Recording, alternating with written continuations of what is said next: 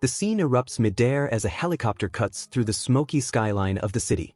Below, pandemonium reigns, an all-out dungeon break is underway. Streets that once bustled with life are now war zones. A monstrous creature howls in rage before being instantly obliterated. Another emerges from the shadows, but it's met with a clean, lethal shot straight through the skull. No second chances. The camera shifts. Down on the battlefield, Suho is a blur of motion. He's in the thick of it, hurling himself into combat with deadly precision. His boot crashes into a monstrous beast's jaw with devastating force, sending the colossal creature hurtling backward like it got hit by a freight train. As the last of his opponents crumples into the asphalt, Suho pauses, taking in the eerie silence left behind. One strike each, he thinks to himself, his brow furrowed. They didn't even stand a chance? Just how strong have I become? But before the thought can settle, something catches his eye. He turns, scanning the chaotic streets. Not far off, a squad of hunters is pushing back the dungeon invaders with surprising coordination. They're moving as a unit, blades flashing and spells erupting like synchronized fireworks. Amidst the fight, one of the hunters calls out while cutting down a massive beast, voice ringing with disbelief. Ever since we equipped this black gear, it's like I'm lighter on my feet. And as he lands a clean slash that cleaves a monster in two, he shouts with a grin, "Even I can kill magic beasts now." Suho watches them with a faint smile tugging at his lips. Looks like they've got it handled, he muses.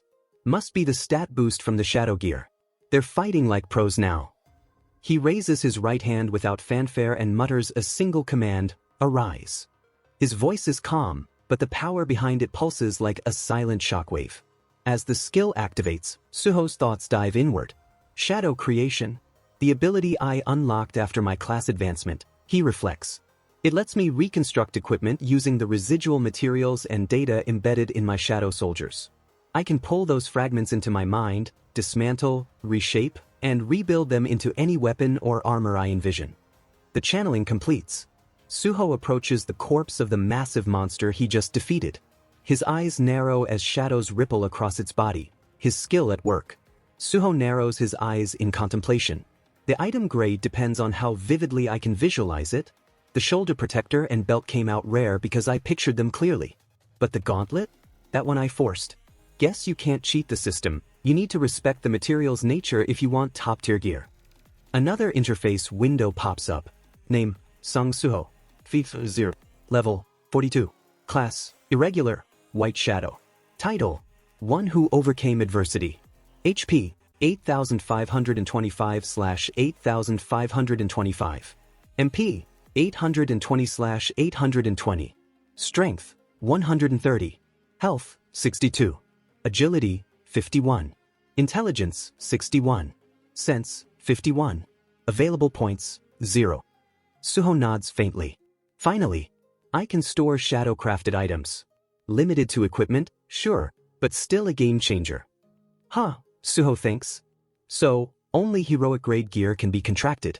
Makes sense. But this class title, White Shadow, doesn't seem like my shadow turned albino or anything.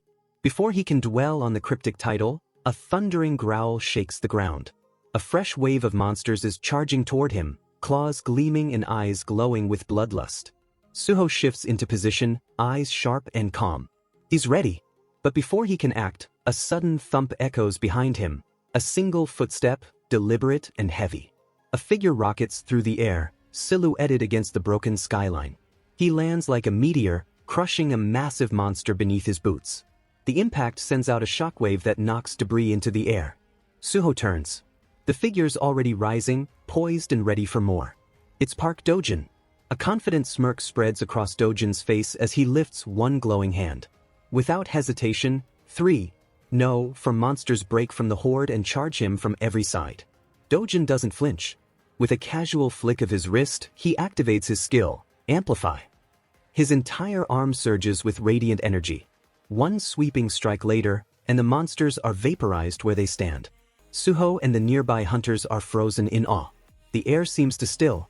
One hunter finally gasps, his voice barely above a whisper. "Dude?" He wiped them all out. In one move. All around them, the battlefield was silent but grim. Monster corpses littered the ground like discarded props from a horror film. The stench of blood still clung to the air. Amidst the aftermath, Sung Suho's gaze met Park Dojin's. There was no hostility, only a quiet intensity. Park Dojin held Suho's eyes and offered a calm, almost amused smile. Suho, however, didn't return it. His expression was a mix of confusion and wariness, as if he wasn't sure what to make of it. Something about Dojin's calm demeanor felt off. Meanwhile, elsewhere in the city, a very different kind of storm was brewing. Inside a modest apartment, President Yoo Jin-ho sat frozen in front of the television, his eyes glued to the live footage of the dungeon break. Tears streamed down his cheeks as he gripped the edge of the table. "So, you're alive," he shouted, his voice breaking. "You little brat, you should have called me the second you got back." Standing beside him, quietly observing the emotional moment, was Woo Jinchul. His tone was soft but sincere. "What a relief." Just then, Jinchul's phone buzzed. He answered, and the voice on the other end came in sharp and urgent. It was Choi Jong-in. "Did you see the broadcast?" Jong-in asked without preamble. "The guy in the black mask. That's Hunter Sung Suho." Before Jinchul could respond, a third voice joined the call, Lim Taejae. He was mid-sprint across a rooftop, his voice slightly breathless as he cut into the conversation. "That masked man. I'm sure of it. He's the one I encountered when I was with Lai Mong," Taejae said. "It's definitely him. I'm heading to the site now.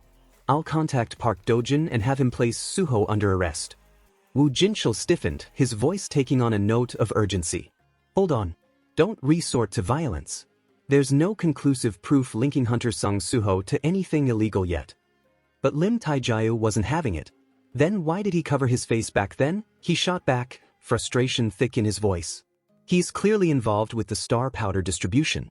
And don't forget, Vice Guild Master Lee Min-sung is dead. I'm betting he's connected." Choi Jong-in, ever the calm strategist, broke in with a slight smile in his tone. "I don't believe Hunter Sung Suho is a villain," he said evenly. "But I do support bringing him into the Hunter Association. According to what I've dug up, he's the nephew of President Yoo Jin-ho, and that makes him connected to the association's chairman."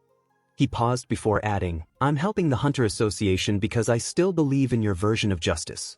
I hope you'll act with wisdom." Woo Jinchul didn't respond, but the wheels in his mind were clearly turning. Meanwhile, back on the field, Park Dojin's phone vibrated. He checked the caller ID. It was the Reaper Guild's master. Answering the call, he spoke in a composed but firm voice. "Yes, Guild Master. He's right in front of me." Suho eyed him cautiously, watching every nuance of the conversation. The name Park Dojin rang loud in his head. "That's the guy who just made S-rank recently. But why is he grinning like that while staring at me?" Dojin ended the call and returned his gaze to Suho, his expression unchanging. "Hunter Sung Suho," he began with calm precision, "the guild master of the Reaper Guild has given instructions. I'm to escort you to the Hunter Association." Suho's brow furrowed as he responded slowly, "So that's what the Reaper Guild wants from me? Judging by how you name-dropped the Hunter Association, I'm guessing this isn't about recruitment." Park Dojin's tone turned cool, almost clinical. "The fact that you showed up here with so many cameras rolling makes me think you don't fully understand the position you're in." His eyes sharpened. "You're currently wanted for the murder of Vice Guild Master Lee Min-sung, and suspected of distributing star powder." The words hit like a punch. Suho's eyes widened. "I'm wanted." Park Dojin nodded solemnly. "I'd appreciate it if you didn't make this difficult. Just come quietly." Before Suho could respond, one of the hunters who had been fighting alongside him earlier stepped forward, visibly agitated. "Wait a second," he said. "Whatever this is, there's a mistake. He helped us out there." Another hunter joined in, fists clenched. "This is abuse of authority. You can't just drag someone away like this." Suho raised a hand, silencing them. His voice was even, respectful. "I'm fine, really. But, thanks for speaking up." A murmur of surprise escaped a nearby hunter. "He's just going along with it?" Suho took a breath, then said with resolve, "I'll go voluntarily. I was planning to visit the Hunter Association anyway." Park Dojin gave a short nod of approval. "That works perfectly for me." As Suho turned to leave, another hunter whispered behind him, voice filled with admiration, "Man, what a guy. He even hooked us up with new gear." Just then, Suho paused mid-step. "Almost forgot." He extended his hand. Shadows rippled at his fingertips as he began pulling the armor pieces back into himself. A system window blinked to life. "Skill, Shadow Item Storage LV.1. Class Exclusive Skill, no mana required. Absorbs shadow items into the caster's shadow and stores them. Items can be summoned or reabsorbed at any time. Stored item count, 14/40. Suho smirked inwardly. Man, this shadow storage is way more useful than I thought. Park Dojin, meanwhile, watched him in silence. There was a quiet weight in his stare. Sung Suho. There's something different about him now, he thought. Something major happened in the last few days. The aura around him, it's not just stronger. It's evolved. Suho turned back. You coming? Dojin didn't answer right away. His thoughts lingered on the potential consequences. With how things are shifting, the risk of the star fragment backfiring on us is lower than ever. First, I'll need to develop the fragment further, before attempting to recruit an S-rank like him. As Sung Suho and Park Dojin continued walking side by side through the shattered streets, a quiet tension hung between them. The chaos of battle had passed, but the weight of what had just happened clung to the air. Park Dojin, keeping pace beside Suho, remained deep in thought. Though his expression was neutral, his mind raced with silent calculations. I need to stay close, Park reasoned inwardly. At least until I fully understand what he's become. There's something different about him, something even he doesn't seem fully aware of yet. The steady rhythm of their footsteps was interrupted by a sudden ringtone. All three hunters, Suho, Park, and another nearby, instinctively reached for their phones. One of them glanced down at the screen, and his brow furrowed in confusion. The light from the alert reflected across his face as his voice cracked through the silence, tinged with growing dread. What's this? An emergency alert. The others looked up, startled as he began to read it aloud, his voice turning sharp and urgent with each word. Emergency warning. Major prison break at Jezen prison. Estimated 500 C-rank awakeners have escaped.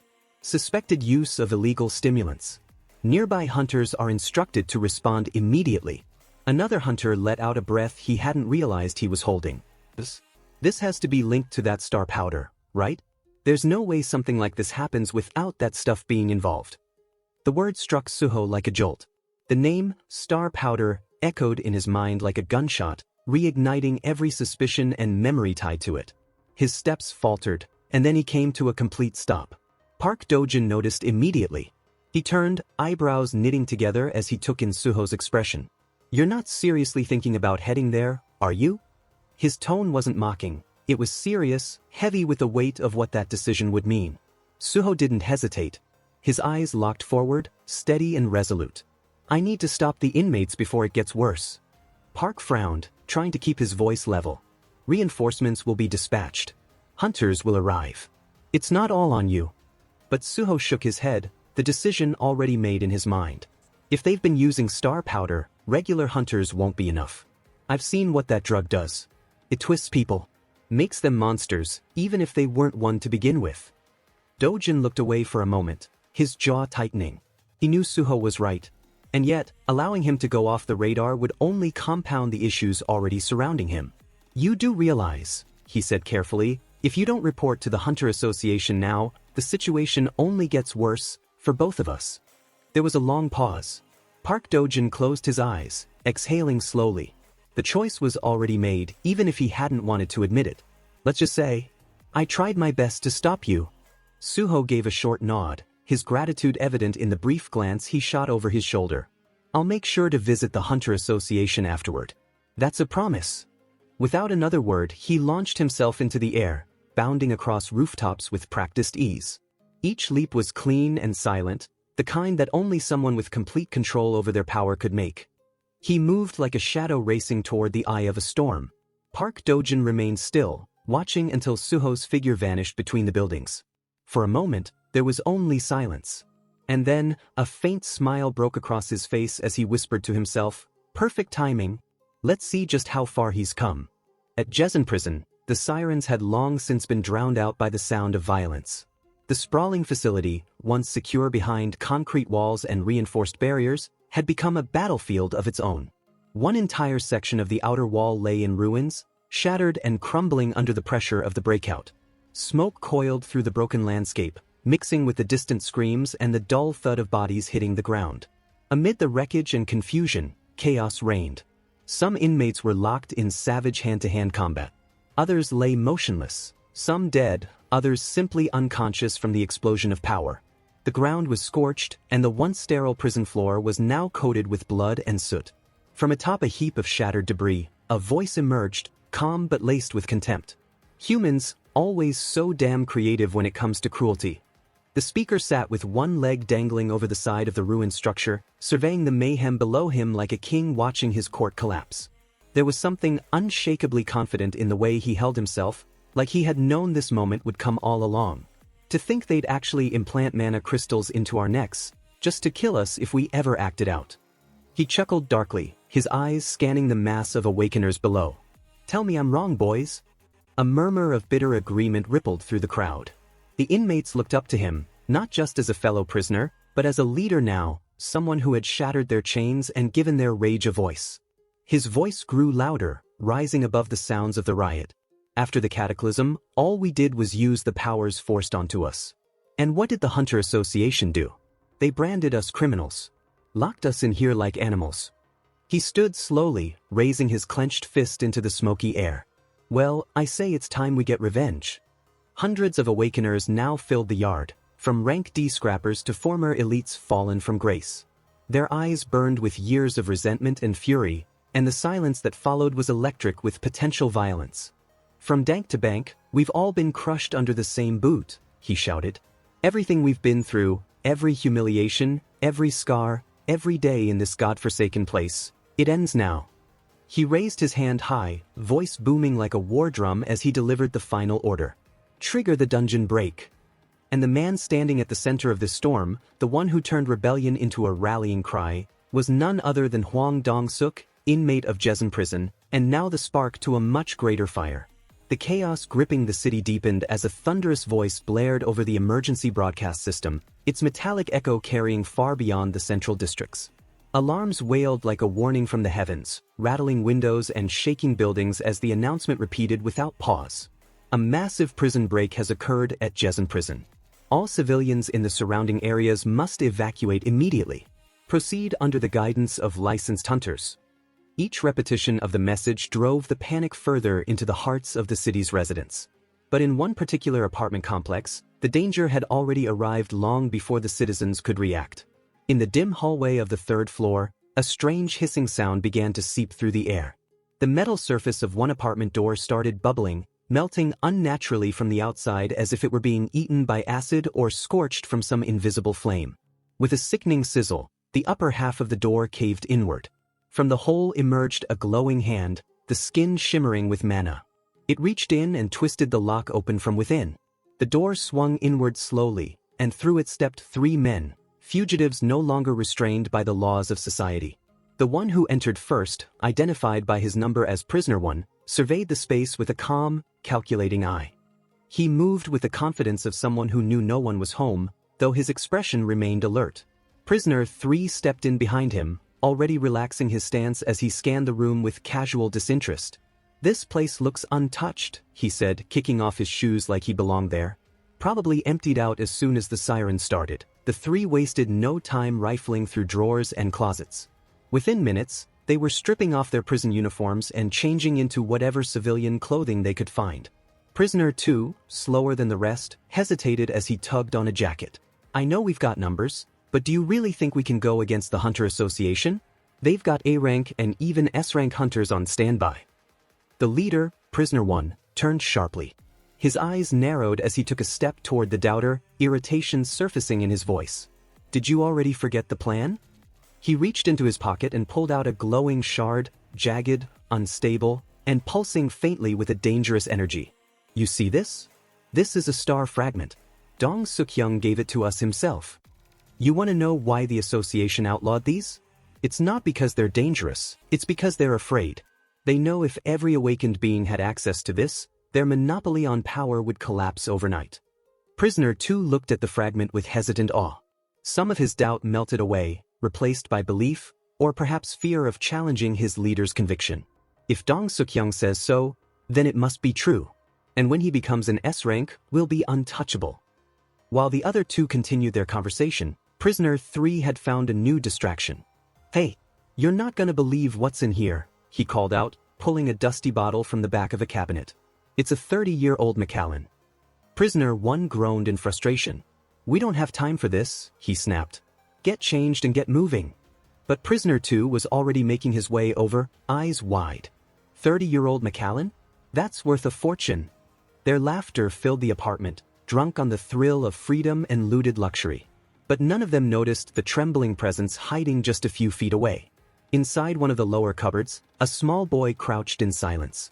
His entire body trembled with fear, but he clutched his phone with both hands, desperately trying not to make a sound. His heart pounded as he tapped the screen with shaking fingers, attempting to send an alert. I have to report them, he whispered under his breath. Someone needs to know they're here.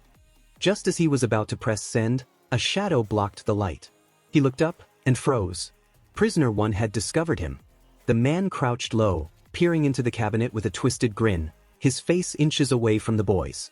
Hey there, kid, he said softly, mockingly gentle. You want a taste of the good stuff too? The city was burning and was in utter chaos.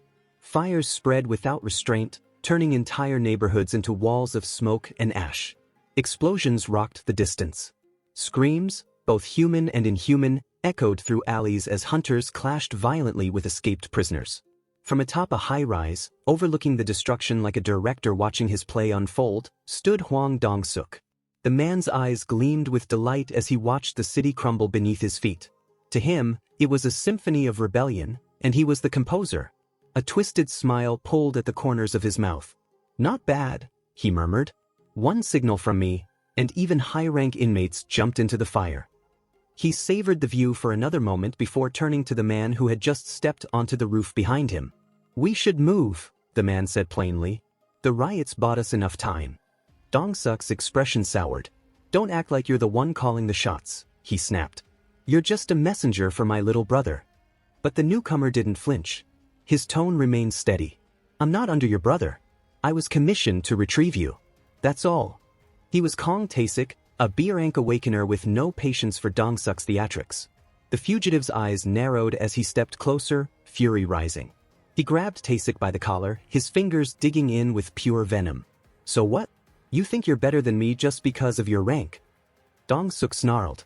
You gonna look down on me too? Tae-sik didn't respond immediately. In his mind, contempt simmered. He acts like a god but didn't even have the guts to use the fragment himself, he thought. Coward. Too afraid of a little side effect. For a split second, a darker thought flickered through his head, an urge to end this pathetic excuse of a leader right there. But another memory surfaced, just in time to stop him. Dong-suk's younger brother had spoken to him before the breakout, face deadly serious. This entire riot? It's just noise. Your only job is to bring my brother back, alive. If you fail, the consequences won't be delayed. Tae-sik exhaled, the weight of that warning settling over his pride. When Dong-suk demanded an answer, voice sharp and impatient, Tae-sik finally released the tension in his shoulders. I'm not trying to make enemies of S-rankers, he muttered, voice low. I'll follow your lead. Elsewhere, another rooftop was now the landing site of a tactical chopper. The helicopter's blades tore through the smoke as it touched down, its side door opening with a metallic groan. Two figures stepped out, their boots crunching against concrete and ash. Woo Jinchul was first to exit, eyes scanning the horizon. Choi Jong-in followed, stepping into the open air with measured calm. It's been a long time since we fought side by side, Jong-in remarked, glancing over his shoulder. Not since the cataclysm. Jinchul's voice was tight, his face set. This isn't about old times. I can't just watch while civilians are slaughtered. Jong-in's gaze shifted. What about the restraints on the inmates? Jinchul shook his head grimly. They were destroyed. The administrative center was targeted and wiped out. Whoever did it also attacked our hunters. Several are in critical condition. The words hit hard. To think the admin wing, guarded by A ranks, was taken down, Jong-in muttered. And with star fragments in play, it feels like someone with serious power is behind this. Another voice joined the conversation. Lim Taejae stepped forward from the smoke, arriving without fanfare. As I suspected, this isn't just a riot, it's a coordinated operation. There's someone pulling the strings. Woo Jinchul nodded toward him. Good to have you here, Hunter Lim. We'll need everyone we can get. Lim's face was grim as he continued. And Sung Suho, he's rejected the association summons.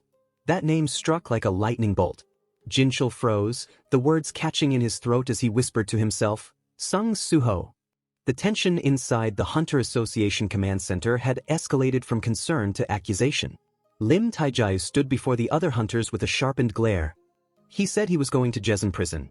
And we're all aware that facility has been overtaken by escaped convicts, many of whom are confirmed to be under the influence of star fragments.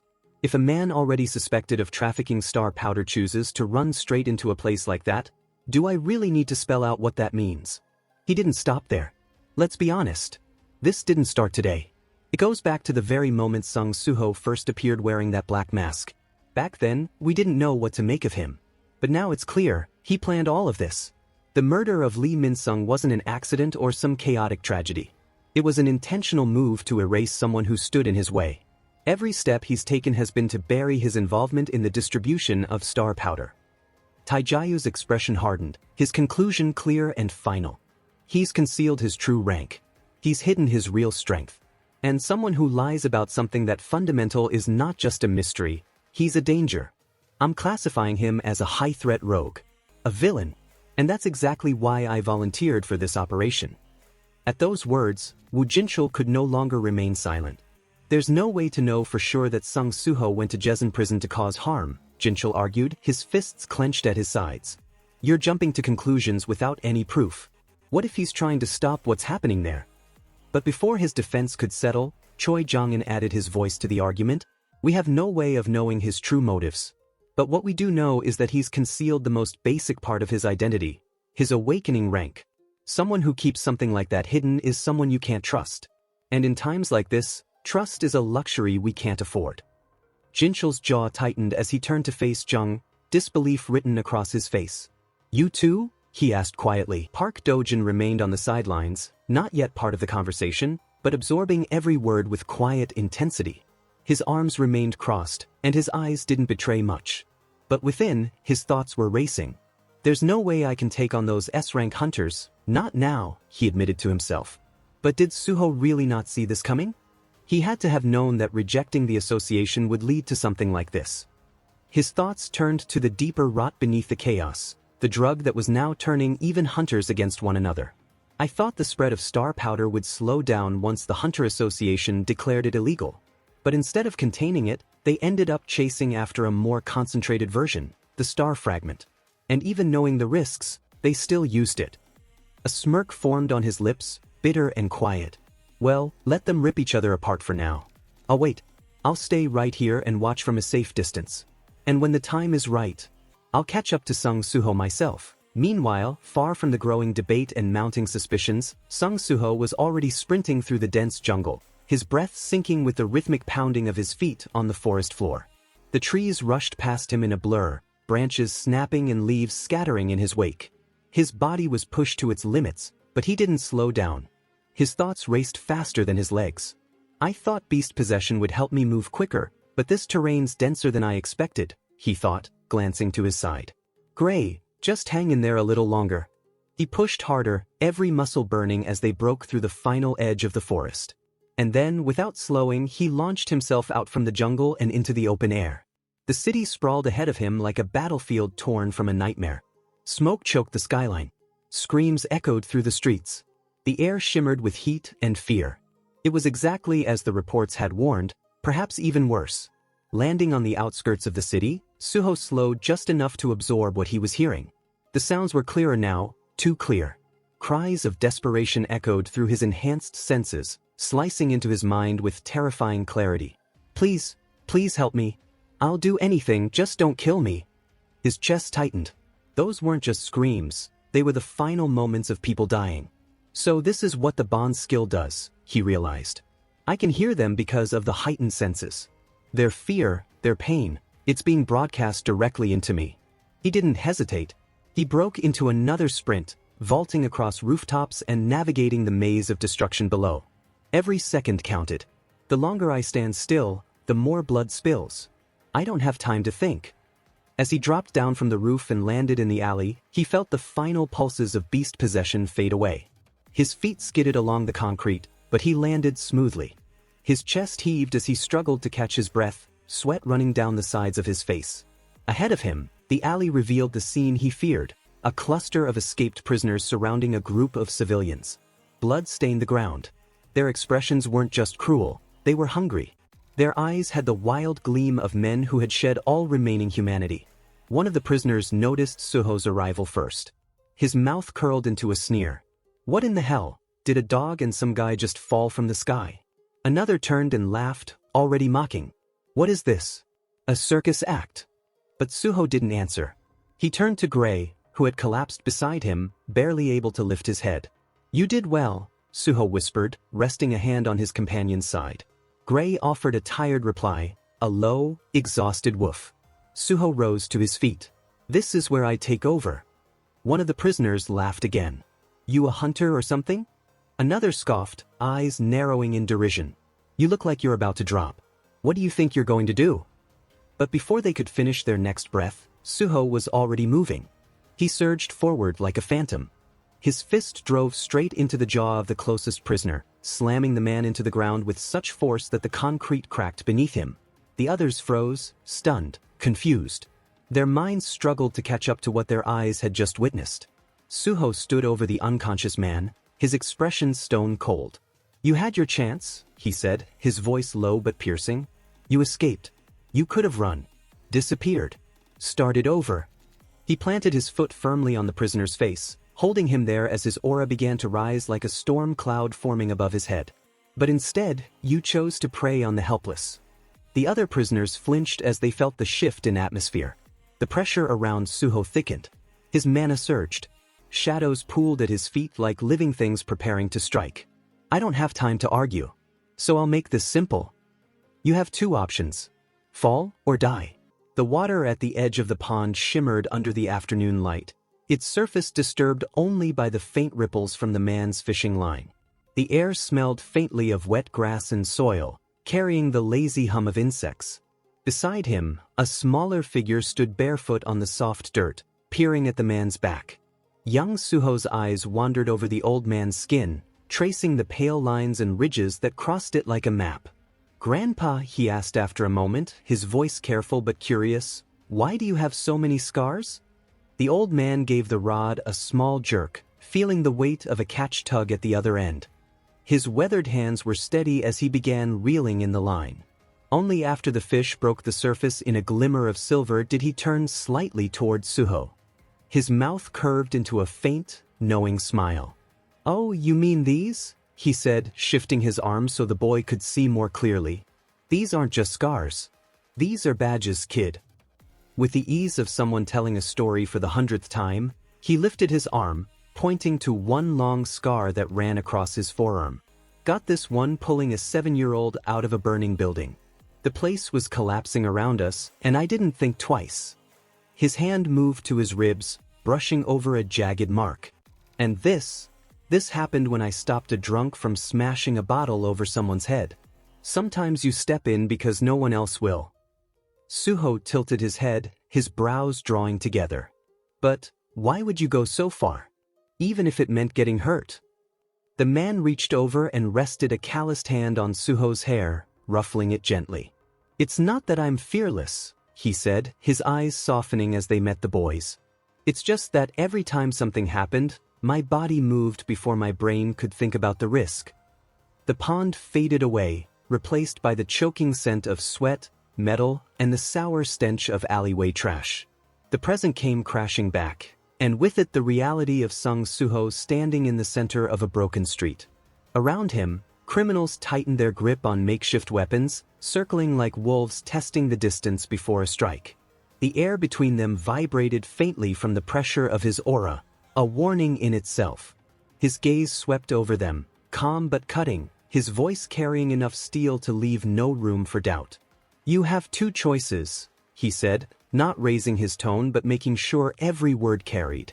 Either get knocked out here and now, or resist, and die where you stand. The challenge made some falter, but not all. One man muttered to the others, eyes still wide from earlier. You saw that kick, right? That wasn't normal. Another narrowed his eyes, suspicion edging his tone. High-rank hunter? Has to be. But the tension shifted when a third man stepped from behind Suho, a grin slicing across his face like a bad omen. He held up a jagged, glowing shard between his fingers. Relax. We've got these. The unspoken name hung in the air, star fragment. The others reached into their pockets, revealing the same illicit prize. Without hesitation, they swallowed the shards, their throats working like men downing strong liquor before a bar fight. The transformation was immediate, veins lit up with sickly yellow light, muscles straining against skin, the ground beneath them cracking from the sudden weight of their steps. The confidence came quickly too. I could rip through an A rank right now, one said, laughing. Hell, maybe even take down an S rank. Another let out a sharp bark of laughter, like a man too wired on adrenaline to care if the joke was on him. Suho's face hardened, his eyes narrowing. I take it that means you're resisting. But before he could act, the voice returned, inside his head, edged with mockery and venom. Why are you even asking, boy? The voice spat. They've taken the fragment. That's all the answer you need. And still you hesitate while innocent people die? Pathetic. The vision came with it. Minsung's form in Suho's mind, eyes glowing a harsh red, his teeth bared in a grimace. What's the point of that fancy class change if you're still just a timid brat? You're no better than the day you killed me. He spread his hands wide, voice rising. Go on, prove me wrong. Tear a hole through them, just like you did to me. Don't think, just do it. Suho's breath slowed. The light in his eyes dimmed, replaced by something heavier, sharper, bloodlust. His foot came down on the skull of the man he'd already pinned, the sound of bone and asphalt cracking in unison. The others flinched, but shock quickly curdled into rage, and they charged, weapons gleaming under the dirty streetlights. The first swung low with a knife. Suho caught the man's wrist mid-strike, the joint snapping under his grip like brittle wood. The weapon clattered to the ground, but Suho was already moving, picking up the blade and driving it in controlled, efficient arcs across the man's torso and neck. The strikes were too fast for defense. The man was on the ground before he understood he'd been hit. Suho let the blade fall and stepped toward the next opponent. This one froze. His voice shook as he tried to make sense of the fear gripping him. Why can't I see his moves? I took the fragment, I should be faster. His words were cut short by Suho's fist connecting with his face. The impact was like a hammer meeting glass. His skull fractured instantly, sending him flying into the brick wall behind. The wall shuddered under the blow, dust raining down from the impact point. The last two prisoners didn't waste a heartbeat. Their bodies tensed, eyes burning with murderous intent as they launched themselves into the air, cutting through the space between them and Sung Suho like thrown blades. Their approach was silent, efficient, pure killing instinct. But Suho had already felt their intent long before their feet left the ground. From the darkness beneath his feet, the shadows began to shift and stretch unnaturally, flowing like black water before solidifying into jagged forms. Spikes erupted from the ground with a violent snap, slicing through the air and meeting the prisoners mid-flight. Their momentum carried them only inches forward before the impact tore through them. Sharp, merciless, final. They collapsed before their bodies even understood they were dead, blood spraying across the narrow alley until the brick walls and pavement ran slick with crimson. In the silence that followed, the metallic scent of blood hung heavy in the air. And then, inside Suho's mind, Lee Min-sung appeared beside him in the vast space of his consciousness, the ghost's presence unsettlingly casual. Draping an arm over Suho's shoulder, he smiled in a way that didn't reach his eyes. You've changed so much in such a short time, Min-sung said almost playfully. Isn't that something? His tone shifted, taking on the weight of judgment. But you could have just subdued them. Was it really fine to kill them all? How do you still call yourself a hunter when you can't even tell the difference between a magic beast and a human? As the image of Min-sung began to fade, his laughter echoed, low at first, then sharper. Looks like you've become a monster too, kid. Suho's expression didn't flicker. His face remained cold, stripped of anything resembling doubt. Baru, he called, his voice low but carrying a tone that left no room for hesitation. From the darkness at his feet, the ant-like figure emerged. Young monarch, is everything all right? He asked. Suho gave a short nod. His reply was quiet but firm, the tone of someone who had already made his choice. Yeah. It's all good. Burr didn't seem convinced. I understand your need to save people, he said cautiously, but are you certain it's wise to operate so openly? Without hiding your identity? Suho's gaze shifted to the fallen hunter lying motionless nearby. He crouched beside the body, closing the man's eyes with one hand. When he spoke again, his voice was calm but cold, the words clipped and certain. Truth be told, I came here to save people, he admitted. But the longer I was here, the more it pissed me off. Right now, with the Apostle of Iterim looming over us, we should be uniting. Instead, we're wasting time on petty wars between awakeners. If this continues, we'll just end up dragging my father down. The thought hardened into resolve. Suho rose, his eyes lifting to the smoke-filled sky above. So I won't hide anymore. I'll step up and unite everyone. The descendants of the Monarchs, the hunters, even the villains in this world. His gaze sharpened. Items, magic beasts, anything with the strength to stand against Iterim. I'll gather it all under my own strength. No matter what. For a moment, the air itself seemed to still. The determination in his expression was absolute, the faint glow in his eyes shifting to a deep, unyielding purple. Baru tilted his head, a faint smile breaking through his usual seriousness. Are you saying you'll make everything in this world bow to you, young monarch? Suho's eyes didn't leave the horizon. I'm talking about comrades, he said simply. His gaze dropped back to the blood-streaked alley, where the bodies of the inmates lay still. But first, I need to clean up the villains here, and then hunt down the countless others hiding in the city. To do that, I'll need numbers on my side. He raised his right hand, power already swirling and pulling at the shadows around him. The air thickened, humming with energy as the command built in his throat. His eyes glowed brighter, the purple deepening into something almost blinding with conviction. I won't hesitate anymore, he said, his voice like a blade sliding free from its sheath. Arise. The night sky over the city burned with a dull orange haze from the chaos unfolding in every district. In one of the less crowded avenues, a sleek, luxury sedan cut through the road like a shadow, its polished frame catching the faint light of passing street lamps. The hum of the engine was smooth and controlled, even as the driver pressed hard on the accelerator. The calm didn't last. Without warning, a sphere of roaring flame hurtled out of the darkness, moving fast enough to warp the air around it. The fireball struck the side of the car in a blinding flash, detonating on impact. The explosion ripped the silence apart, sending shards of metal and glass scattering across the street. The wreckage twisted in the heat, flames climbing up the doors and hood as black smoke poured into the air. From the roof of a nearby building, the same criminals who had raided the apartment earlier were watching the streets like hunters on a perch. They leaned forward at the sight of the burning vehicle, one of them grinning with cruel satisfaction. Unfortunate bastards, he said, his tone dripping with mockery. Imagine driving through here now, of all times.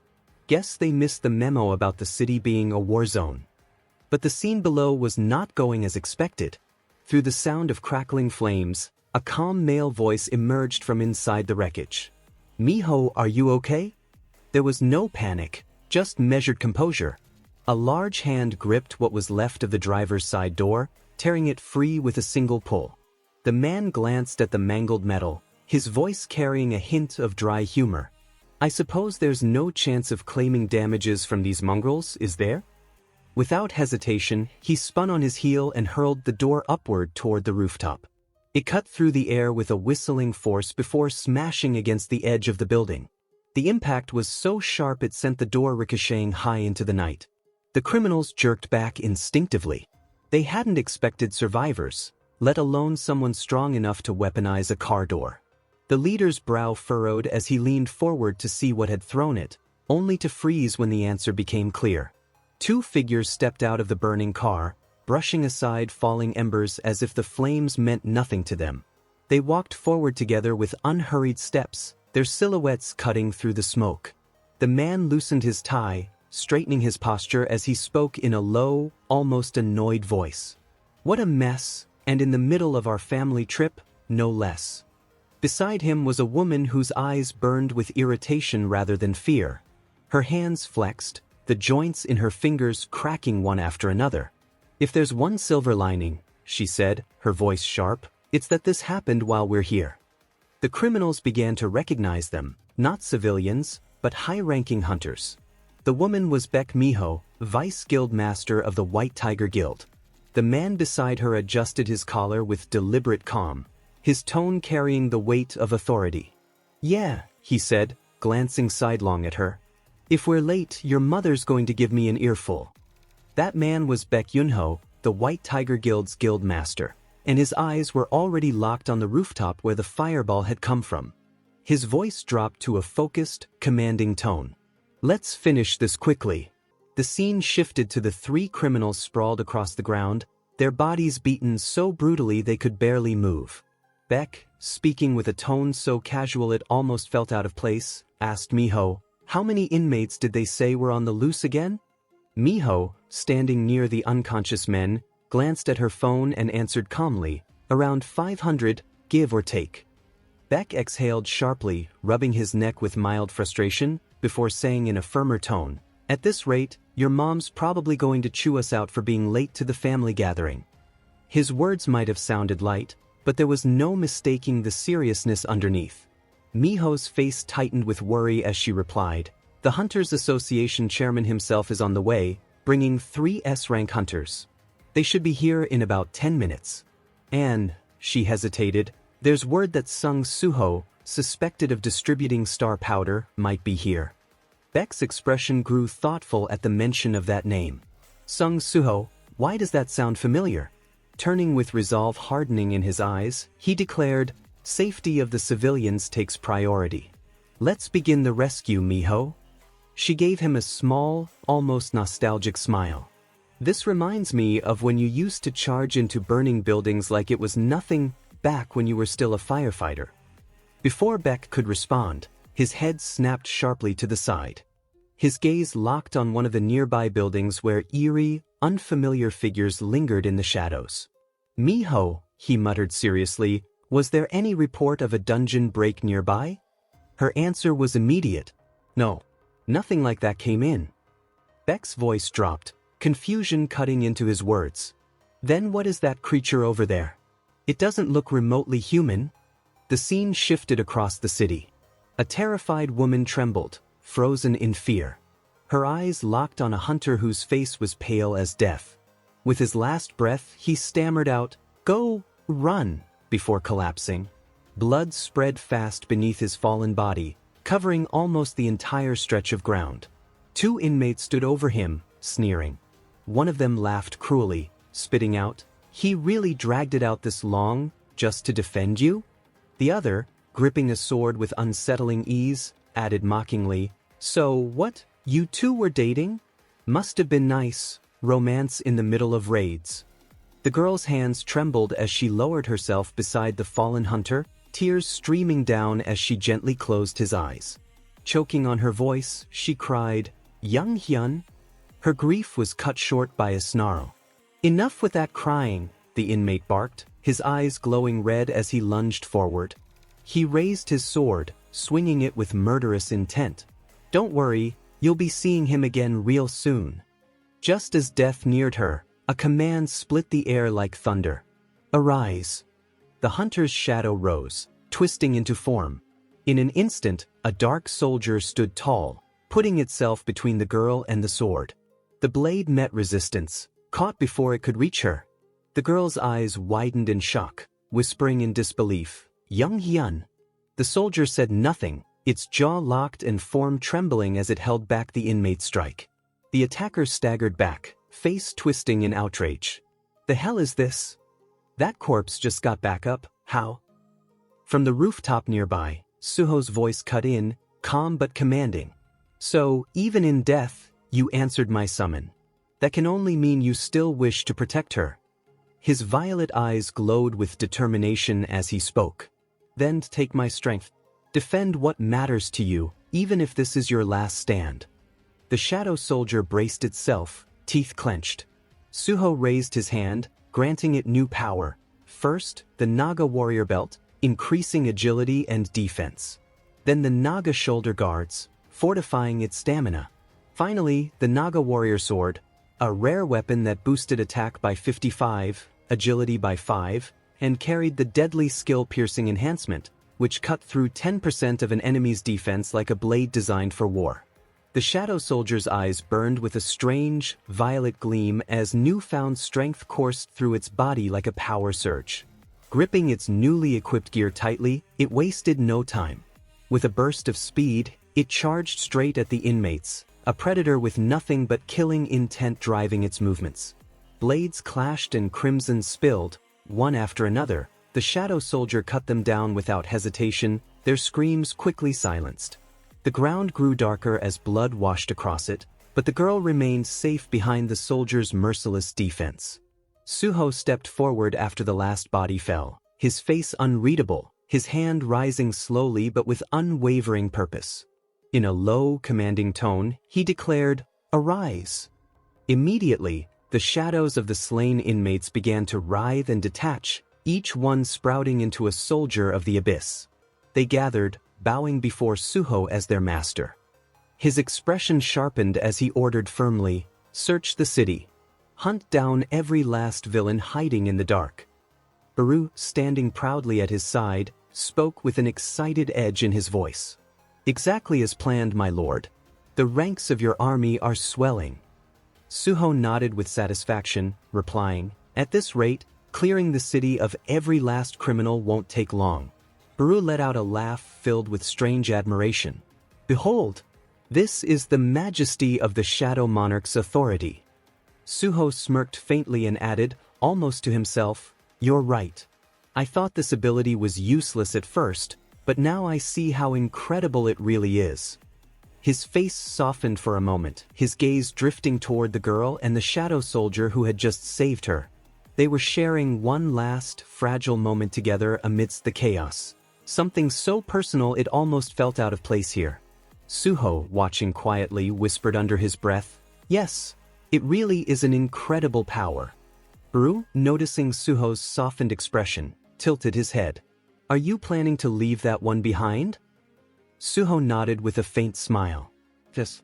His time will fade in a day anyway, so at least let him have a proper farewell." Baru chuckled knowingly. "My lord, you almost seem like a different man compared to the merciless figure who faced the villains moments ago." Just as Suho opened his mouth to respond, his body went rigid. His eyes widened slightly as he felt a violent ripple through his shadows. Connection lines suddenly severed. His tone hardened immediately. "A large number of my soldiers were just wiped out." Baru's excitement melted into a serious silence before he finally muttered, "Then perhaps you found him, the mastermind behind this entire riot." The scene shifted to a devastated street where piles of shadows lay defeated by a single individual. This hunter was none other than Kong Taeshik. His face was sharp with focus, and his eyes glimmered with an unshakable determination as he stood among the wreckage. Nearby, Hwang Dong-suk narrowed his eyes as he scanned the scene. His voice was filled with suspicion as he barked, "What's with these black, magic-like beasts? I've never heard of monsters like this before." Turning angrily toward Taeshik, he shouted with authority, "Oi, problem solver! Stop standing there and clean this mess up already." Taeshik pivoted his head, his eyes narrowing coldly. He replied with obvious irritation, "This wouldn't even be happening if we'd left when I said so. Quit complaining. After consuming a star fragment, I'm already stronger than an A-rank hunter." His tone carried arrogance, like someone convinced he had just broken through a ceiling. But as his glare returned to the remaining shadows, his eyes widened suddenly in shock. The shadow soldiers weren't attacking. Instead, one after another, they dropped to their knees, their forms bending like loyal vassals before a king. Taeshik stared, caught completely off guard. "What?" Then, behind Dong-suk, an all-too-familiar voice rang out. "Young monarch," Baru declared proudly, "it appears you've hit the jackpot this time." Suho's gaze hardened as he stepped into view, his tone serious and unyielding. "So it's him. That bastard must be the one leading the escaped inmates. Both Dong-suk and Tae-shik turned instantly towards Suho. Dong-suk's face twisted with disdain as he sneered, "And who the hell are you, brat? Watch your mouth when you speak. So, you're the one summoning these things?" Suho ignored the insult completely. Instead, his eyes locked with Dong-suk's, and with chilling seriousness he asked, "Tell me, do you know about the Apostle of Itarim, just like Lee Min-sung did?" Dong-suk spoke with fake ease, his casual tone a flimsy mask for his caution. "Relax a little. If you want to talk, then keep some distance. As for the Itarim, I know them well." Behind his back, Dong-suk flicked his fingers, a silent command. Tae-shik caught the signal instantly. Summoners usually have weak bodies, Dong-suk thought, separate them from their summons, and they're defenseless. Keeping Suho engaged in meaningless talk, Dong-suk let his words flow smoothly. "Aren't these Itarim you're talking about basically a cult?" And in that instant, Tae-shik blurred forward with frightening speed, his blade flashing as he lunged for Suho. But before the edge could strike, Tae-shik's eyes went wide. The blade cut through nothing. Suho had vanished, and in the blink of an eye he was standing directly in front of Dong-suk instead. Tae-shik froze, his entire body stiff. His mind howled with shock. What the hell? How did I not even see him move? Now irritated, Suho placed his hand firmly on Dong-suk's shoulder, his voice low and sharp. "So, you've got no ties to the Itarim after all." His purple eyes flared with a bloodlust that could crush a lesser man's will. "Then explain this, how did you get your hands on star fragments?" His gaze sharpened even further, killing intent seeping through every word. "And tell me, why attack the city?" For the first time, Dong-suk faltered. He shifted uneasily, his thoughts racing. This kid, he's no ordinary summoner. Forcing arrogance into his voice, he growled, "Touch me, and my younger brother won't let you off." But the threat was cut short. Suho pressed down with brutal strength, his fingers like steel claws digging into Dong-suk's shoulder. The weight forced him to his knees, the stone beneath him cracking under the pressure. Dong-suk screamed as Suho's nails dug in deeper, tearing through skin. Suho's voice was laced with venom. "I don't care if your brother's an S-rank or a damn god, answer me." Dong-suk howled in agony, his pride shattering with his body. "It was my brother. He got me the fragments. I swear I don't know anything else. As for the city, there was no reason. It just amused me to watch people obey my commands." Suho clenched his jaw, his eyes afire with murderous rage.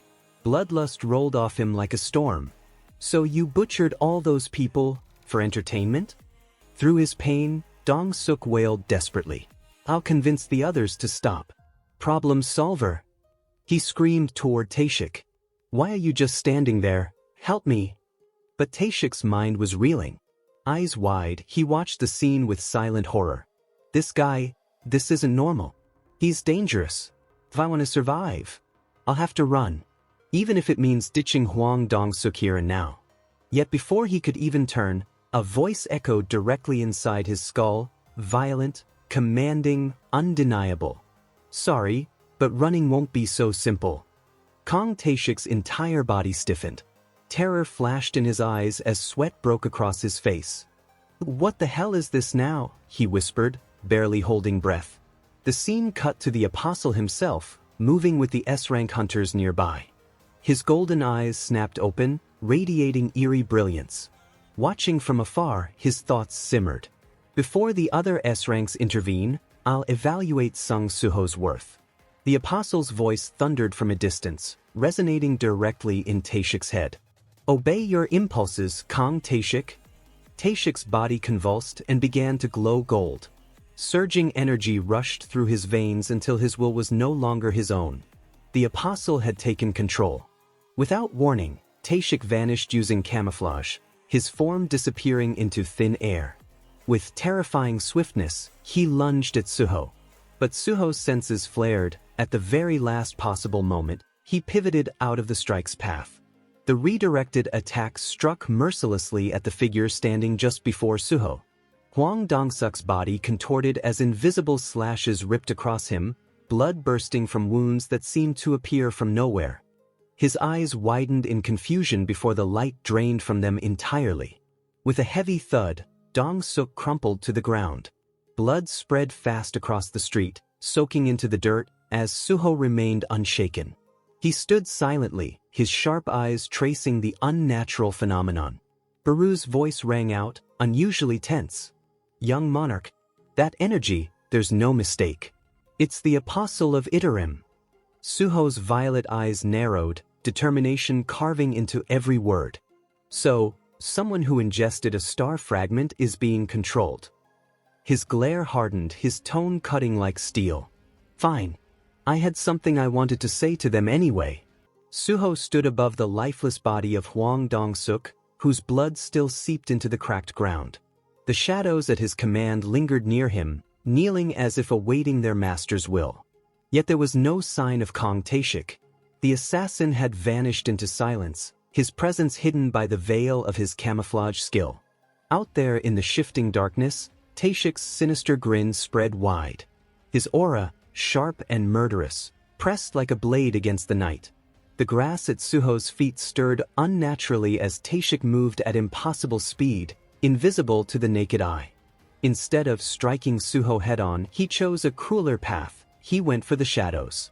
One by one, his blades found their mark, slashing through Suho's soldiers before they could even react. They collapsed into the ground, consumed by darkness once more, unable to withstand an enemy they could not see. When the soldiers fell, Taeshik turned his attention to Suho. His movements were a blur of invisible attacks cutting through the air. Yet Suho did not rush to strike back. He stood firmly, his senses stretched to their limit, trying to catch the faint rhythm of Taeshik's steps, the breath he might give away, the subtle shift in the air.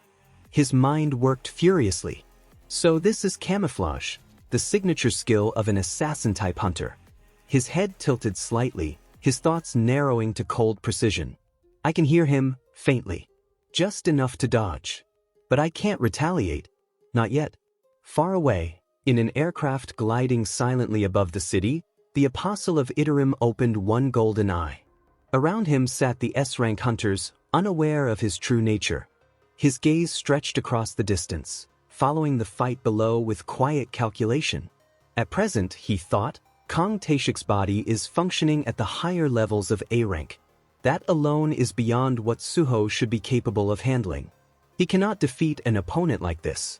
But the apostle froze when another voice rang out, not in the air, but inside his consciousness. "Apostle of Itarim," Suho's voice echoed firmly, "you can hear me, can't you?"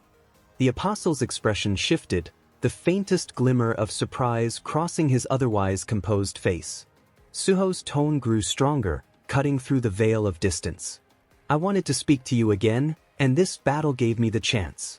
Until now, I've moved in the shadows, never revealing myself. I thought letting you learn of me was too great a risk.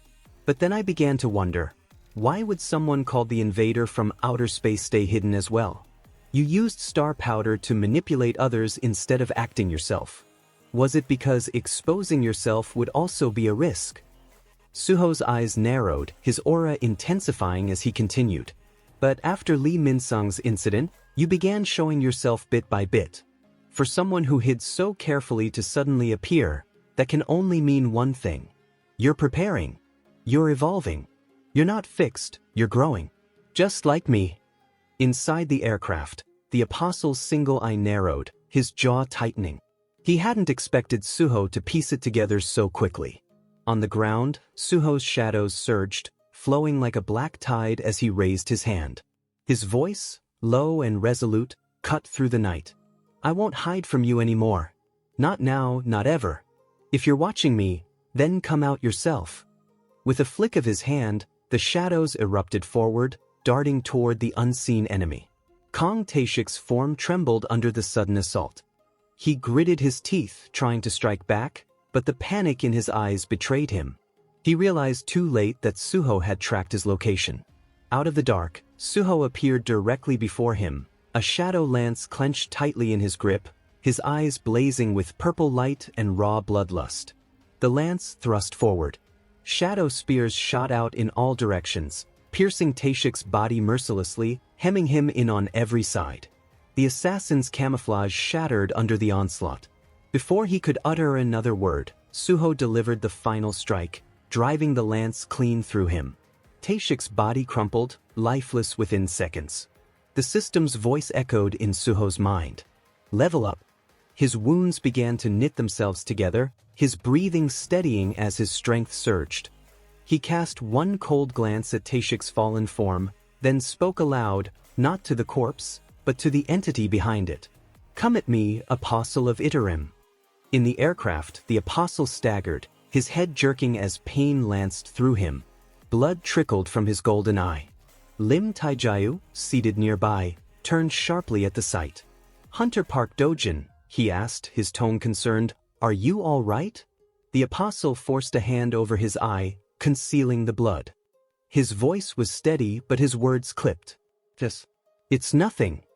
When he turned his face away, however, his composure broke just enough to reveal a sinister smile tugging at his lips.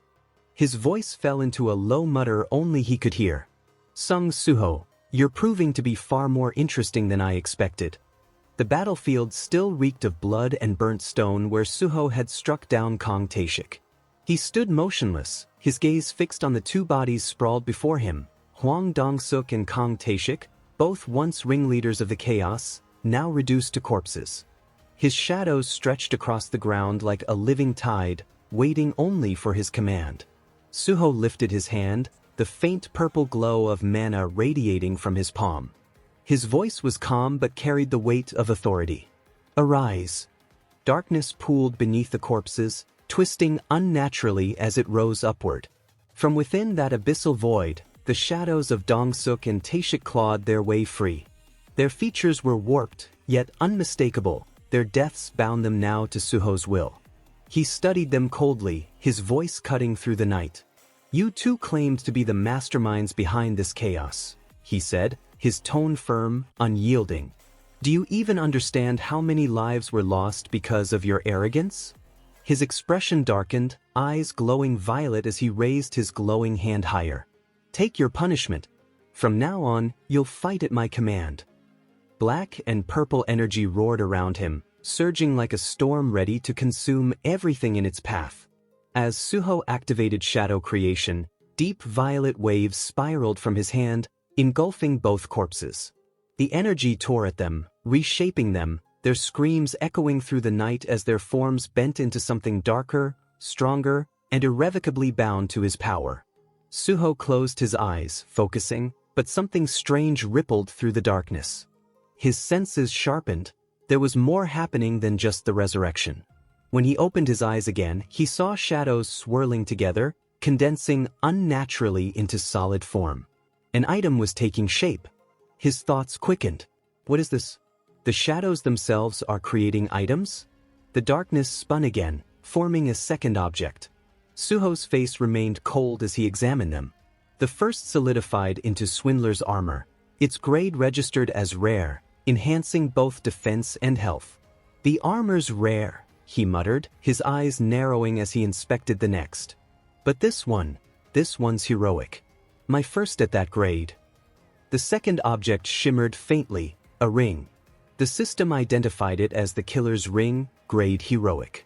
Its effect granted camouflage, level 1, the ability to conceal the user's physical form while obscuring every trace of presence.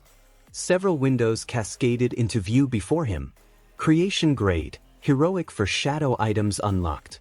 You may now imbue names into shadow items to make them special. Suho's eyes widened slightly. Imbuing names. Right, the shadow item contract skill allowed that. Another notification chimed. Skill, shadow item contract, level 1. The skill bearer may imbue a shadow item with a unique name to turn it into a leveling item. Suho thought for a moment, his mind turning over the possibilities. His gaze fell back to the ring, its title, Killer's Ring. His expression hardened, resolve sharpening his features. "Create name," he commanded. The system responded instantly. A bright glow burst around the ring, and new windows appeared. Manual created for shadow item name imbuing. A shadow item imbued with a name can level. It will be bound to the first wearer. Other players are unauthorized to equip it. More notifications followed. A level will be added to the item. As the shadow item levels, its stats during Shadow Soldier form will be shared with the wearer. Shadow item, Kira. Level 1. Grade, Heroic. Stat manifestation, 10%. Effect, conceals physical form and obscures all traces of presence. Suho studied the ring now glowing ominously on his hand. His lips curved faintly into a smile. So, the item itself has a level. Its soldier form stats can be shared with me. If I can forge items beyond heroic grade, my growth will accelerate. I'll reach my father even faster. His eyes gleamed with ambition, the thought of endless possibilities burning behind them. Elsewhere, in another corner of the city, a storm of violence raged. A massive, clawed hand, transformed and powerful, tore through one of Suho's shadow soldiers, scattering it in seconds. Baek Yunho stood in his monstrous form, his expression unreadable as he crushed another with a single strike. He did not slow. Shadow after shadow fell before him, each vanishing into the ground under the relentless assault. His rampage carved a path through Suho's ranks with frightening ease. Back where Suho stood, his face tightened. He felt the connection severing, his shadow soldiers disappearing in rapid succession. His eyes widened slightly as the realization struck.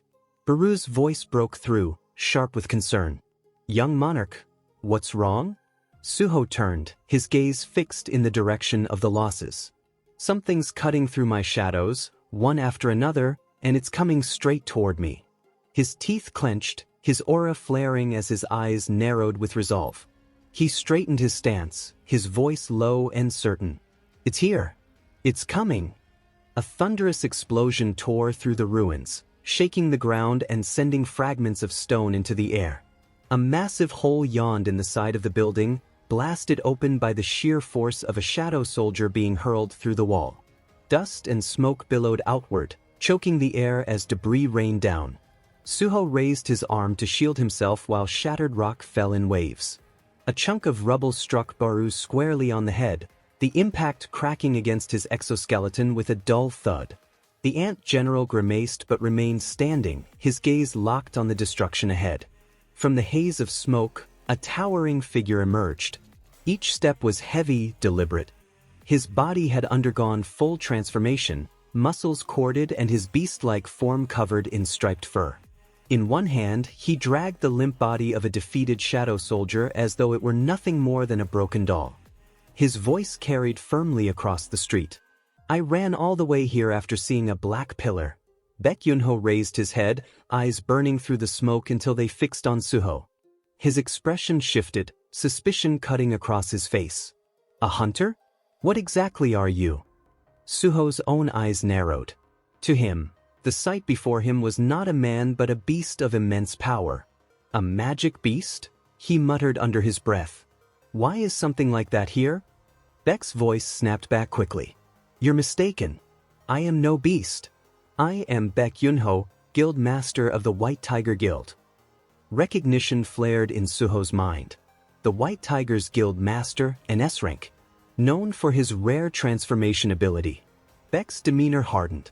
His nostrils flared as he took a step closer, his sharpened claws gleaming in the dim light. "I can smell it on you, the thick stench of blood. What are you really?" Suho met his stare without wavering. "I am a hunter here to save the people." Baek's eyes narrowed further. "Your name? Tell me." There was no hesitation. "Sung Suho," he replied, his voice resolute. "I know the association is after me, but I am innocent." For a heartbeat, there was silence. Then Baek's lips parted into laughter, low and booming. "So you're him? To think you'd openly admit it. How bold. To declare your name here when you're wanted for suspicion of distributing star powder." His hand twitched, claws gleaming sharper as he stepped closer. "Did you know one of our guild members was nearly destroyed because of that filth?" In a blur, Baek closed the distance, pointing his clawed nail at Suho's throat, his voice low and threatening. "If you truly are innocent, how will you prove it?" Suho calmly brushed Baek's hand aside, his tone serious and level. "Could we save that conversation for later?" I'm short-handed as it is. Having an S-rank hunter here is a relief. Beck blinked, taken aback by the unexpected response. His eyes narrowed in confusion as Suho continued, his voice firm. Let's hurry and save the people.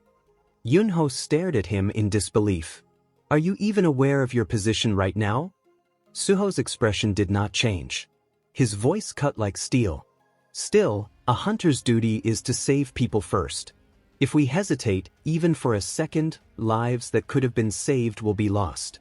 The conviction in his words triggered something buried deep in Beck's memory. His surroundings blurred as a different voice echoed through his mind. He was back in his firefighting days. Beside him was another man, Suho's grandfather, Sung Il-won, his presence strong and unwavering. Il-won's voice rang clear in that memory. Instead of wasting time contemplating every choice, make the necessary choice first. Then find a way to make it the right one. That's our job in the rescue squad. Back in the present, Beck's eyes widened. The realization struck hard. His voice trembled with recognition. Wait, that name, no wonder it sounded familiar. He reached forward suddenly, gripping Suho's shoulders with both hands, his transformed strength momentarily forgotten. His face lit with a rare cheerfulness. Sung Suho, the grandson Captain Sung Il-won always bragged about.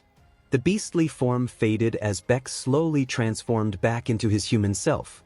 A smile spread across his face as he looked at Suho with renewed clarity. You're his grandson, aren't you? The city's atmosphere was tense, smoke rising in the distance as the streets echoed with chaos. On a bridge that separated two districts, two soldiers stood with rifles in hand. One of them glanced uneasily at the horizon and muttered, "Squad leader, do you think we can really handle the rampaging on our own? I heard even bullets can't harm those things."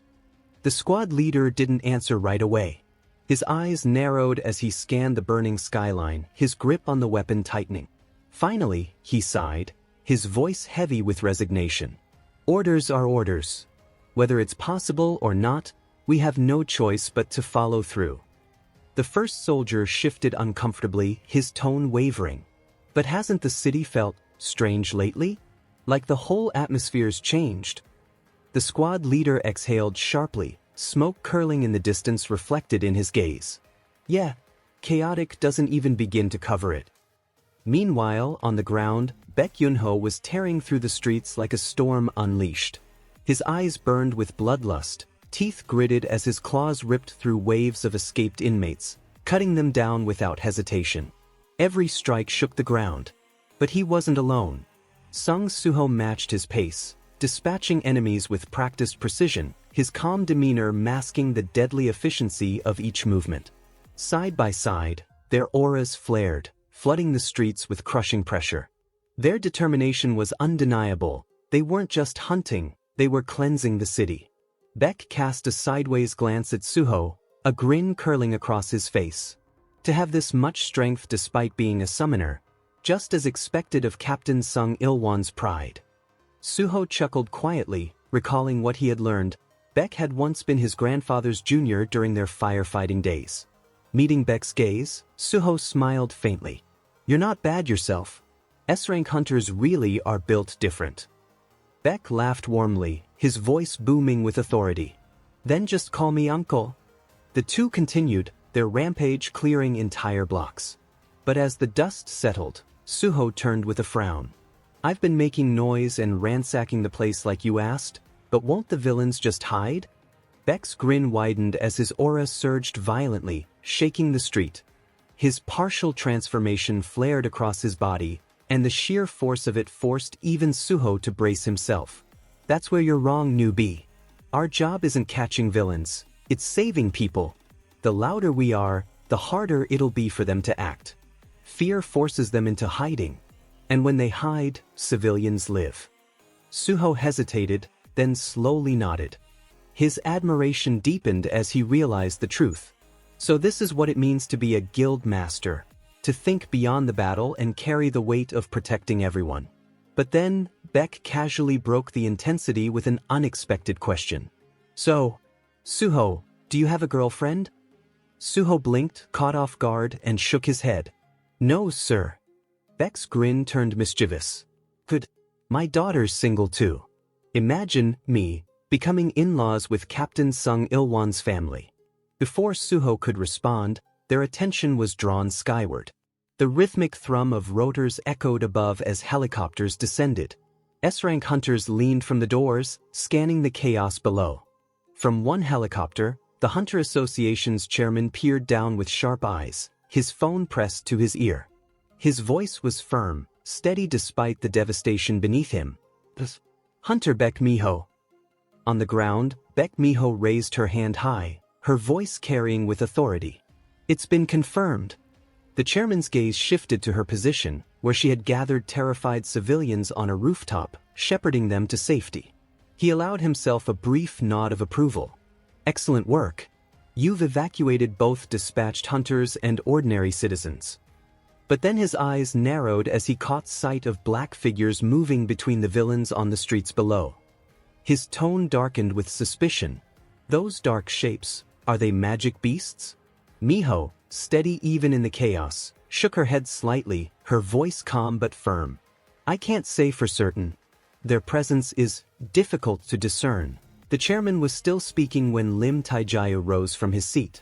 Then it should be fine for me to eliminate them, yes? For a moment, the chairman was left speechless. He opened his mouth to answer, but Lim Taijaya didn't wait. He pushed open the door, the rotor wash tearing at his clothes as the city spread out beneath him. His gaze hardened, and his words rang out, steady and confident. I'll wipe them out, along with the villains. The chairman reached forward, panic flashing in his eyes. Wait, Hunter Lim Taijaya? But it was already too late. Lim had leapt into the open sky, his body plummeting through the smoke and chaos below. For a few seconds he descended with his eyes closed, face grim, as though savoring the silence before the storm. When he opened them, they gleamed with deadly clarity. In an instant his skill activated. Across the city, faint red crosshairs appeared, glowing faintly against rooftops, alleys, and wrecked streets. Every shadow soldier in range was marked, each one caught in his aim as though 100 invisible scopes had locked onto them at once. The bow in his hands thrummed with energy. He drew the string back until it threatened to snap, then let it go.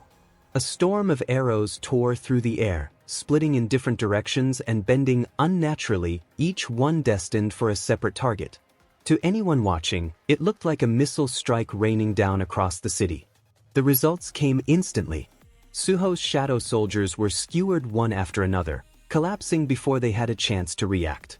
Their black bodies disintegrated in flashes of light as precision and raw power left them no room to resist. From the ground, Suho froze in place, his eyes following the devastation overhead. Is that Lim Taijaya? He muttered. Beside him, Baek Yunho smirked, calm even in the chaos. Don't worry. He's one of ours, reinforcements from the association. Suho's chest eased. He couldn't hide the relief in his expression. That means the villains won't get to run wild anymore. But that hope lasted only a moment. Above them, Lim's focus shifted. His eyes caught sight of Suho, and the calm precision in his gaze twisted into something darker. Hatred burned hot, sharpened by grief. His voice was low, but heavy enough to cut through the noise of battle. Finally, found you. Sung Suho. The crosshairs converged on Suho's figure, and memories flashed through Lim's mind. Lee Min-sung's funeral, the coffin lowered into the ground, the anger that never dulled. His jaw tightened until it hurt.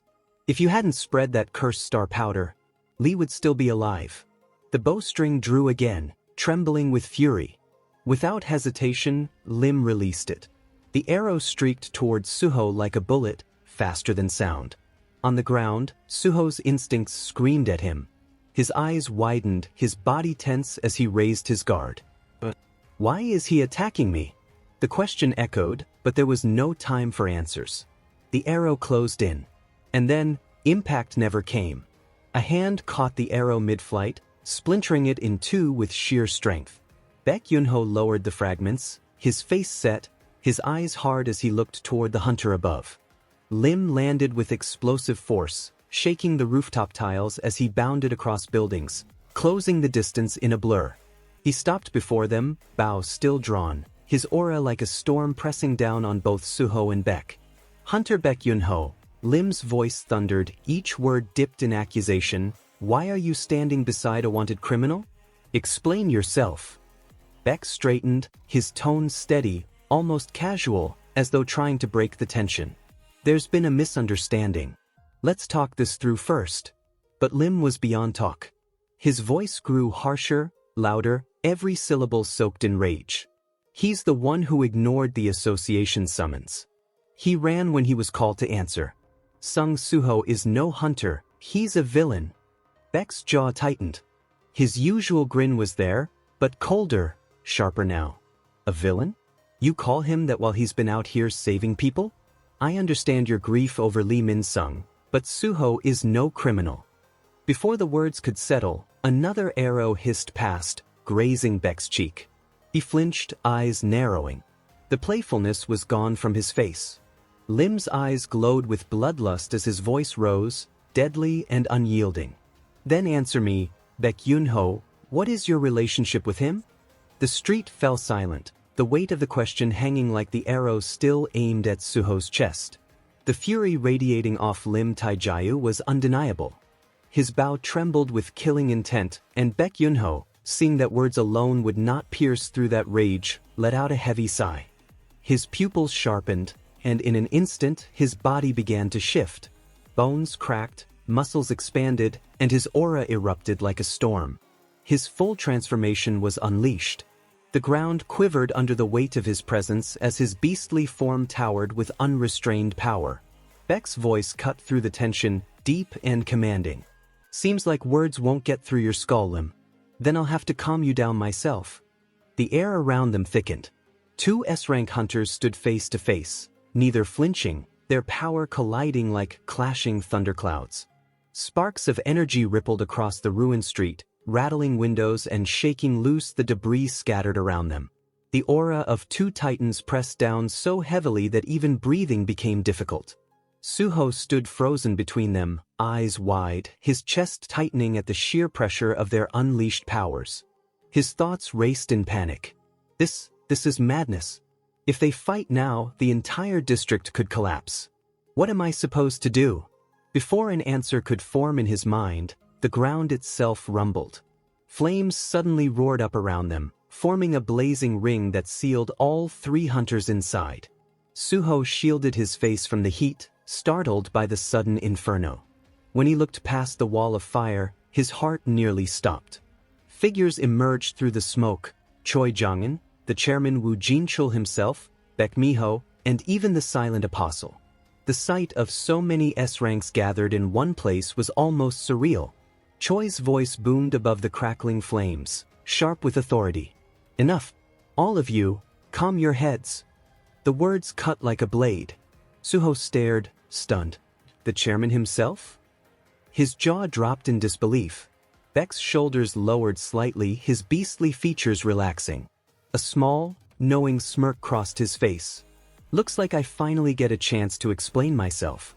Turning to the others, his voice carried a rare softness, tinged with pride. Suho is the grandson of Captain Sung Il-won. I owe his grandfather my life. If I say he's not a criminal, then I'll stake my name on it. The street fell utterly silent. Every pair of eyes turned toward Baek. Even he faltered for a moment when his gaze landed on Mi-ho, his own daughter, standing firmly at the chairman's side. Mi-ho's teeth clenched, her words slicing with cold precision. You're aware that just being related to someone you knew in your rescue squad days isn't convincing enough, right? We're talking about a fugitive here. Choi Jong-un's expression was equally unyielding, his eyes like sharpened glass. I agree with Hunter Lim Taejae. There's no reason not to arrest someone who has already betrayed our trust. The apostle said nothing, merely watching with a chilling stillness, as though waiting to see what decisions Suho would make. Lim Taejae's rage only grew hotter. His voice thundered, every word dripping with venom. So you would defend him, Baek Yun-ho? Even now? Are you really going to throw away your honor for the sake of personal feelings? His aura flared, shaking the ring of fire itself. Back off while you still can, or I'll crush you right here and now. Beck didn't flinch. He glanced at Suho, his voice steady but firm. Still, it would be best if we talked this through first. And then, a voice heavier than all others broke through, the chairman himself. Woo Jin-chul stepped forward, his authority pressing down on the entire field. I too believe a conversation is in order. The words struck like a thunderclap. Choi Jong-un, Miho, and Lim Taijaya all turned in unison, disbelief written across their faces. Their voices overlapped in protest. Chairman Woo Jin-chul, what is the meaning of this? Woo Jin-chul ignored them, his gaze settling squarely on Suho. His voice was calm, yet commanding, leaving no room for lies. Hunter Sung Suho, can you prove your innocence? The question hung in the air like a final judgment, all eyes fixed on Suho as the ring of fire flickered around them. The scene shifted into the quiet recesses of Woo Jin-chul's memory. His mind wandered back as he thought to himself, why did I regain the memories of my past life? A heavy realization crept over him. Perhaps Hunter Sung Jin Woo foresaw this. Perhaps he knew there would come a time when he'd have to leave this world behind. The memory faded, and Jin-chul's thoughts returned sharply to the present. His gaze hardened, the weight of the coming storm pressing on him. For the chaos the great cataclysm will bring. For the war that is soon to erupt. His eyes shifted toward Suho. And of course, for his son, Suho, who will be forced to stand and fight alone. Jin-chul snapped from his thoughts, his expression firm. He looked Suho directly in the eye and asked, Hunter Sung Suho, can you prove your innocence? His voice carried the full gravity of his authority. Suho narrowed his eyes. His tone, though hesitant, carried conviction. I can but... Before he could finish, Choi Jong-un stepped forward, cutting him off with sharp words. Chairman, Choi said, his expression darkening, his eyes glinting with hostility. This is not the place for that conversation. His voice grew sharper, brimming with accusation. Sung Suho has a history of fleeing.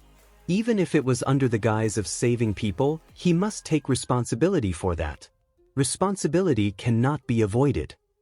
Jin-chul's eyes narrowed, his face tightening.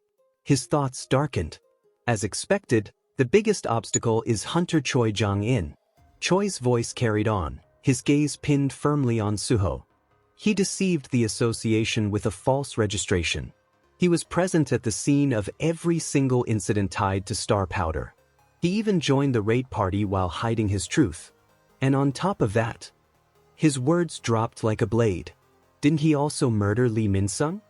At the mention of Lee Min-sung's name, Lim Taijaya snapped.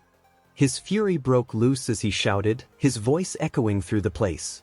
With all that Chairman Choi Jong-un has said, Sung Suho's sentence is already decided.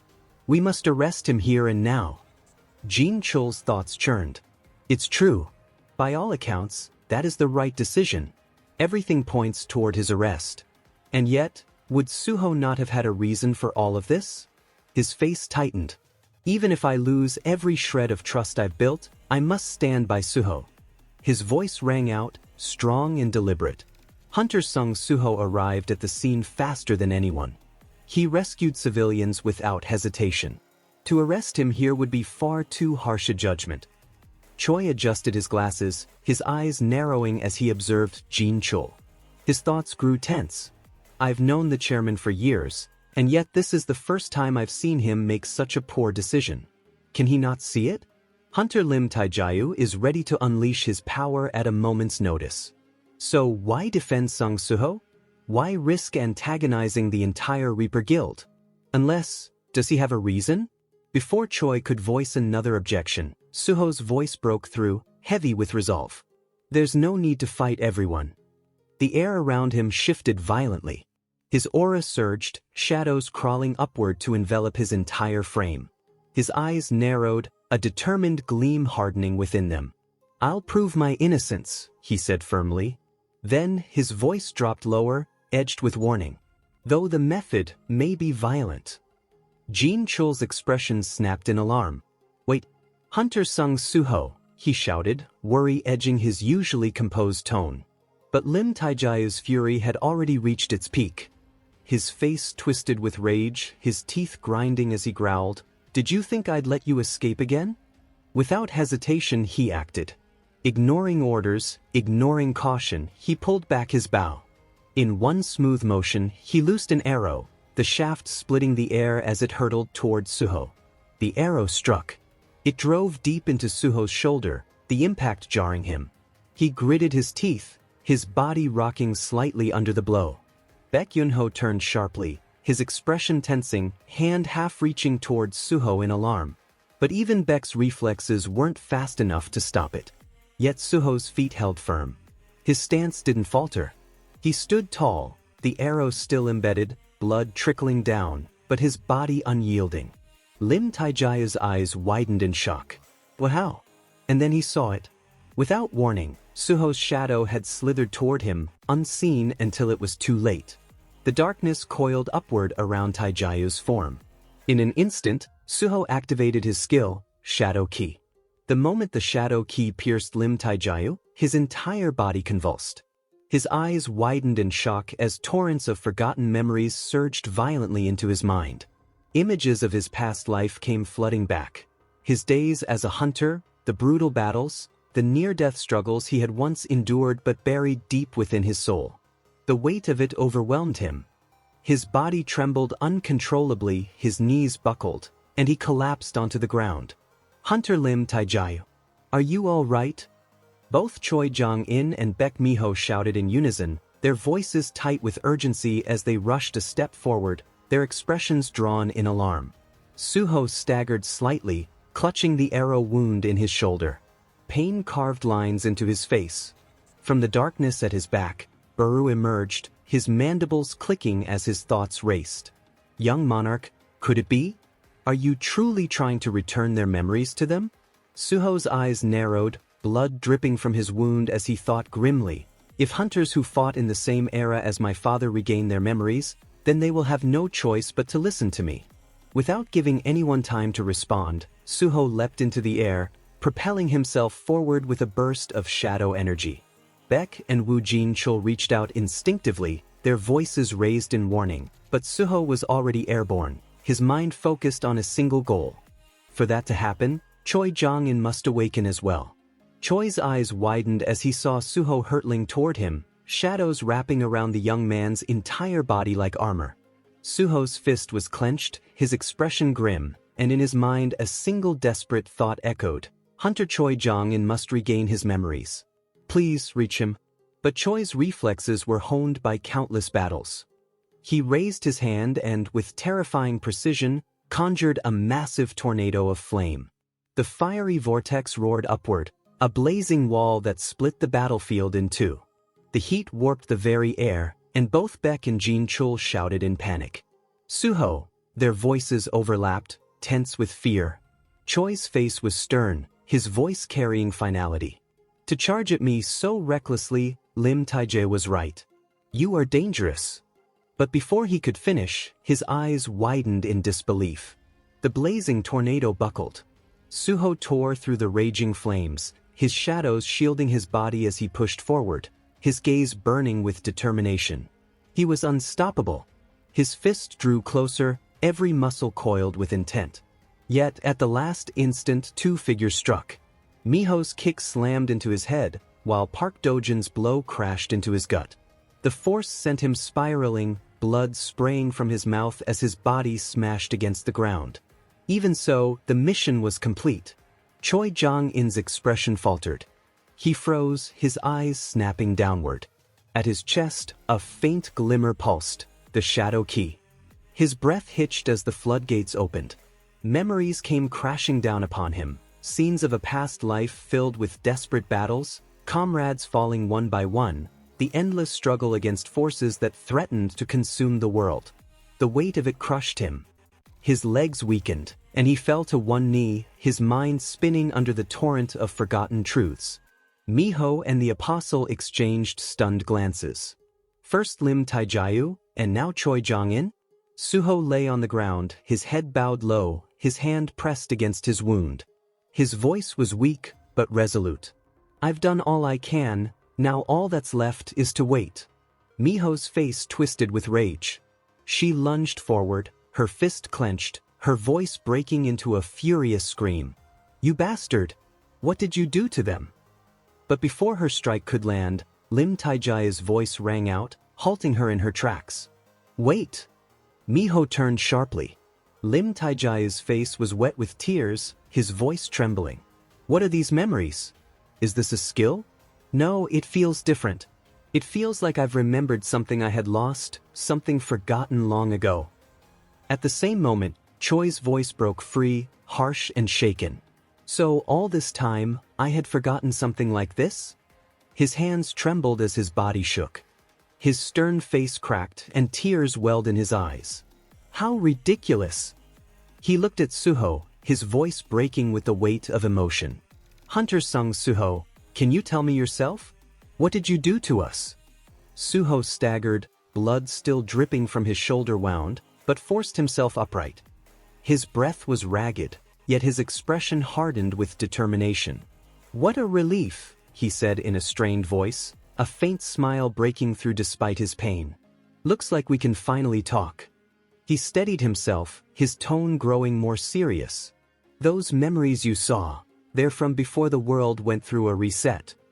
Both Choi Jong-in and Lim Taijia froze, confusion flickering in their eyes. Suho continued, his voice unwavering. "This world has already been reset once. That's the reason it was able to maintain peace until the cataclysm struck." Choi adjusted his glasses, his sharp gaze cutting into Suho. "The world reset, don't tell me, it's related to Hunter Sung Jin Woo?" Suho nodded. "To think you'd infer the connection to my father the moment you regained your memories. You really are remarkable, Hunter Choi." The apostle, listening silently at the edge of the confrontation, widened his eyes at the revelation.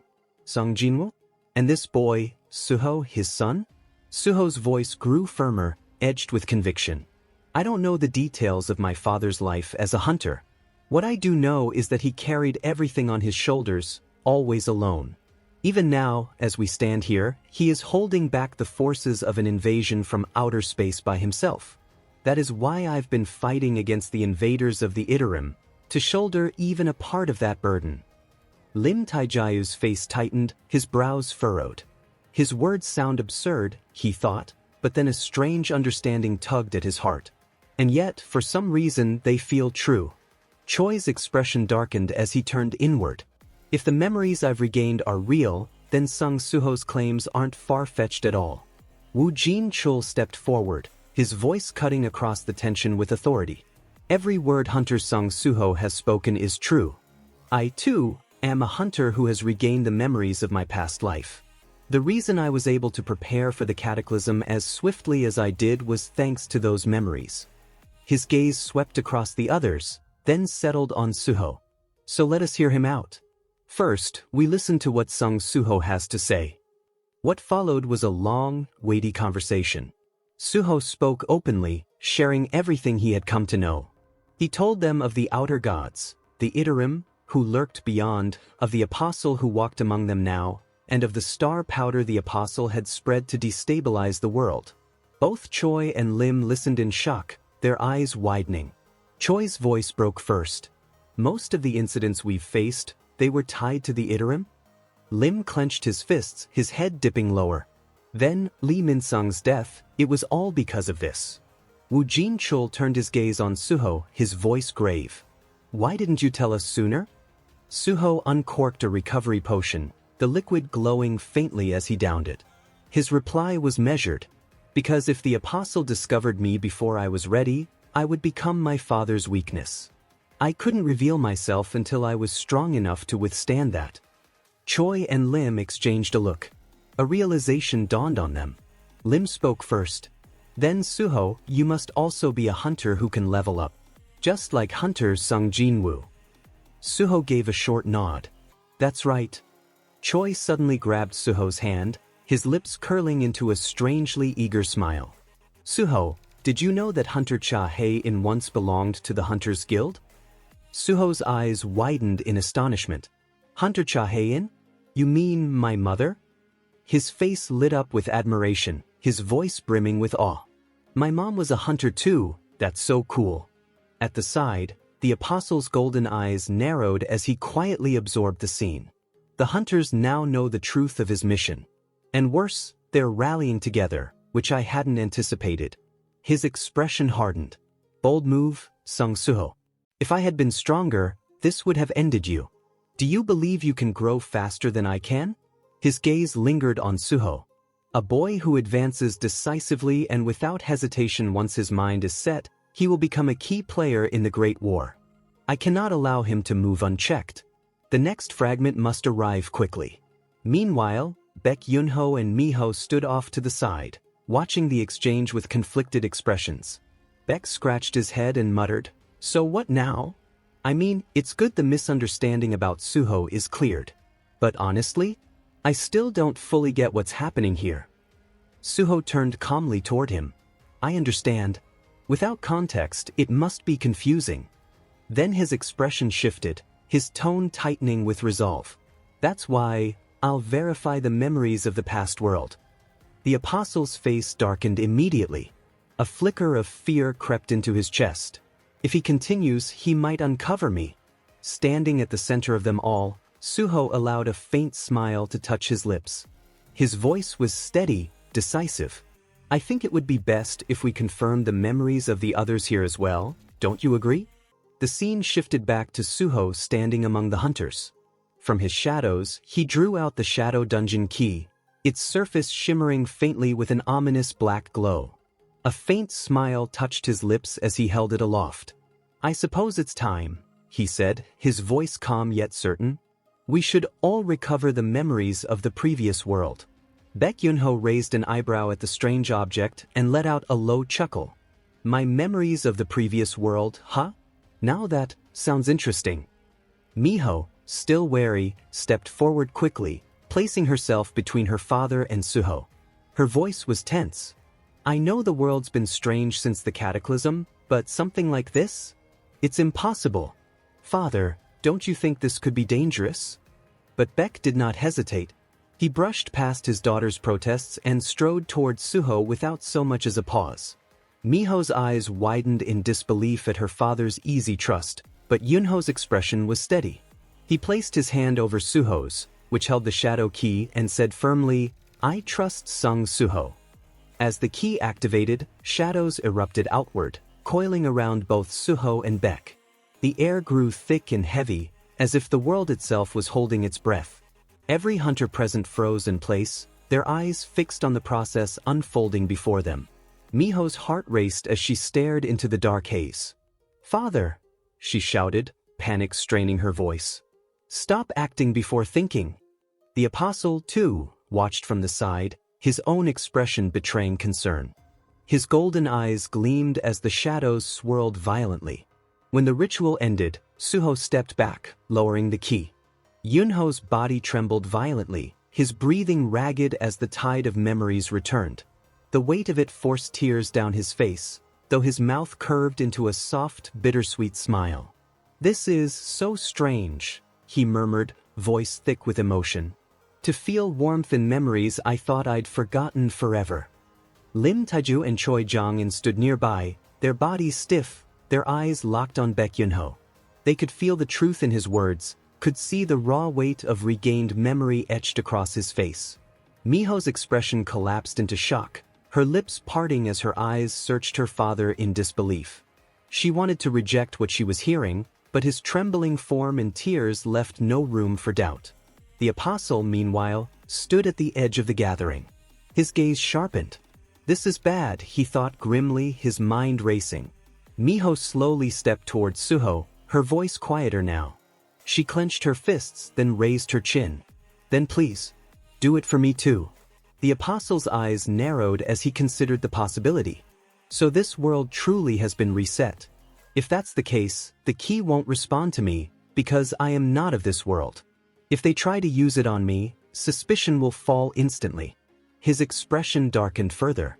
What should I do? Should I start a war with the believers I've gathered? But even if I've built up thousands of followers with my current strength, it would only end like the prison break, flaring out, achieving nothing. No, I need to choose carefully. Shadows enveloped Miho as Suho raised the key again. Her breathing quickened, but she stood still, resolute. Seconds ticked by. Finally, her face tightened, and she rubbed her forehead with a confused look. Her voice came flat, almost blank. "Are you sure this works? Because nothing's coming to mind." The apostle's eyes widened. For the first time that night, hope flickered. This could be my way out. Suho scratched his head, a rare sign of discomfort flashing across his face. His lips curled into an embarrassed smile. "That's strange. By now, your memories of the previous world should have surfaced." At that moment, Burr emerged from the shadows, his mandibles clicking thoughtfully. His tone was measured, but serious. "It is entirely possible, young monarch, that just like this woman, there are those who cannot recall their memories at all." Miho's gaze shifted to Burr. With a casual, almost dismissive tone, she pointed at him. "What is this weak-looking insect?" Burru's compound eyes flared with rage, his mandibles clacking sharply as his voice roared. "Who are you calling weak? I'll tear you apart where you stand." Before the tension could boil over, Suho raised his hand, his tone steady. "Burru, finish your explanation."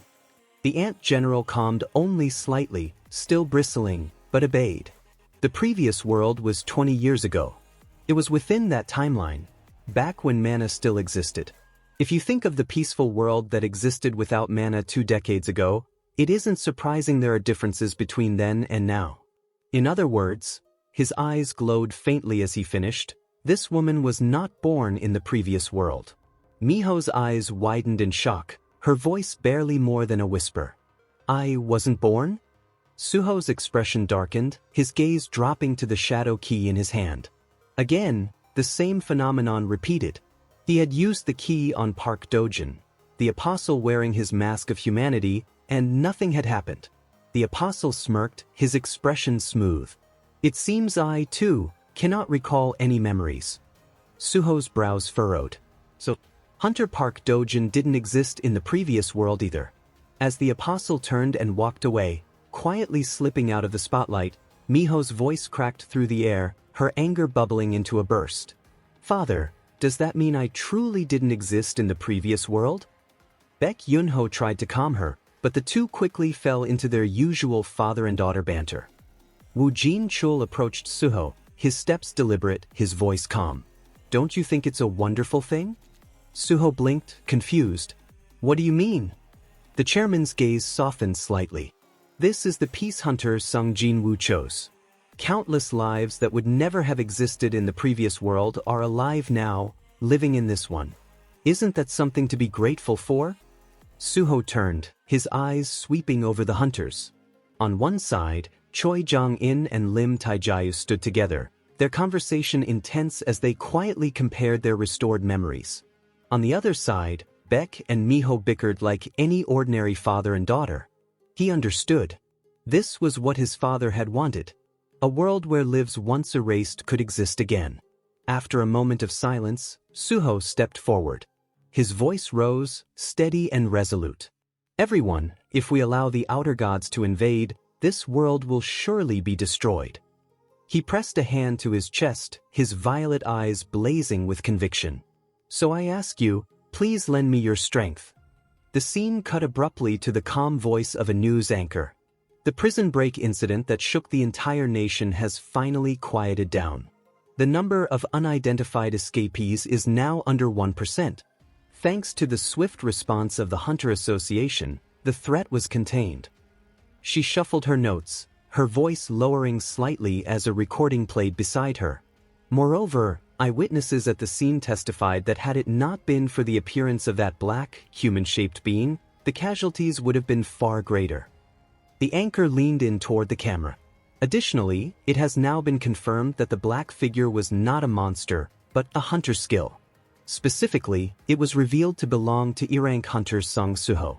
Arriving at the scene faster than anyone else to assist civilians, Hunter Sung Suho testified that he experienced a reawakening at the moment of crisis. Somewhere far away, a man sat watching the broadcast carefully, the light from the television reflecting in his eyes. This man was none other than Hwang Dong-soo. His jaw clenched, his teeth grinding audibly. His face twisted with fury as the word hero echoed from the newscast. Bloodlust seethed in his eyes. "Sung Suho," he muttered, his voice dripping venom. "I'm coming for you." Back with the hunters, the same broadcast flickered on a television screen in the room. Suho pointed at it with a raised brow. "Reawakening? What kind of nonsense is this?" Woo Jin-chul answered calmly, his tone carrying the weight of authority. "We discussed it beforehand and passed it to the media. Reawakenings are rare, but not unheard of. The public will accept it." Choi Jong-in sighed, his face weary as he pushed his glasses up his nose. "But I no longer wish to hide." His voice lowered, tinged with frustration. He turned toward Suho. "Surely you don't intend to publicly declare yourself as a growth hunter, do you? A being that defies natural law will only invite chaos. People will judge you by their own fears. An irregular's existence will only breed resentment." Suho's features tightened, his expression growing tense. But Choi pressed on. His voice was sharp, his gaze unwavering. "Sung Suho, you said you had 3 goals, didn't you? First, your own growth, to become strong enough to fight by your father's side. Second, to gather hunters capable of resisting the outer gods in the war to come. We must unite the forces of this world against them. And third," his voice dropped lower, "to defeat the apostle of the Iterim who walks among us here." Suho clenched his fist, his eyes narrowing. His voice carried a steady fire. "Once I've achieved these objectives, I'll go to aid my father, who even now fights the forces of the outer space alone." Steam curled from Choi Jong-in's cup as he took a measured sip of tea. Setting it down carefully, his sharp eyes fixed on Suho. "If you truly intend to rally the power of this world against the Iterim," he said firmly, "then passion alone won't carry you. You must also consider your image, how to influence people's hearts and steer them in the direction you choose. Every decision you make will matter." Suho froze, his mind echoing the words. "I can't even argue with him." He raised his head, determination returning to his eyes. "For you to give me such advice," Suho said seriously, "does that mean you intend to help me?" Before Choi could answer, Baek Yunho slammed his hand on the table, the sound cracking like thunder. His face lit with unshakable conviction. "Of course. You are the grandson of Captain Sung Il-won and the son of Sung Jin Woo, the hope of humanity itself." His tone hardened as his chest swelled with pride. "But more than titles, it was your actions that moved my heart, Suho. From this day, the White Tiger Guild will stand with you." Choi adjusted his glasses, his expression cooling but no less resolved. "Even Jin Woo struggled against the Iterim," he said plainly. "I don't know how much help I can be, but I refuse to stand by while the earth is destroyed. You have the Hunters Guild support as well." Woo Jin-chul, silently observing, clenched his fists at his side. Hunters Baek and Choi have both been persuaded. Now the only one left is Lim Taejayu of the Reapers Guild. All eyes shifted to Lim. He sat with arms crossed, his face stern and unreadable. When he spoke, his tone was cold. "Tell me plainly, was it really you who killed Lee Min-sung?" Baek's temper flared. "Why bring that up again?" he snapped. But Suho raised his hand, steadying the tension. His voice was firm. "Yes, I killed him." Lim's gaze sharpened. "Then tell me, what exactly was happening to Lee Min-sung at that time?" Suho's tone dropped, low but unwavering. "He was addicted to stardust. Worse, he was possessed by the apostle of the Iterim." "Why did you approach him?" Lim pressed. "I confirmed that Min-sung was cooperating with the Iterim. I sought information from him." "And why was he cooperating with the apostle?" Suho exhaled, shaking his head slightly. "That I don't know." Lim lowered his eyes, his thoughts heavy. "I already know you bear no fault, Suho. So why am I even asking these questions?" Suho's voice broke through the silence. "Could it be, Hunter Lim, that what you truly want is to know his final moments?" Lim's eyes snapped wide, caught off guard. At the very end, Suho said quietly, Lee Min-sung was smiling. Lim's expression twisted with disbelief. "Smiling?" "Yes," Suho replied, his gaze steady. "I still don't know what that smile meant. Whether it was exhilaration, or the emptiness of letting go. To me it felt bitter. But one thing was clear. He never lost himself, not even until the very end. I hate to admit it, but that man left a deep impression on me. Lim closed his eyes, his hand covering part of his face. A long sigh left him. Lee Min-sung, ever the same selfish egotist. After a pause, he lowered his hand, his voice quieter but firm. The Grim Reaper Guild will also cooperate with you, Suho. Woo Jin-chul's lips curved into the faintest smile. Thus, Suho has gained the cooperation of all three great guilds. It wasn't lineage alone that moved them, it was his sincerity. Suho is not Sung Jin Woo, yet there's something in him that brings back the memory of those fierce days when the hunters stood united. On the battlefield where Sung Jin Woo once stood, I look forward to the storm his son will bring. Suho straightened, his throat tightening with resolve. He cleared it, then turned to the room with a serious expression. Then allow me to explain the plan moving forward. The very first thing we must do is... But before he could finish, Woo Jin-chul's face drained of color. The chairman, who had been listening carefully, suddenly froze. His eyes widened, shock flashing across his features. Baek Yunho's jaw dropped. Lim Taejae stiffened. Even Choi Jong-in, always composed, faltered. Woo Jin-chul thought to himself, his heart pounding. Hunter Sung Jin Woo, perhaps Suho's choice truly will bring a storm. A storm of blood within the Hunter Association itself. The scene shifted deep into the Shadow Dungeon. Suho's face was drenched in sweat, his jaw clenched tightly as he bore the immense weight pressing down on him. Across his shoulders sat Amit, his presence crushing, like a mountain made flesh. Amit's voice rang out in a firm, unyielding tone as he counted, 98, 99, 100. Suho's legs trembled violently, sinking into the hard ground beneath him. His whole body shook, but he refused to collapse until the final count ended. When Amit's voice hit 100, Suho let out a guttural roar, the sound of strain and willpower clashing together, before his knees gave way. His body dropped heavily, and a system notification instantly appeared before his eyes. Daily quest completed, trained to become a formidable combatant. A second window followed. Reward granted for completion of quest. Completely spent, Suho collapsed onto the dungeon floor, his chest heaving, the sweat pooling beneath him. Essel and Gray hurried to his side, concern etched on their faces, while Amit stood tall, his tone unchanged, his pride hidden beneath the weight of discipline. At first you struggled endlessly, unable to bear even the basics of my training. Yet now, his voice softened slightly, you can complete it on your own. Suho forced himself to sit up, opening his system shop with shaky fingers. Honestly, he admitted, his breath ragged, at this point, my body feels heavier and uncomfortable if I don't do this training. He raised a healing potion, downing it in one gulp, the cool liquid mending the burning ache in his muscles. He gave Amit a tired but genuine smile. Good work, Amit. Essel watched him silently, her crimson eyes narrowing in thought. The young monarch, he has changed so much since I last saw him. Not just his body or his mana, but even the way he carries himself. It's as if he's walking the same path his father once did. Fully healed, Suho rolled his shoulders, the tension fading. With a grin tugging at his lips, he stood. Then I've got things to do outside. See you all. Both Essel and Gray blinked in surprise. Leaving already? Essel asked, her tone edged with disappointment. Suho's smile remained, but his voice was steady. Yeah.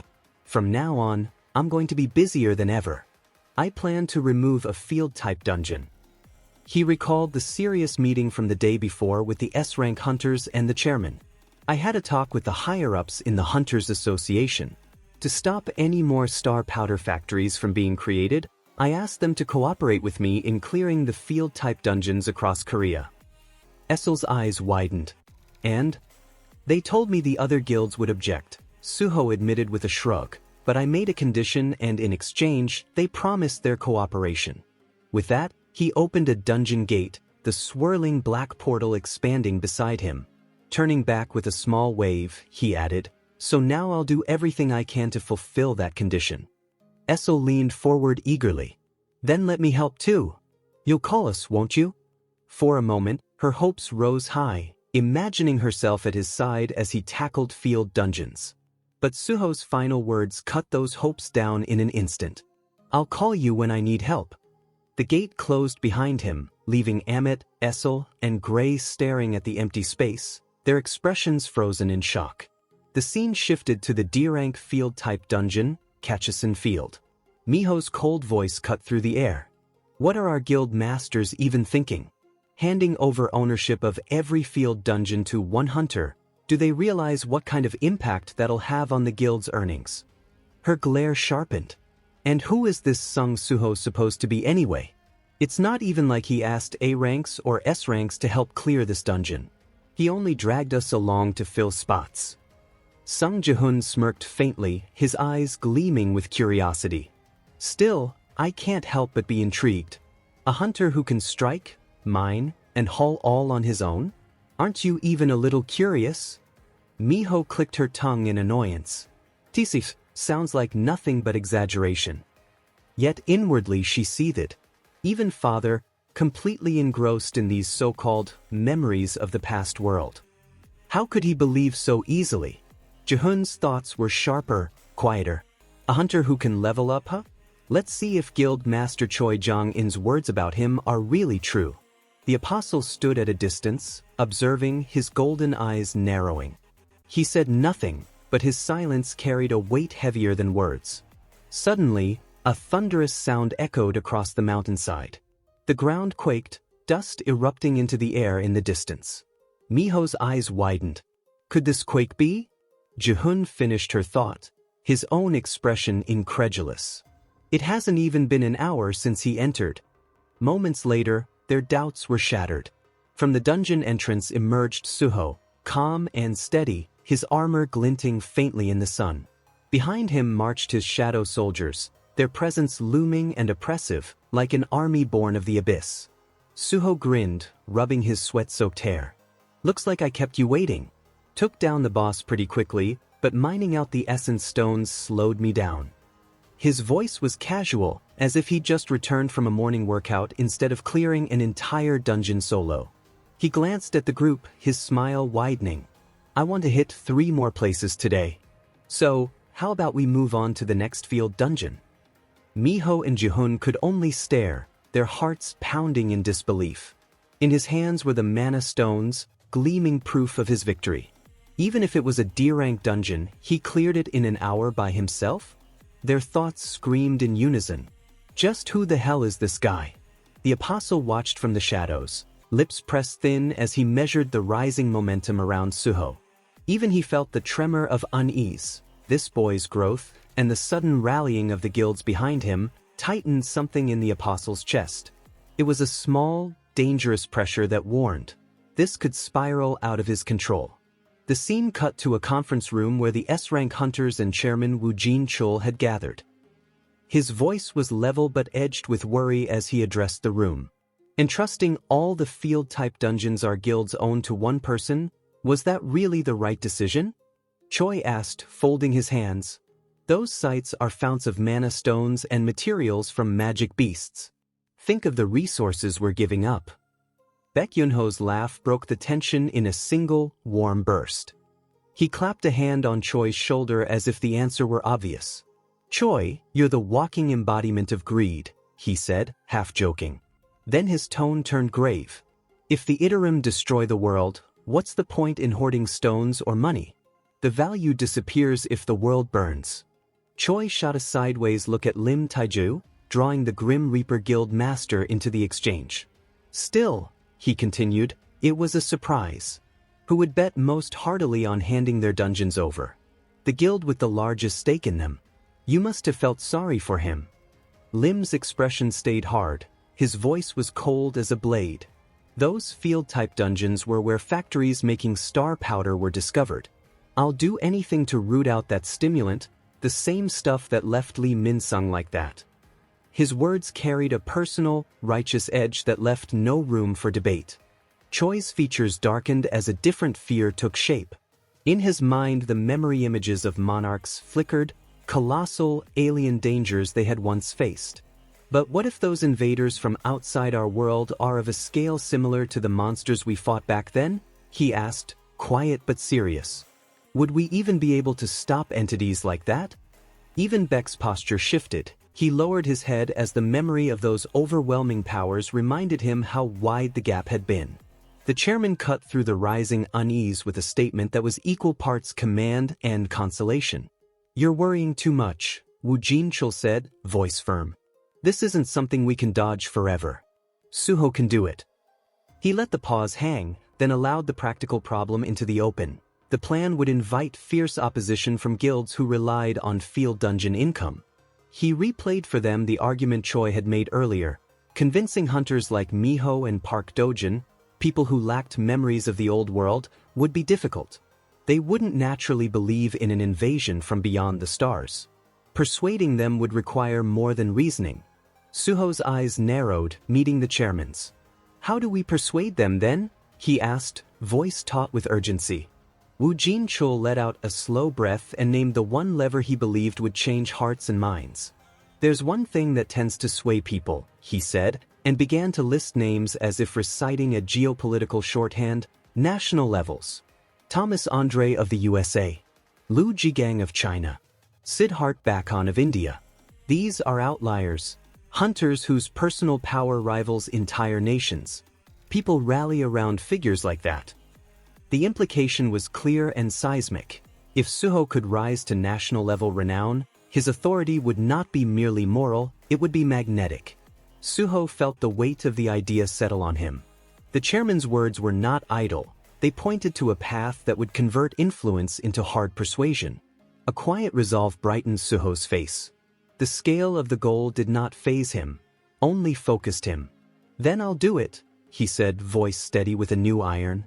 1 month from now, I'll be powerful enough to persuade any hunter I need to. I'll become a force they cannot ignore. Back in the present, Woo Jin-chul's tone shifted to business, steering them away from grand declarations and back to action. For now, focus on the battles ahead, he said, then opened the heavy door that led into the wider assembly hall. Choi Jong-in, Lim Taejayu, and Baek Yunho filed out after him. Beyond that door, representatives from regional guilds waited, Yangseo Region's Azure Cloud Guild, Yandong County's Wom Guild, Hoseo Region's Daesuns, and the Daechung Guilds among them. The room hummed with the low, tense energy of stakeholders weighing risk and reward. As Woo Jin-chul entered that crowded hall, his thought was quiet and resolute. We have to do this, for Suho's growth and for the world that depends on it. The choice had been made, the work was about to begin. Suho's path of growth had been relentless. For 2 straight days, he tore through dungeon after dungeon, his fists and shadows carving paths through insect swarms, goblin hordes, and monstrous centipedes that would have broken the morale of most raid parties. Each victory didn't just clear the field dungeons, it visibly sharpened him. His mana swelled, the flow of shadow authority coursing more smoothly, more naturally. Even Jihun, normally quick to scoff, admitted in disbelief that Suho was a hunter who truly leveled up.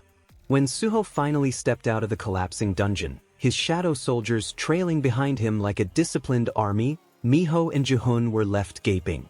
8 dungeons in 2 days, 2 D ranks, 4 C ranks, and 2 B ranks, all cleared and mined single-handedly. Jihun muttered nervously that even an A rank couldn't keep up with Suho's momentum. The apostle, hidden in plain sight, grew restless. He knew power like this, gained so quickly, could only spell trouble for his plans. His fragment needed to arrive soon, or Suho's growth would tip the scales. Night fell. Suho returned home, weary but alive with purpose. The shadows of his soldiers melted back into the dark, and the house lay still. Too still. His instincts flared the moment he stepped into the hall. Someone was here. On the couch, lit faintly by the moon through the window, sat Hwang Dongsu. In his hand was a framed picture, Suho's family. His aura pressed against the air like suffocating smoke, heavy with malice. His lips curled into a sinister grin as he studied the photo, then looked up at Suho with eyes full of venom. What a shame, Dongsu muttered, his tone cutting like broken glass. If your family had arrived first, I was planning to give them the same treatment I endured. The pain, the sorrow, the hunger for revenge. His voice dripped with cruelty. But you're finally here, sung Suho. With deliberate malice, he let the frame slip from his hand. The crash echoed through the silent hall as the glass shattered across the floor, shards scattering like the pieces of a fragile past Dong-su threatened to break forever. Suho's family frame lay shattered on the floor, shards of glass catching the red glow of the room's lights. Hwang Dong-su's boot came down hard on the broken photo, grinding the smiling faces of Suho's family into the dirt. His mocking laugh echoed like nails on metal as he sneered, "What a shame! If your family had been the ones to arrive first, I was going to make them go through hell. But you," his lips twisted into a sinister grin, "you're finally here, sung Suho. And I'm going to enjoy this." The cold weight of rage pressed down on Suho. His face darkened, his eyes sharpened into icy daggers. The warmth drained from him, leaving only steel resolve. As Dong-su straightened up, Suho's thoughts churned. So this is Hwang Dong-su, the S-rank awakener. Woo Jin-chul warned me about him. The younger brother of Hwang Dong-suk, the Jisan prison incident's ringleader. Some even whispered Dong-su had orchestrated the entire escape to free his brother. And now, with his brother gone, he sees me as the target? One of the strongest S-ranks in Korea. Woo Jin-chul told me, "Don't fight him alone. Run if I ever see him." But here he is. Suho's voice cut through the tension, low and cold. "Hwang Dong-su, did you come here to avenge your brother? Let me save you the trouble, I wasn't the one who killed him. It was Kong Tae-shik." Dong-su's brows lifted, his smirk widening. "Interesting, not only does this brat know me, he even knows about Tae-shik?" He let out a mocking chuckle, his tone dripping with arrogance. "Avenge him? Don't flatter yourself. I didn't come here to mourn some dead fool. I came because someone sabotaged my plan, and that pisses me off." Suho's teeth clenched, his blood running cold as his voice dropped into steel. "You're beyond saving." He took a step forward, shadows curling faintly at his feet. "If you want this fight, then let's move somewhere else, Dong-su." Dong-su's aura pulsed outward like a tidal wave, suffocating and red, his grin feral. "Why should I listen to you, brat?" The wall beside Suho cracked under the force of his fist. The impact shook the entire room and triggered the building's alarms. Red sirens blared, bathing the space in an ominous glow as warning klaxons echoed. Suho didn't flinch. "My uncle's a worrywart. In less than 5 minutes, security and hunters will swarm this place. Are you still going to stay here and posture?" Dong-su's eyes narrowed, the grin never leaving his face. He licked his lips like a predator circling its prey. "You're a cocky little bastard, fine. Let's take this elsewhere." The scene shifted. A half-finished construction site loomed in the dead of night, steel beams jutting into the sky like the bones of a fallen titan. The air smelled of concrete dust and rust, the silence broken only by the hum of neon lights from the city beyond. Here, away from prying eyes, Suho and Dong-su stood across from one another, two predators ready to clash. Dong-su rolled his shoulders, his steps deliberate as he closed the distance. His cold voice carried across the hollow building. "So you didn't flinch? That much is true. Then it must be real, you went through a reawakening. Did you jump up to S rank? Or higher?" Suho's face was unreadable, his eyes fixed on his opponent. His voice was steady, ice layered over fire. "I won't know until I'm reassessed. But before that, I want answers. How did you get the star fragments?" Dong-su's laugh cut through the night, mocking and sharp. "What? Do you need a stimulant to keep up? Star fragments are rare now, kid. Why should I hand that kind of intel over to you?" Suho's thoughts hardened. "So, he isn't supplied directly by the Apostle of Iterum? That means his source is different." Dong-su slid his glasses down slightly, his grin stretching wider. His voice dipped into a cruel drawl. "Only weaklings cling to things like stimulants. I don't need them." He cracked his knuckles, each pop like a gunshot, and his aura flared brighter, red energy flooding the skeletal building until the air itself felt like it was burning. "But you're just another brat who got lucky with a reawakening. Let me remind you." His voice dropped, lethal and calm, Not all S-ranks are created equal. Suho's eyes narrowed. The pressure from Dongsu's aura weighed on him, yet he didn't back down. He's stronger than Lee Min-sung, sharper, heavier. This will be my first true fight against an S-rank. Perfect. His fists clenched, shadows stirring at his heels. Then let's see how far I've come. With no hesitation, Suho launched forward, shadows swirling around him. His body cut through the air like a blade, his fist cocked back for a devastating strike. I need to know just how strong I've become. But Dongsu's reaction was instant. His foot slammed against the floor, the sheer force exploding through the ground like a bomb. The concrete buckled and heaved, and in the blink of an eye, jagged boulders erupted upward like a rising wall. The debris slammed into Suho mid-charge, crushing the momentum of his attack and engulfing him in stone and dust. Suho gritted his teeth, the pain sharp and immediate. He hadn't expected the sudden strike to carry that much weight, and his expression showed the struggle as he caught his breath. Hwang Dongsu's eyes gleamed an ominous red, his grin spreading wider as if the fight itself was just another cruel game. You seriously trying to brawl with me? Dongsu's mocking voice cut through the dust. When you're just a summoner type, don't make me laugh. Bring out that dark human of yours, or whatever the hell it is. Without warning, Dongsu drove his fist into Suho's gut. The impact was thunderous. Suho's body was lifted clean off the ground, hurled backward as if struck by a cannon. He slammed into the wall behind him, the concrete spiderwebbing into cracks, debris raining from above. A massive thud reverberated through the half-finished structure, shaking the steel beams. Suho hit the floor, his legs buckling, but he forced himself upright. The moment he raised his eyes, Dongsu was already there. The S-rank speed was terrifying. His shadow loomed over Suho, and his legs swung down in a vicious stomp. The ground splintered on impact, chunks of concrete flying, but Suho narrowly leapt back at the last second. This time, Suho refused to stay on the defensive. He saw an opening in Dongsu's stance, the tiniest crack in his posture, and lunged forward. Shadows coiled around him as he threw a full-power kick straight into Dongsu's face. The kick landed, clean, precise, with enough force to send most A-ranks crumpling. Dongsu's head snapped to the side from the impact, but instead of stumbling, he just straightened with deliberate calm. The sinister grin never left his face. "That's it," he said mockingly, brushing the corner of his lip with his thumb. "It just tickled." Before Suho could reset his footing, Dongsu's fist shot out again, burying itself into Suho's guard.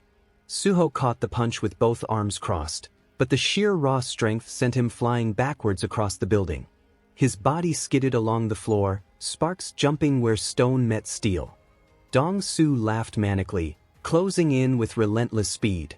He didn't give Suho a moment to breathe. Punch after punch, a barrage like machine gun fire, rained down on him. Suho blocked and deflected as best as he could, each strike shaking his bones, each blow a reminder of the difference between them. "Really?" Dongsu roared, grinning like a demon, his voice echoing in the cavernous construction site. "Are you actually trying to beat me with raw strength? Even if you used every single ability you've got, brat, it would still be impossible." Suho's arms trembled under the onslaught, but his eyes narrowed. "I can feel the difference. He's stronger. His body is built for this." But even then, his mind flashed back to his class change mission. The cold sweat of facing his own past self. The suffocating weight of fighting the infant version of himself that had nearly crushed his resolve. The oppressive aura of those trials had been far worse than Dongsu's punches. Compared to that, this isn't unbearable. This isn't the end. His brief reflection cost him. Dongsu noticed the slip in focus and seized it. He stomped down on Suho's foot, pinning him in place. Suho's eyes widened in shock, realizing too late that his movement was sealed. Dongsu pulled back his fist, red aura swirling around it like a storm. "You're cocky enough to daydream while fighting me?" Dongsu snarled, his grin twisting into something feral. "Then die for it." The punch connected like a sledgehammer, the force launching Suho's body through the wall.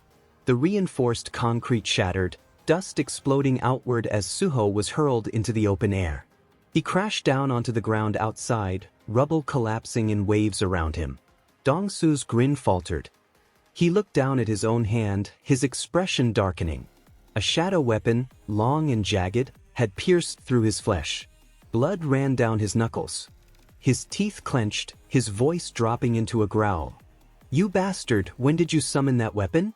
Down on the ground, the dust hung heavy. Through it, Suho stirred. His body was battered, his breaths ragged, but his resolve had not broken. From the shadows behind him, Baru emerged, his wings twitching, his insectoid eyes filled with concern. "Young monarch, are you all right?" Suho coughed, spat blood to the side, then managed a grim smile. "Looks like it's still tough to go head-to-head against an enhancement type S rank without using my abilities." He pressed a hand against his bruised ribs, then forced himself upright, eyes burning. "Honestly, I'd love to just dump every saved point into strength right now." Shadows swirled around him, his armor beginning to manifest. His aura thickened, a suffocating presence spreading even through the smoke. The faint outlines of his shadow armor glimmered behind the haze. "Fine. Let's stop holding back." His eyes gleamed purple as the shadows wrapped him fully. The broken night air seemed to thrum as Suho looked upward. Without hesitation, he bent his knees, shadows coiling beneath his boots like compressed springs, and launched himself into the sky.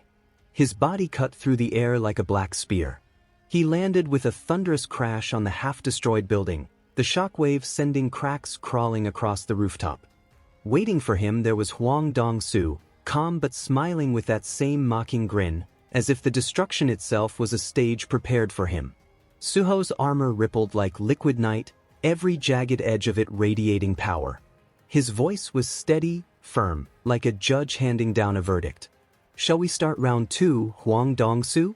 The system answered before Dong-su could. Notifications flickered before Suho's eyes in rapid succession, each one like the tolling of a war bell. Shadow item, Minotaur Helm, creation grade, rare. Shadow item, Kira, creation grade, heroic. Shadow item, Cockatrice Pauldron, creation grade, rare. Then his status window appeared, glowing bright in front of him as if the world itself had stopped to announce it. Level 42. Strength 168. Health 94. Agility 109. Intelligence 97. Sense 84. The air itself grew heavy. Suho's demeanor shifted completely. Gone was the battered young hunter from moments before.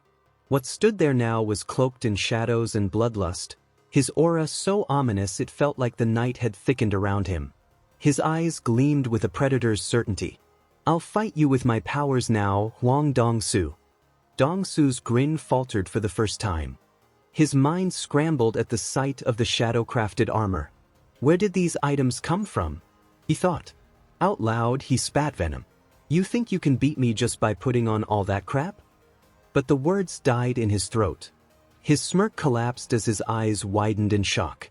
For the first time, he staggered a step back. His whole body trembled, his breath caught, and his voice came out cracked with fear. What is that ripple? That dark wave?" Suho remained motionless. He hadn't spoken, hadn't moved. He didn't even know what Dong-su was seeing. But Dong-su's pupils shrank to pinpricks as his mind reeled. Memories, faint, fragmented, but unmistakable, began to crawl up from the depths of his soul. Images he had buried, or perhaps forgotten, now forced themselves into the forefront. A man, taller, darker, his eyes gleaming with endless power. The Shadow Monarch himself, sung Jin Woo. The memory hit Dong-su like a blade, Jin Woo standing before him, shadows writhing, voice cold as steel. "What about greed?" Jin Woo had once said. "Since you died being greedy? Do you like that name, Huang Dong-su?" Dong-su's face drained of color. His breath shook violently, fear overwhelming the arrogance that had carried him until now. His body convulsed, half his form beginning to twist and warp under the crushing resurgence of memory. Shadows leaked out of his flesh, creeping like tar.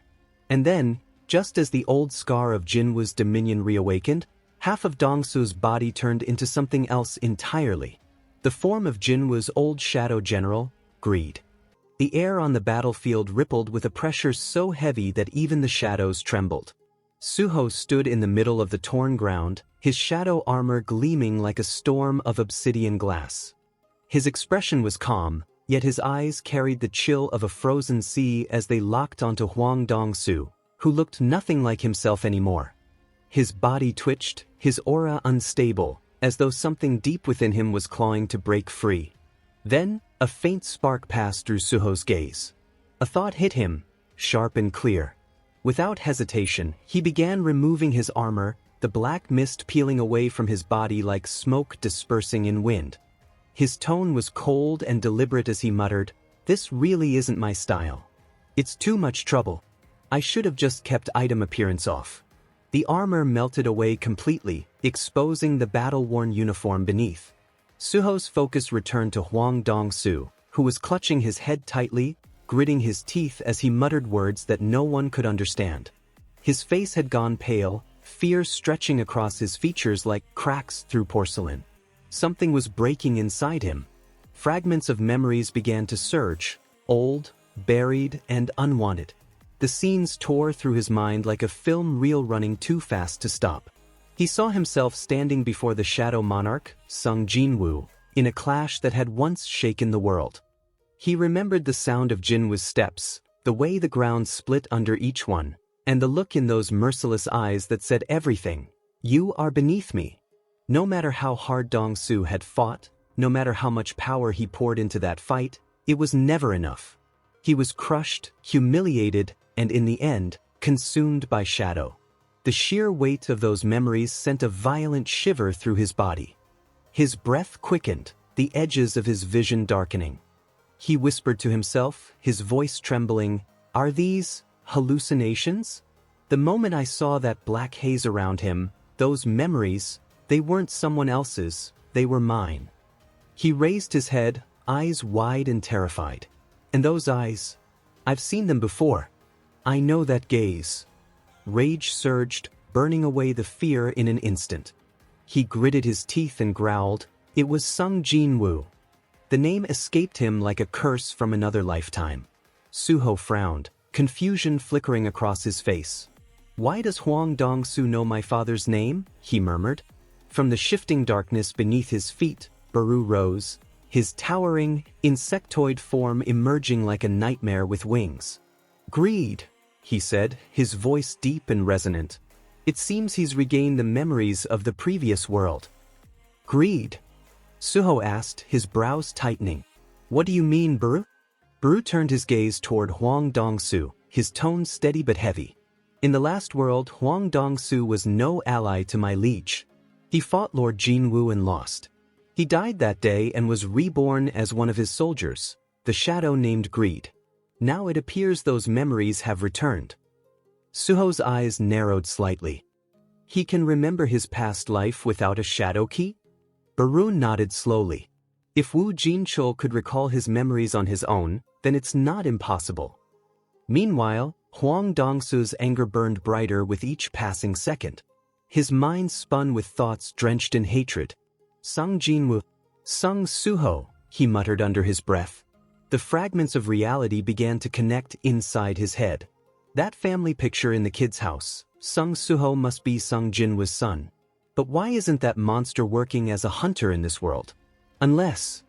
His pupils shrank as realization hit him like a shockwave. If Jin Woo can't act then? He didn't even finish the thought. In the next instant, his body moved on pure instinct. He lunged forward like a bullet tearing through air, the ground cracking beneath his feet. His fist shot out with explosive force, aimed straight at Suho's chest.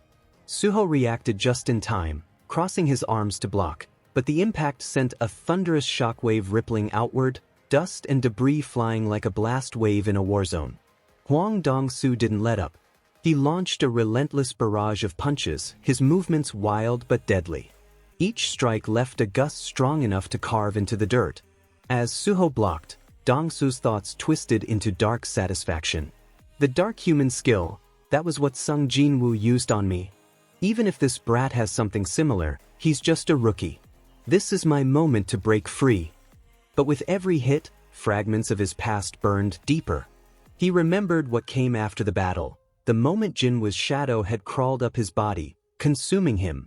The shame, the helplessness, the humiliation of bowing before the man who had ended him. His blood boiled. As the price of those humiliating moments, he snarled, his teeth grinding together, "You'll lose a son now, sung Jin Woo." Suho met the rage head-on. His expression hardened, veins in his arm tensing as he re-equipped his shadow armor, this time only on his forearms. He conjured shadow blades that shimmered like black glass and said coldly, "What's got you so scared, Huang Dongsu?" His voice carried the sharpness of mockery, a tone that only enraged Dongsu further. But beneath that fury, Huang Dongsu didn't realize what was happening. Suho wasn't just blocking anymore, his movements were changing. He deflected one strike, slipped past the next, and suddenly countered with precision. His blows became calculated, rhythmic. His shadow blade extended, reshaping into a spear that pulsed with a dark glow. Then, without warning, Suho lunged. The shadow spear whistled through the air, slashing in clean arcs. One cut across the arm, another across the chest, a third across the side. Huang Dongsu stumbled, confusion flashing across his face. He couldn't keep up. "This brat," he thought in disbelief, clutching one of his wounds as blood dripped down. How did he suddenly get stronger? The air between them grew heavy again, thick with energy and killing intent. The air pulsed with dark energy as the ground cracked beneath Suho's feet. He wasn't someone who wasted time. Hesitation had no place in battle. His eyes gleamed with an aura of dominance as he charged forward, shadows rippling beneath him like waves chasing their master. In that split second, his mind sharpened. The countless shadow items I've forged by clearing field-type dungeons, each one carries stat boosts, and I can summon them directly through the shadows without even opening the item window. Out of the black haze, the ground itself responded. The shadows coiled and rose, converging into the shape of a blade that solidified in Suho's hand, a sword born entirely of darkness. If I use them properly, he thought as his grip tightened, I can end this fight. Huang Dongsu tried to brace himself, his body instinctively moving into a defensive stance, but Suho's offense had become something far beyond relentless. Each strike landed like thunder. Shadows danced wildly around him, their forms shifting into blades, axes, and halberds that slashed from every direction. Huang Dongsu barely had time to react before the next attack followed, each hit faster, sharper, more unpredictable, like being trapped inside a storm made of pure darkness. Then, Suho saw it, a small opening in Huang Dongsu's guard. His weapon changed shape mid-swing, morphing into a scythe that curved like a crescent moon. At the same moment, several shadow spears erupted from the ground, piercing Huang Dongsu's body in multiple places. Suho twisted his scythe and brought it across Dongsu's midsection in one clean motion. The blade tore through flesh and armor alike, and blood sprayed across the battlefield in red arcs that glimmered against the black mist. Huang Dongsu's eyes went wide, disbelief written all over his face. His mind reeled. He's summoning weapons at will. Could Sung Jin Woo even do something like this? His teeth clenched as the realization sank in. This wasn't raw strength. It was evolution unfolding right before him. From within Suho's shadow, Baru watched closely, his massive frame barely stirring. His mind buzzed with I can feel it. The young monarch is growing, even in the heat of battle. His strength, his instincts, his tactics, they're evolving beyond measure. Suho turned his gaze toward Huang Dongsu, his expression unreadable. Shadows curled around his arm once again, and with a quick flick of his wrist, a dagger formed out of thin air, sharp, silent, and ready. Baru, watching this transformation unfold, lowered his head slightly as if in reverence. My liege, he thought, his mandibles tightening, dare say, it won't be long before I witness you and the young monarch fighting side by side. In the blink of an eye, Suho vanished from his spot. The next second, he appeared in front of Huang Dongsu, his movements blindingly fast. The shadow daggers sliced through the air like streaks of lightning, cutting into flesh with every motion. Each slash carried deadly precision, one after another until Huang Dongsu's body was hurled backward, crashing into the ground with brutal force. Blood poured from every wound. Each strike Suho had dealt left a deep, jagged cut, a mark of overwhelming power. As Hwang Dong-soo opened his eyes, the world around him blurred for an instant. In Suho's stance, in his killing intent, he saw something terrifying, the same cold, ruthless gaze that once belonged to Jin Woo himself. For a moment, the young hunter and the shadow monarch overlapped in his vision, two beings of darkness standing in the same place across two lifetimes.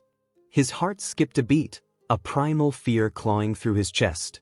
His breath caught as he muttered internally, "Those eyes. I've seen them before.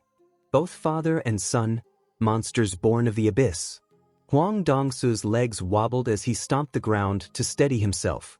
He couldn't allow his body to give in, not again. The humiliation of his past defeat burned in his veins. He bared his teeth, roaring through the pain, "Damn it! I cannot lose again." With a feral yell, he slammed both palms against the ground. Energy surged outward like a detonation. The floor beneath them exploded in a violent quake, sending shockwaves through the building. The walls cracked, pillars shattered, and within seconds, the entire structure began to crumble. Hwang Dong-soo scrambled down through the collapsing wreckage, thoughts racing faster than the dust. "That kid is stronger than I expected," he told himself, forcing his breath steady. "I'll pull back for now and regroup. This isn't running away. I'm only repositioning to finish him later." As his feet pounded over broken concrete, his plans unfurled in a venomous loop: ambush him when he lets his guard down, snatch someone close and use them as leverage, make him beg. No matter how strong you think you are, it will mean nothing, he convinced himself. Confidence surged, then evaporated.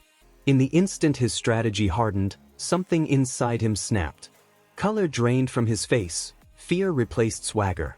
He realized, too late, that he had already lost the initiative. Suho was above him before he could move.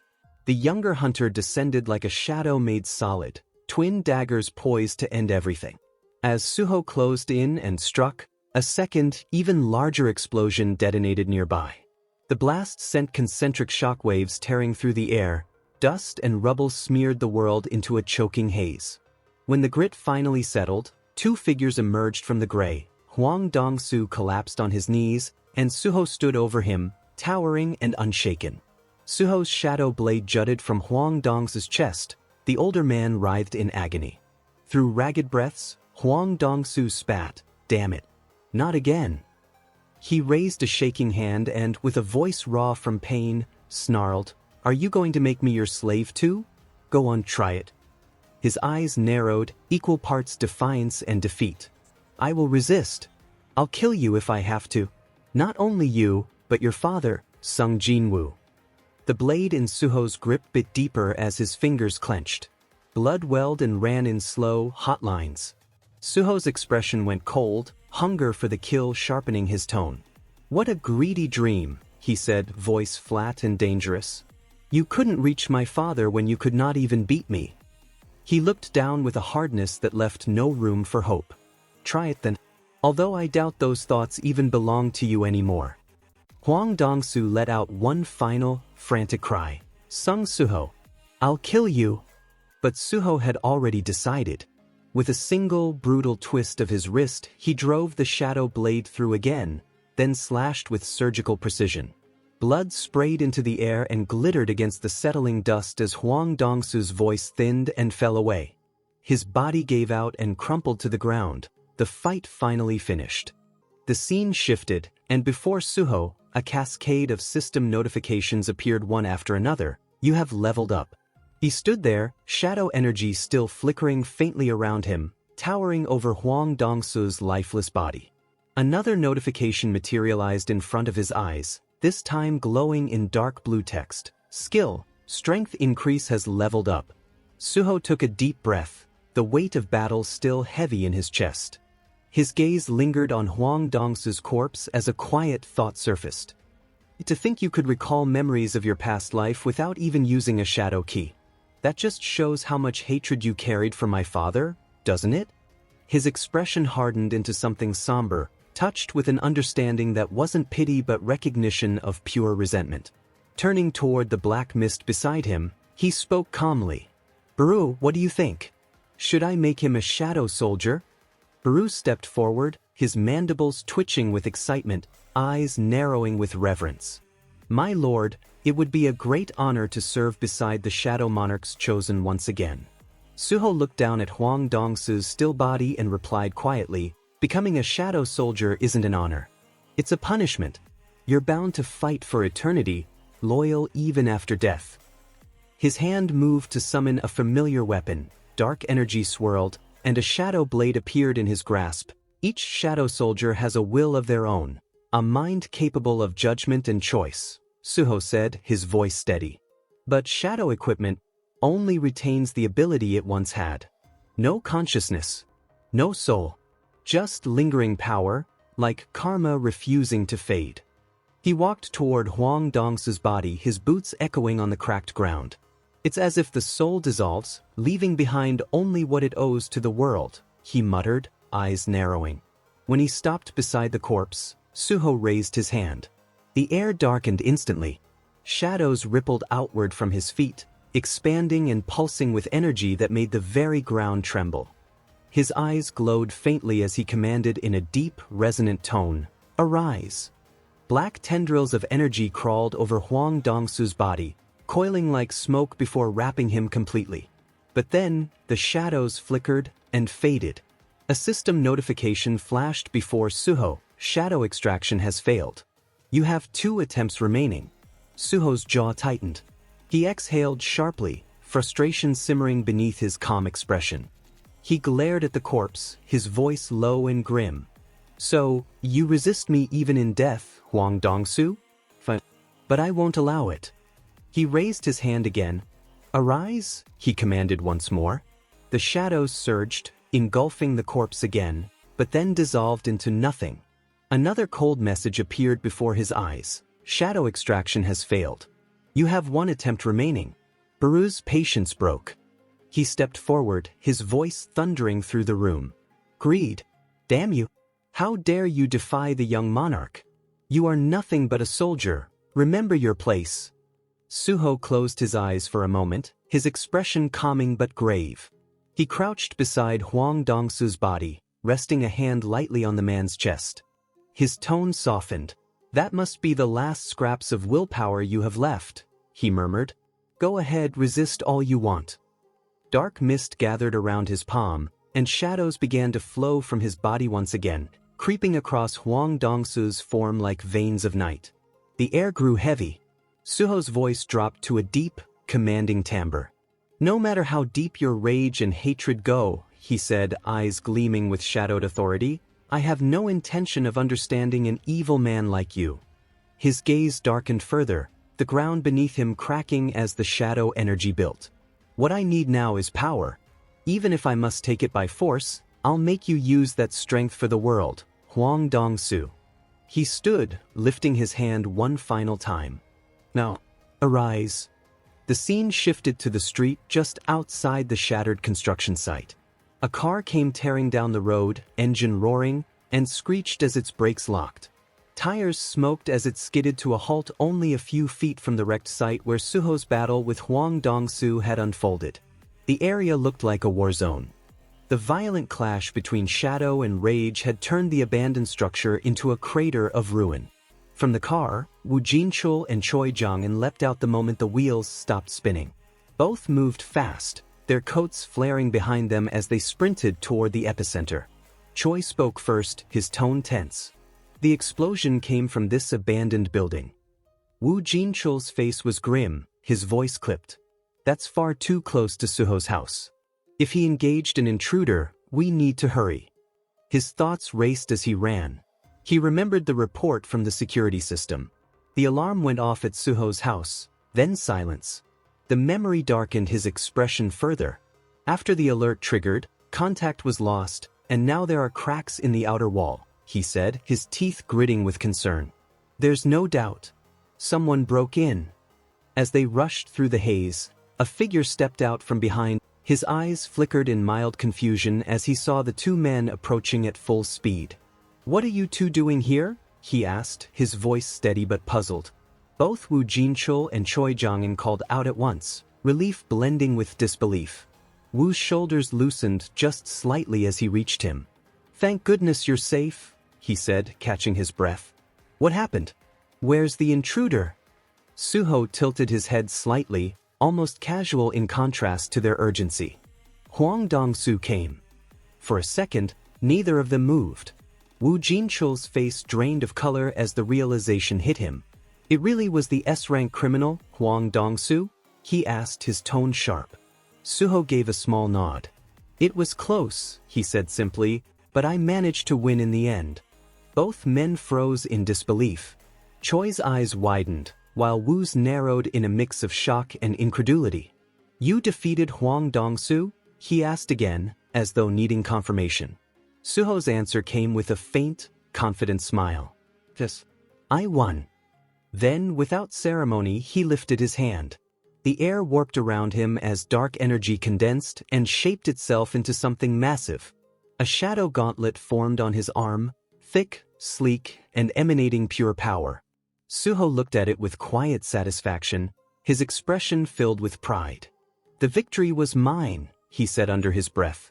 Before him, a glowing notification window appeared, each word crisp in the fading light. Shadow item, Greed, Level 1. Creation grade, Heroic. Type, Gauntlet. Effect, Active skill, Smash. Description, delivers a powerful strike that deals massive damage to hard structures. The scene transitioned again, this time to the Hunter Association building.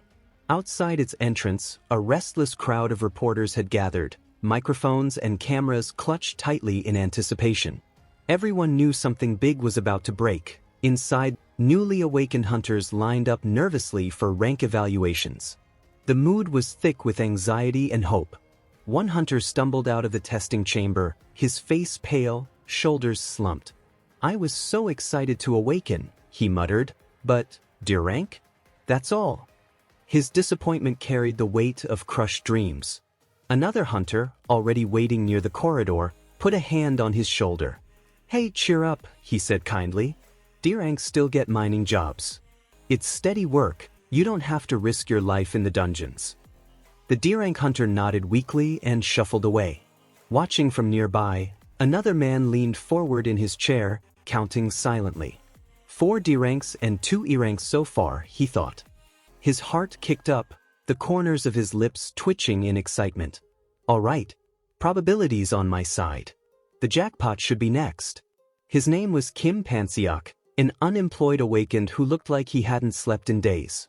His fingers trembled slightly as he clasped them together. "I don't need to be an S rank," he thought fiercely. "Even A or B would be enough. Just one good pull of luck, and my life changes forever." The coordinator stepped forward, tablet in hand, and called out, "Next. Please prepare for measurement." Suho turned toward her and nodded once, calm and ready. Behind him in the waiting area, Kim Panseok straightened and thought, "I'm up next." The coordinator's voice carried again, crisp and professional. "Sung Suho, please come in." Kim's head snapped toward the young man walking past him. A sly grin crept across his face. "Sung Suho? If this guy pulls another dud, I'm golden," he thought, already calculating his own chances. Suho brushed back his hair, smiling faintly.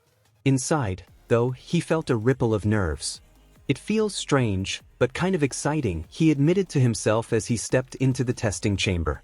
Moments later, Kim's turn came. His heart thudded as he clenched his fist. "Please," he begged silently, "anything but E-rank."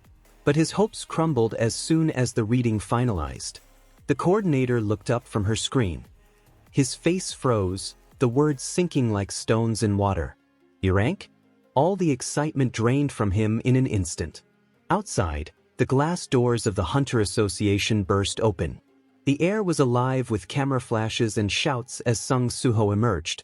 Dozens of reporters surged forward, microphones raised. "A new S-rank hunter has been born in Korea," one shouted. Another added, "He's a reawakened hunter." Hero of the Jezen Correctional Facility incident, Sung Suho, a reporter called from the front. "How does it feel to become an S-rank hunter?" The barrage of voices was overwhelming. Suho laughed nervously, rubbing the back of his head as cameras surrounded him, flashes reflecting off the polished steps. From a nearby window above the chaos, Woo Jin-chul watched the scene unfold. His tone was steady but proud. As expected, Suho reached S rank, just as promised. Around the table behind him sat Choi Jong-in, Baek Yoon-ho, and Lim Tae-jae. Choi nodded gravely. It was inevitable. At this rate of growth, he'll soon possess power equal to a national-level hunter. His gaze hardened as he continued, "With this, the foundation has been set. Now we move to the next phase, clearing every remaining field-type dungeon in Korea."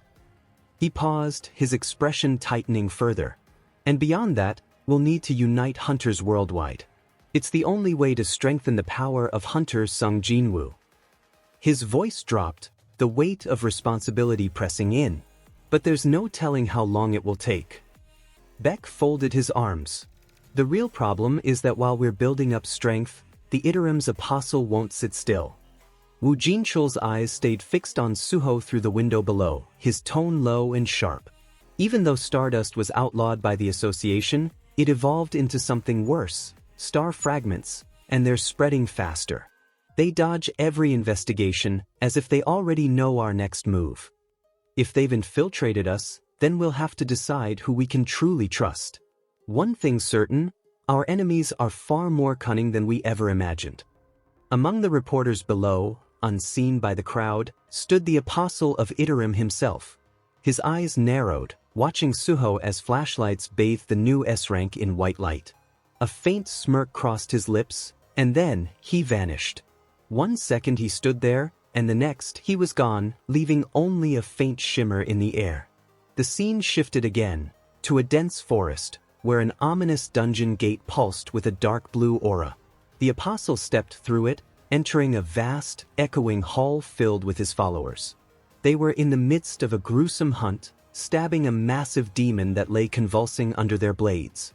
Each follower bore a golden cross symbol on their head, and none showed mercy. "Enough!" the apostle's voice thundered. His presence filled the chamber instantly, and all movement stopped. A female hunter, the lady hunter, straightened, and the others withdrew their weapons, kneeling where they stood. The apostle's aura surged, cold and commanding.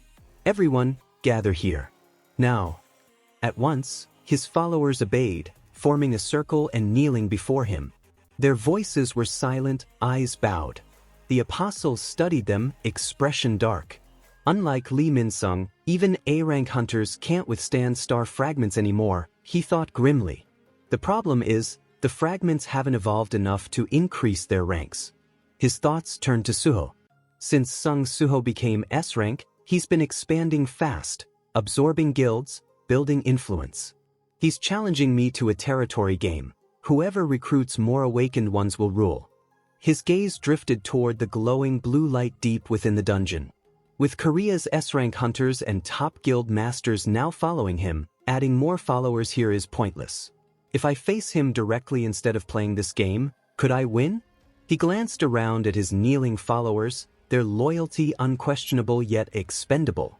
At this rate, with his growth unknown, even if I sacrifice all of them, victory isn't guaranteed.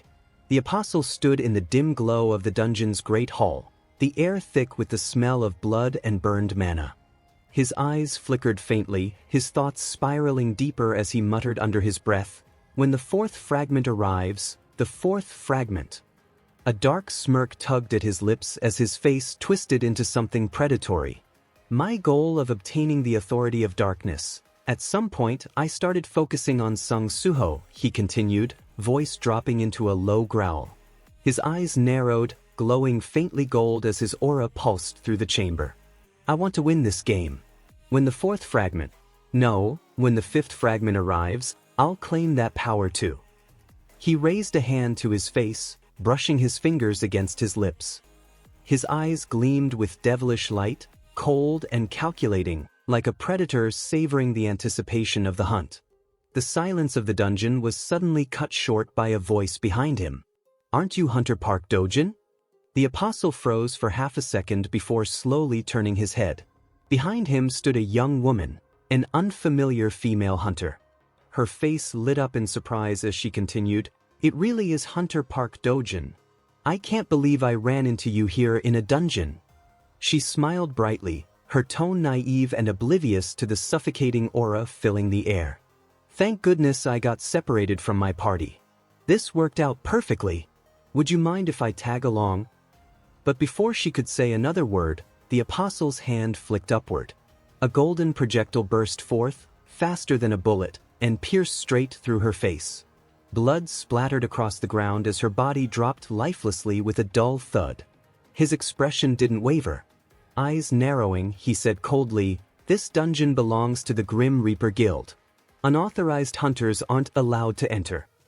He glanced at her corpse with detached focus. "You can drop the act now.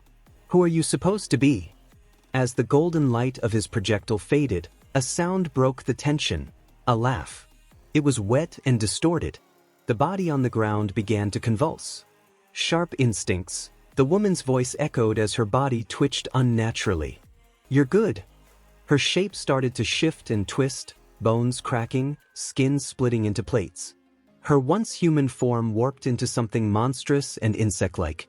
"Still," she said mockingly, voice buzzing as if 100 creatures spoke at once, "isn't it a bit rude to attack without warning? Didn't anyone teach you manners where you come from, Hunter Park Dojin?" The apostle's eyes darkened further, his tone dropping into a command that filled the air with pressure. "Tell me, who the hell are you?" The creature tilted her head, her disfigured face half covered in crawling insects. With a crooked smile, she answered, "Me? I'm Arsha." She drew a curved dagger, its blade glinting faintly green under the dungeon's eerie light. Her grin widened.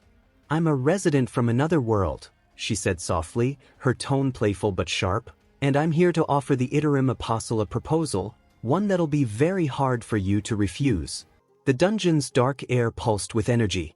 The apostle stood at the center, surrounded by his loyal followers, while the corpse of the slain monster lay sprawled behind them, its hides still steaming from their blades. His golden eyes gleamed through the gloom as his voice cut through the silence. "Who the hell are you?" The woman in front of him smiled, unfazed by the hostility. "I'm Arsha," she said smoothly, "a resident of this world here to offer the Iterim Apostle a proposal." The apostle's expression hardened, suspicion flickering beneath his calm exterior. "A proposal?" he asked coldly. "Then tell me, how do you even know who I am?" Arsha toyed with her dagger, the blade glinting faintly blue in the light of the dungeon crystals. "My question," she said teasingly. "I was investigating the origins of a stimulant called stardust. Following its trail led me to the one distributing it, the apostle. In doing so, I found something even more interesting." She tilted her head, her smile sharpening. "The Iterim Apostle, a being not from this world." The apostle narrowed his eyes, watching small insects buzz around her shoulders. Arsha continued lightly, "My subordinates are excellent at gathering information. They're very useful." Before she could say more, a flash of gold streaked through the air. One of the apostle's followers moved instantly, slicing through an insect mid-flight, its body splitting cleanly in two. Then the others reacted as one, eyes burning with zeal. They drew their weapons and charged. Golden energy burst across the hall as they impaled Arsha from every direction, their weapons piercing through her torso. But Arsha didn't even flinch. She looked down at the blades driven into her body trembling only slightly. Then she smiled, slow, eerie, and unbothered. "It's useless to attack me," she said in a calm, mocking tone. "What you're facing right now is just a body clone. Nothing more." Cracks spread across her skin like shattering glass, dark mist seeping through the breaks. The fissures sealed themselves again as her form reassembled, her voice echoing as she went on, "You're worried I'll expose you to the world, aren't you? Relax. I didn't come here to do that." Her smile widened as dark energy pulsed from her core, reforming her body fully. "I'm actually here to help you." She reached into her cloak and pulled out a glowing shard, a star fragment, a gift to show you how useful they can be. The apostle stared, his face unreadable. Slowly, he extended a hand and took the fragment. "This is a modified version. Arsha explained, her voice dripping with confidence. With it, you'll be able to brainwash even S-rank hunters. The apostle's gaze fixed on the fragment in his palm. The flame of the Mistborn reacts differently, he thought. Its content is far stronger, yet somehow stable. I can't believe something this complex could be controlled. Arsha leaned in closer, her tone soft but full of wicked amusement. I'll supply you with these modified star fragments from now on. But in exchange, I want one thing. Her eyes gleamed crimson in the dim light. I want to defeat Suho and the Shadow Monarch, together with you. The apostle's expression darkened. Why would someone like you help an invader like me? Arsha chuckled, eyes narrowing. You're really narrow-minded, you know that? There's nothing that says I have to side with this world just because I was born here. The apostle's glare sharpened. Don't feed me half-baked excuses. If you truly wanted to help, you could have come to me when Lee Min-sung was still alive. Arsha smirked, brushing a strand of hair away from her face. Men who ask for too many details aren't very popular, she said playfully. Then she stepped aside, her dagger spinning lazily in her hand as she continued, which side I stand on depends entirely on my own will. Isn't it only natural to choose the side that benefits me the most? Her grin widened. Arsha turned slowly, her cold smile unwavering as she began to walk away. I am also a monarch's heir, she said, her voice calm and cutting through the stillness. Just like Suho. But unlike him, I've realized something. Working with the Shadow Monarch's heir is impossible. She glanced back over her shoulder at the apostle, her expression unreadable but her eyes glinting with challenge.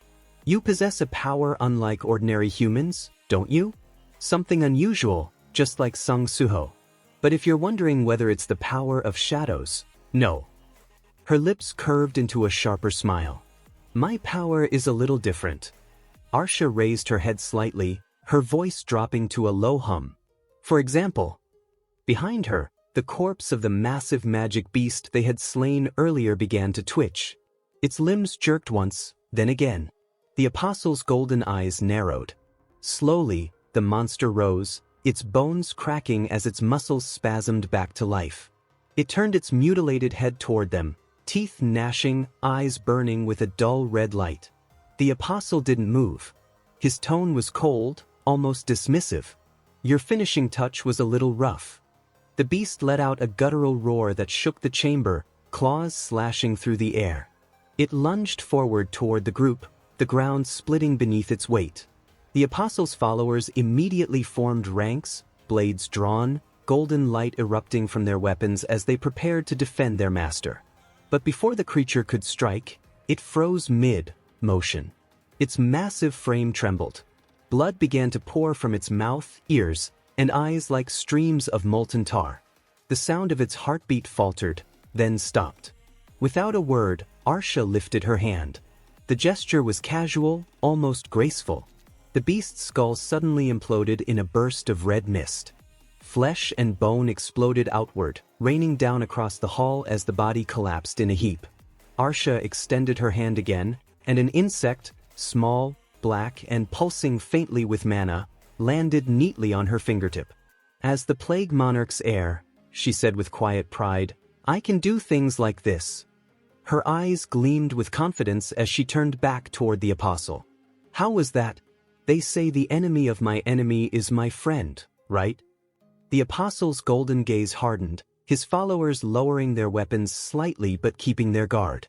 Arsha took a step closer, her tone sharp but persuasive. Don't you think we could both gain something by working together? The scene shifted. Darkness gave way to a surge of blue light as a dungeon gate shimmered open in the middle of a dense forest. Its energy pulsed like a heartbeat, then burst outward as Arsha stepped through. The moment she emerged, two figures stood waiting for her on the other side. One of them, tall and composed, smiled faintly. Arsha, you've worked hard. The smaller one, a youthful figure with bright eyes, bounced with excitement. How did it go? Did the negotiations with the interim apostle go well? Arsha chuckled, dusting off her hands. Yeah, she said lightly. He agreed to lend us his strength. The smaller one, Pia, cheered, pumping his fist. As expected of you, Arsha. You're amazing. Arsha smiled faintly and patted his head. Thanks, Pia. The third figure, tall, silent, and watchful, crossed his arms and observed in silence. His expression was unreadable, but his presence alone radiated quiet authority. As they began to walk, Arsha's thoughts turned inward. Iterum Apostle, Park Dojin, she mused. I only answered a few of his questions about this world, and yet he agreed so easily. I suppose the Shadow Monarch would have become a problem for their plans anyway. Her expression darkened. Not that it matters to me. She turned, her gaze falling upon a massive formation glowing faintly red in the distance. The air shimmered as powerful red energy gathered before her. A system window appeared in the air, its text glowing in crimson letters. Quest, path to becoming a monarch. Objective, form an alliance with the Iterum Apostle. The energy pulsed again, stronger this time, washing over her in waves. Pia and the other figure, both of whom radiated the same strange monarch-like energy, watched her closely. Arsha's eyes narrowed as a dark smile crept across her face. To tell you the truth, guys, she began, her voice low and sharp, her aura flaring with power. It's not far now. For us heirs to become monarchs ourselves. The scene shifted again, this time to a quiet office in the heart of the city. Sunlight filtered through tall glass windows, glinting off a polished table where a contract lay waiting. Across from the table sat a man in a crisp suit, his tone diplomatic but firm. This is the best offer we can make. Would you be willing to participate in the A-rank gate subjugation with the Fame Guild? The hunter sitting opposite him didn't even look up.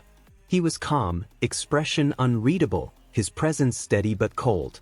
As I've said multiple times, he replied evenly, I don't participate in subjugations above A rank.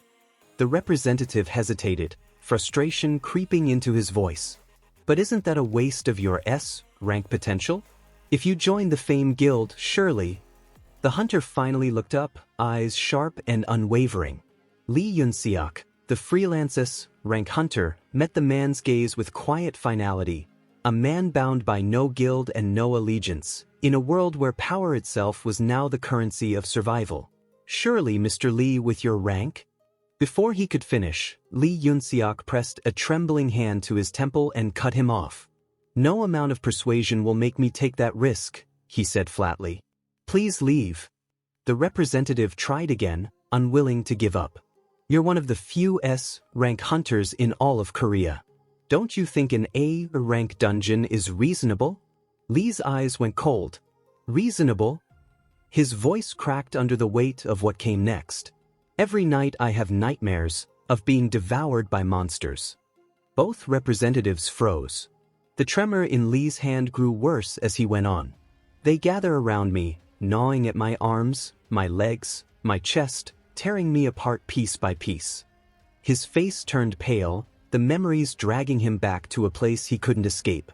The female representative's gaze flicked to the side table, where empty bottles stood lined up like a confession. What's the point of being rank, Lee whispered, when in front of those monsters I'm nothing but a frightened child? He drew a shaky breath, the tension in his shoulders collapsing. So please, don't come here again. The two representatives exchanged a silent look, then quietly let themselves out, closing the apartment door behind them. Lee stayed seated for a long moment, then stood and walked to the window. Seoul's skyline blinked with quiet lights, far removed from the hell that haunted him.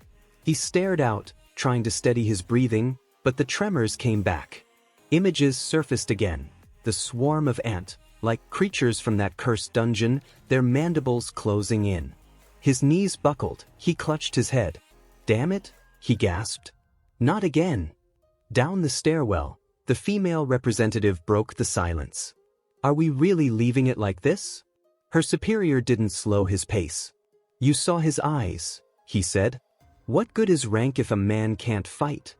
From above, footsteps echoed.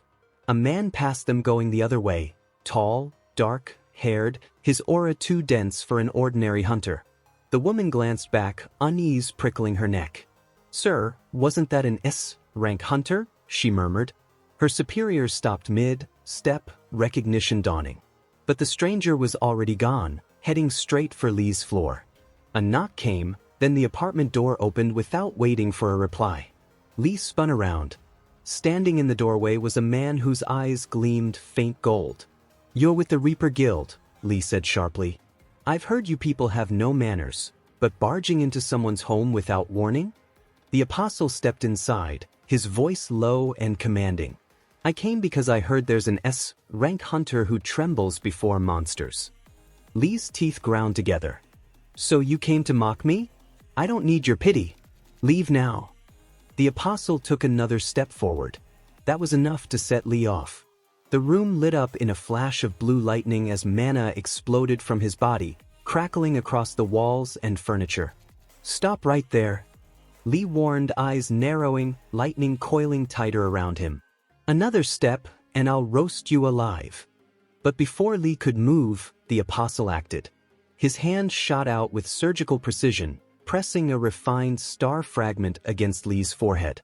The fragment flared once, brilliant and blinding, before sinking beneath Lee's skin. "Don't worry, Hunter Lee Yunseok," the apostle said softly.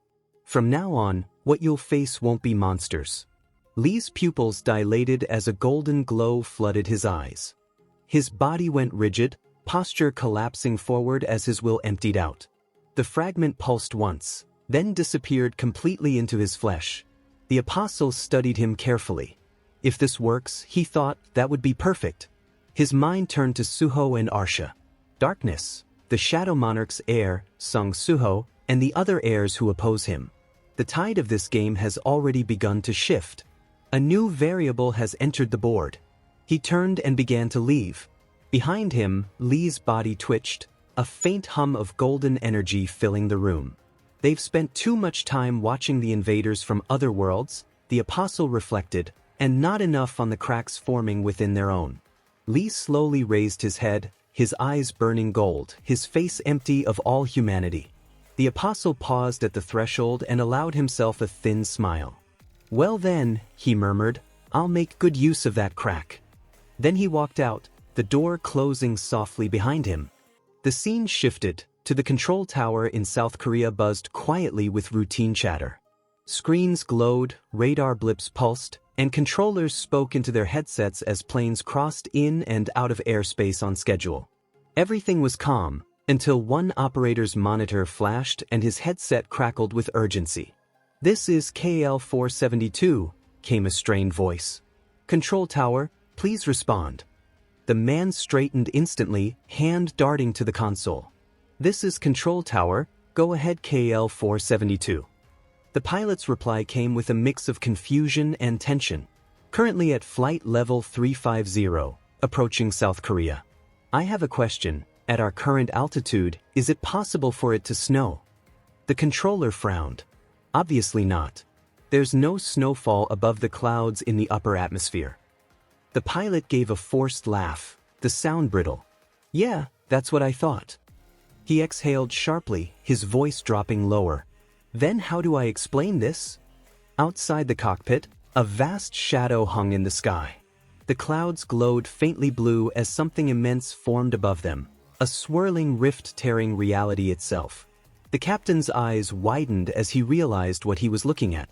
"It's a gate, a dungeon gate above South Korea?" Inside the tower, alarms erupted. The controller shot from his chair. "What? A gate?" On the other end, the captain's voice crackled with panic. "A massive snowstorm is forming around it. Visibility dropping. At this rate, we might crash. Initiating emergency landing procedures." "Wait, KAL-472, respond," the controller shouted. Static. The line went dead. For a moment, the control room froze. The operator stood motionless, headset trembling in his grip. His colleagues turned toward him. "What happened? Is something wrong?" one asked.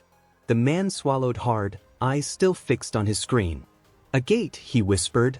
"A gate is forming in the upper atmosphere." The scene shifted to a dungeon deep underground. The roar of a wolf-type monster echoed through the cavern. Its eyes burned red with bloodlust as it lunged forward, claws slicing through the air with killing intent.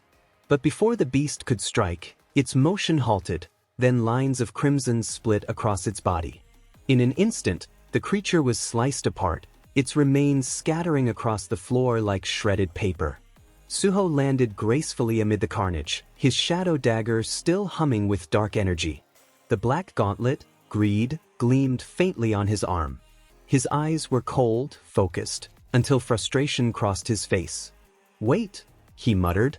"I forgot to use greed's skill again." "Seriously?" He glanced at his hand, sighing. "Still, I can feel my stats rising just from wearing it." A system notification blinked before his eyes. Stat increase, strength plus 28, agility plus 20, health plus 22. Suho's gaze sharpened. "So, as its level and manifestation rate grow, I get closer to S-rank stats, huh?" He turned toward his army of shadow soldiers, their forms lined up silently behind him. Mana stone mining's finished. Time to wrap this up before the dungeon collapses. His eyes flicked to another notification hovering in front of him. Stored shadow items, 340/340. "Great," he muttered. "Maxed out again." He rubbed his chin thoughtfully. "I'll just recycle the lower-grade creation items and convert the shadows I collected here." Drawing in a deep breath, Suho raised his hand. Shadows surged outward like a tidal wave, black light flooding the dungeon walls. The ground trembled under the weight of his aura, the unmistakable authority of a monarch's air filling every corner of the cavern. The dungeon quaked, the air rippling with dark energy.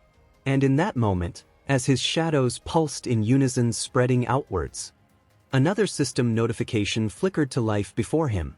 Skill, shadow creation has leveled up. Probability of creating high-grade items has increased. Suho blinked, caught off guard. What? Shadow creation leveled up? His eyes widened as a grin tugged at the corner of his lips. No way. Curiosity took over. He summoned his inventory, and the air around him rippled. In an instant, hundreds of shadow items materialized. Swords, spears, shields, and daggers of every imaginable type, all floating in formation, bathed in a faint black glow. The air thrummed with energy as each weapon vibrated slightly, awaiting his command. Suho crossed his arms, inspecting them one by one. "I'm definitely getting more high-ranking items now," he muttered, nodding. "Fewer normal ones. Maybe I'll even pull a heroic grade next." He gestured toward the floating arsenal. "Let's see what we've got this time." One by one, weapons dissolved and reformed before his eyes, their stat windows flashing in sequence. His gaze settled when a pair of sleek shadow gauntlets emerged, their edges faintly lined with violet mist. His expression turned serious as he held them. "A heroic grade item, huh? Impressive, but another gauntlet," he sighed. "Didn't I just get greed?" He turned the new gauntlets in his hands, studying the material. The surface shimmered with condensed mana, pulsing faintly with power. "Too bad you can't customize the outer look of heroic gear," he murmured. "Compared to greed, this one's got weaker stat boosts. Guess I'll store it for now." Outside, the dungeon began to rumble. The walls cracked as mana lines flickered and collapsed inward. Suho stepped through the exit just as the cavern imploded behind him in a storm of dust and energy. "Thanks to the Hunter Association convincing the guilds, we can keep raiding field-type dungeons," he thought aloud. His tone darkened as his mind shifted to the ongoing mystery. But still no trace of any Stardust factories. Did they already predict my movements and relocate ahead of time? As he walked toward the association's transport unit, a field worker jogged up to him, bowing respectfully. "Thank you for your hard work," Hunter sung Suho. "This field-type dungeon is..." Before the man could finish, Suho's phone buzzed sharply in his pocket. He pulled it out and saw a glowing emergency summon notification. "All hunters, report to the association immediately." Suho frowned, eyes narrowing. An emergency summons? From the association? Something must have happened. The scene shifted to the Hunter Association's central building, a high-security skyscraper in downtown Seoul. Inside a large conference hall, nearly every S-rank hunter in Korea was gathered. The room hummed with tension and the low murmur of conversation. Park Jong-soo, A-rank hunter of the Knights Guild, looked around nervously. All the major guild leaders are here, he thought. I'm the only A-rank in this room. At the head of the table, Baek Yun-ho of the White Tiger Guild leaned forward. You all know why we're here, right? Choi Jong-in of the Hunters Guild nodded. Because of the gate over Korea. His tone was firm. Lim Taiju, S-rank hunter of the Reaper Guild, crossed his arms. So, are we deciding ownership of that gate here? Ma Dong-wook of the Fame Guild laughed confidently. Ownership? Please. The Fame Guild will take this one for sure. He turned toward Lim, grinning. By the way, Coach Lim, I heard you've got some good news. You managed to recruit the S-rank Lee Yun-seok, right? We tried everything to hire that guy. How'd you pull it off? Lim smiled faintly, his tone smooth but calculated. Hunter Park Dojin did it, not me. I just got lucky. The discussion paused as the conference room doors swung open. Sung Suho stepped in, slightly out of breath. Sorry, everyone, I'm late, he said, bowing his head politely. Just cleared a field-type dungeon and came as fast as I could. Heads turned instantly. Park Jong-soo and Ma Dong-wook both stiffened in surprise. Sung Suho? The S-rank reawakened hunter himself? Ma grinned broadly and strode over, clasping Suho's hand. Well, look who it is. Coach Sung, it's an honor. Suho blinked, caught off guard. I'm not a coach though, he replied awkwardly, scratching his head. Park Jong-soo stepped in eagerly. You're still unaffiliated, right? Join our Knights Guild, we'll guarantee the best treatment. Ma interrupted immediately. Forget that, join Fame Guild. We'll give you the highest pay in Korea. At the table, Choi Jung-in sighed, muttering under his breath, this feels familiar. Suho laughed lightly, raising his hands. Thanks, but I'll have to decline. I'm not planning to join any guild for now. Both Ma and Park exchanged embarrassed glances, their excitement deflating in an instant. From his seat, Choi hid a small smirk. Another firm rejection, he thought. Just like the old days. The air in the conference room grew still again. Suho glanced around the conference room, taking in the rows of powerful hunters seated before him, faces he recognized from headlines and battlefield reports alike. Looks like I'm the only unaffiliated hunter here, he thought, suppressing a sigh. Maybe it's time I start my own guild, it'd help bring other hunters together. Just as the thought passed through his mind, the doors swung open again. Woo Jin-chul entered, his expression grave, followed by a female hunter carrying a stack of files. The room fell silent. Coach Woo, you're late. Ma Dong-wook called out with his usual grin. You don't look so good, stomachache? Woo Jin-chul blinked at him for a second, visibly thrown off, then cleared his throat. No, just had to organize the data. Sorry to keep you waiting. His usual calm tone was clipped, his movements sharper than usual. He stepped forward, placing the files on the table, and his serious gaze swept across the gathered hunters. Thank you all for responding to the association summons on such short notice. He paused, the weight in his voice silencing even the restless chatter at the back. As you've heard, a gate appeared over South Korea yesterday. The first to spot it was a passenger aircraft, Flight KAL-472. Unfortunately, it was caught in the surrounding magic and crashed. There were heavy casualties. We dispatched A-rank teams to analyze the gate's magic levels. Their readings far exceed standard parameters. Therefore, he looked around, his voice lowering. The association has officially classified it as an S-rank gate. For a moment, no one spoke. Suho's brows furrowed, his mind racing. An S-rank gate? His eyes narrowed in realization. This is the first one since the Great Cataclysm. Across the table, Choi Jong-in exhaled shakily, his hands clasped together so tightly his knuckles turned white. This is the worst-case scenario we feared, he muttered. An aerial S-rank gate, we can't even secure the area properly. His fingers trembled slightly, betraying the fear even veterans carried at the mention of such a gate. Suho glanced around, reading the unease in everyone's faces. Even hunters who lived through the previous era looked this shaken? Just how bad were S-rank gates back then? He leaned back slightly and tried to ease the tension. "Still," he said, his tone calm but reassuring, "if we all work together, we can probably handle it, right?" Before anyone could answer, a familiar voice spoke from behind him. "It will be hard, young monarch," came Baru's deep chittering tone as he emerged from Suho's shadow, his insectoid form towering over the table. Every hunter in the room froze. Baru continued, his mandibles clicking as his crimson eyes glowed faintly. "Even if every hunter here joined forces, we would still be nothing but ant food compared to what lies beyond that gate." "Baru!" Suho barked, face flushing with irritation. The hunters recoiled, some half standing from their seats. Ma Dongwook's jaw dropped. "That's it, the rumored summoned beast of Sung Suho." But as Ma's gaze lingered, something strange happened. His muscles tensed, his breath hitched. His entire body began to tremble uncontrollably. Why am I shaking?" His instincts screamed danger, a primal fear that clawed at his mind as he stared into Baru's eyes. "Baru!" Suho snapped again, smacking the ant soldier square on the head. "Stop scaring everyone. You don't know anything about this gate, so quit running your mouth and get back in there." Baru lowered his head, his tone solemn but unyielding.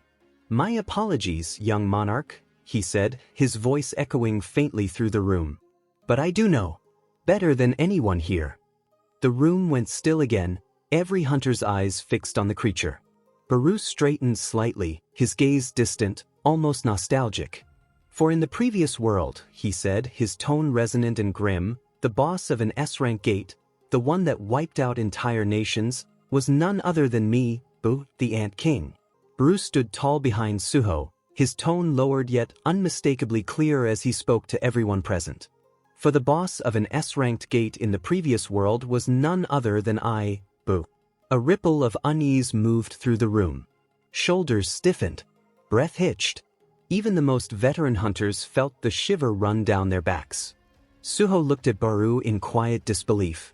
He had known Baru was strong, but to learn that he had once been the commanding beast feared even by S-rank hunters made Suho see him in a new, daunting light. Choi Jongin slowly turned his head toward Baru, his voice tense. "Come to think of it, that summon is..." Baek Yoon-ho completed the thought, his expression sharp with recognition. "It is the same type of ant that hunter Sung Jin Woo used to summon."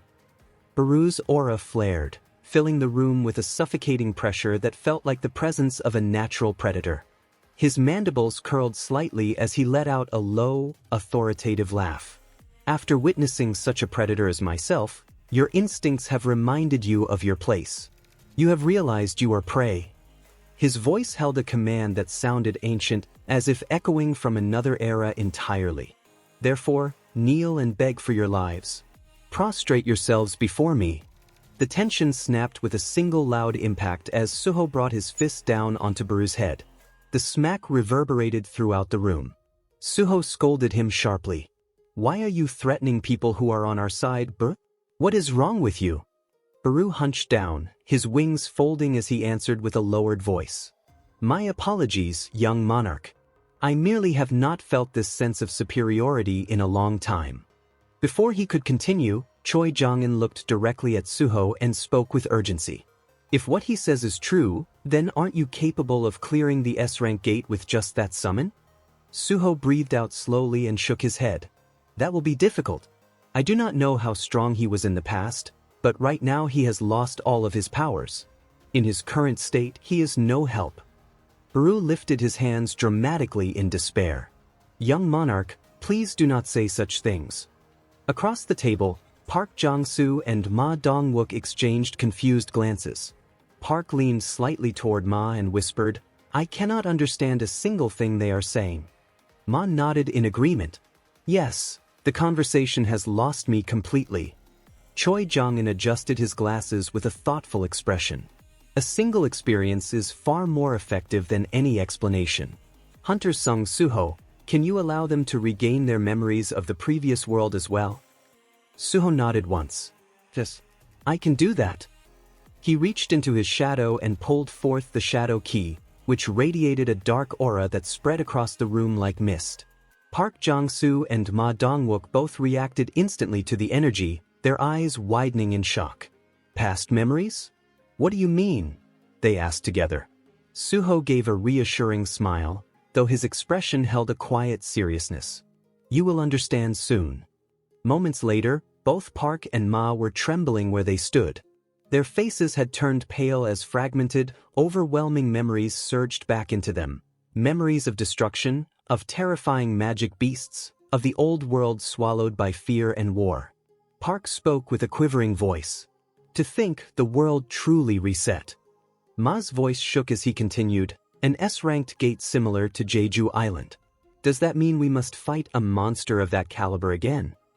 Woo Jin-chul stepped forward, his tone solemn.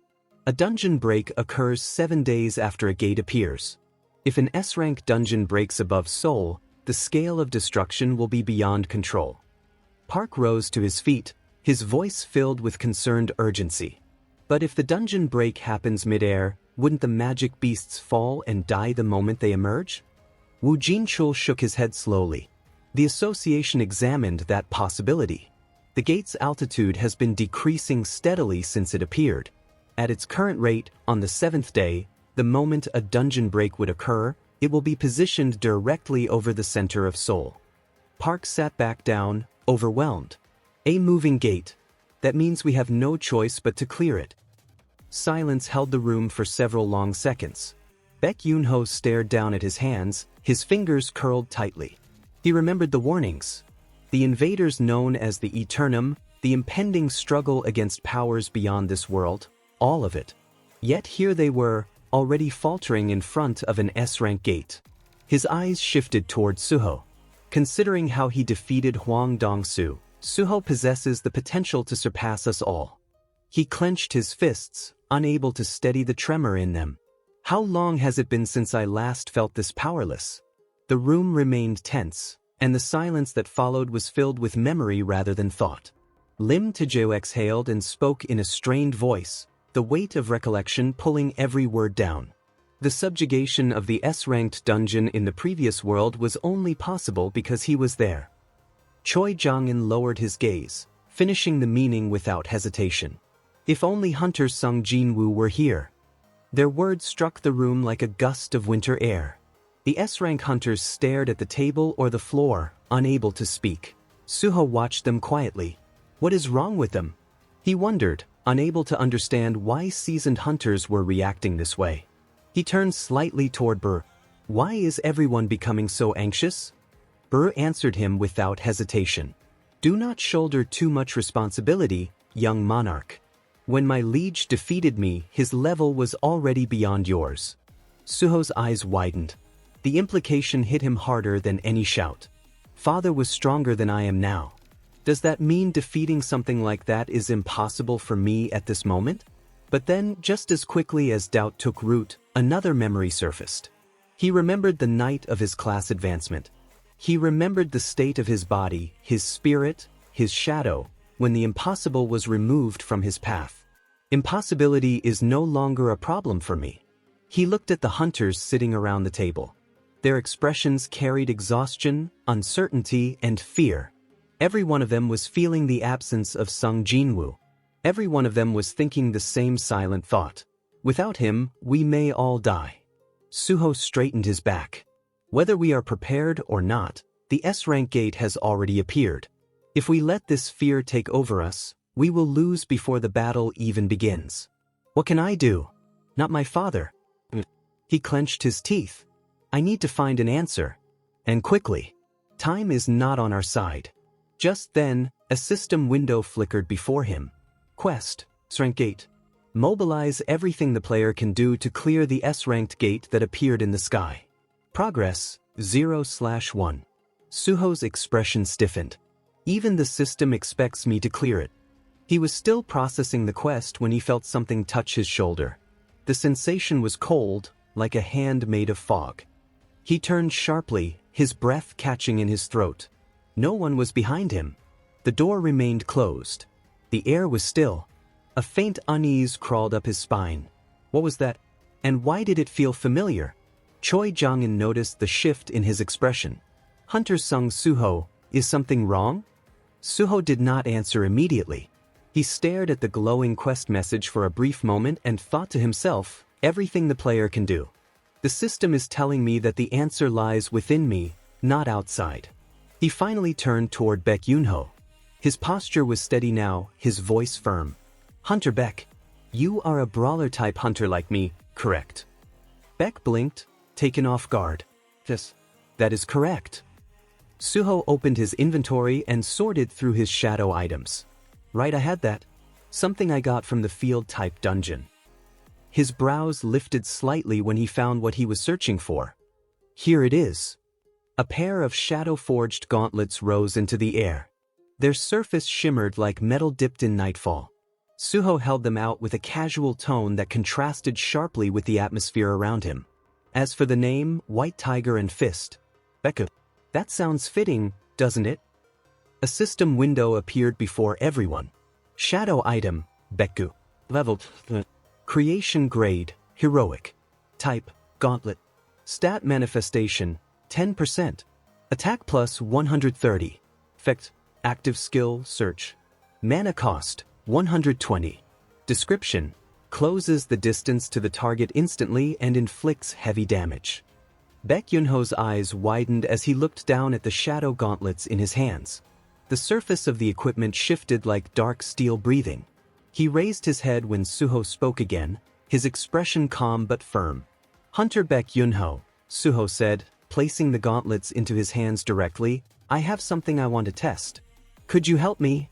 There was no arrogance or hesitation in Suho's voice, only clarity and conviction. The scene shifted. They now stood inside a sealed dungeon, one that was normally off-limits to hunters without special authorization. Park Jong-soo, Ma Dong-wook, Lim Tae-jayu, and Choi Jong-in were all present inside. Choi observed the surroundings and spoke with a serious tone. This is a B-rank gate. We followed Suho here, but what exactly is he trying to accomplish? Suho and Woo Jinchul stood a short distance behind Baek, who was currently engaging a group of magic beasts deeper in the dungeon. The air echoed with roars and the sound of claws striking stone. Choi watched carefully, his thoughts racing. Most importantly, to think he would assign Hunter Baek Yunho to hunt magic beasts here. What is he intending to test? Baek Yunho, wearing the shadow gauntlets Bekku, was moving through the battlefield with sharp movements and overwhelming strength. The beasts fell one after another beneath his strikes. Woo Jinchul finally turned to Suho.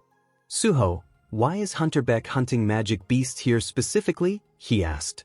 Suho brushed his chin and answered thoughtfully, I am testing equipment created through my shadow ability. Woo Jinchul blinked, stunned. Your ability creates equipment? I thought your shadow power was similar to Hunter Sung Jin Woo's, where he created summons. Suho nodded slightly, though his tone grew quieter. It is similar but not the same. My father's shadow soldiers lasted indefinitely. He could amass an army that grew stronger over time. But my shadow soldiers disappear after a day.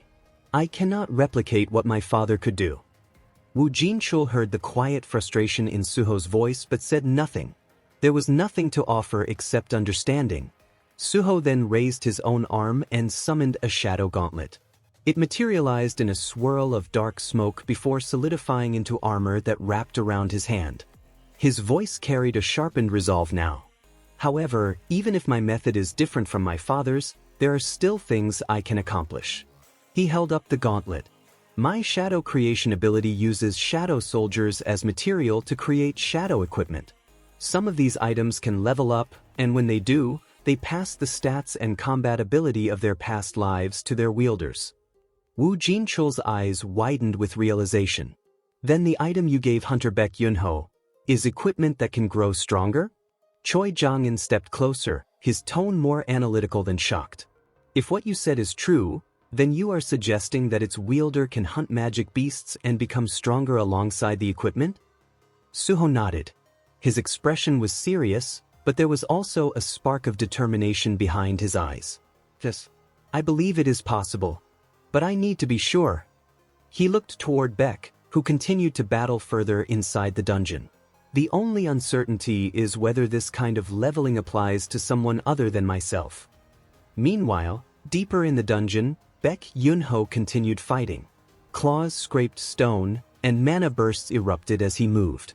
As the shadow gauntlet clung to his arm, Beck felt energy pulsing through it as if it were alive. This gauntlet Suho gave me. It's far beyond what I expected. He destroyed another beast with a single, decisive strike and continued thinking to himself. The moment I equipped it, something awakened within me. A technique I have never used before came naturally to me. A system window appeared before his eyes. Active skill, search. Mana cost, 120. Closes the distance with an instantaneous leap and delivers a powerful strike. Movement speed increases by 30% for 1 second after use.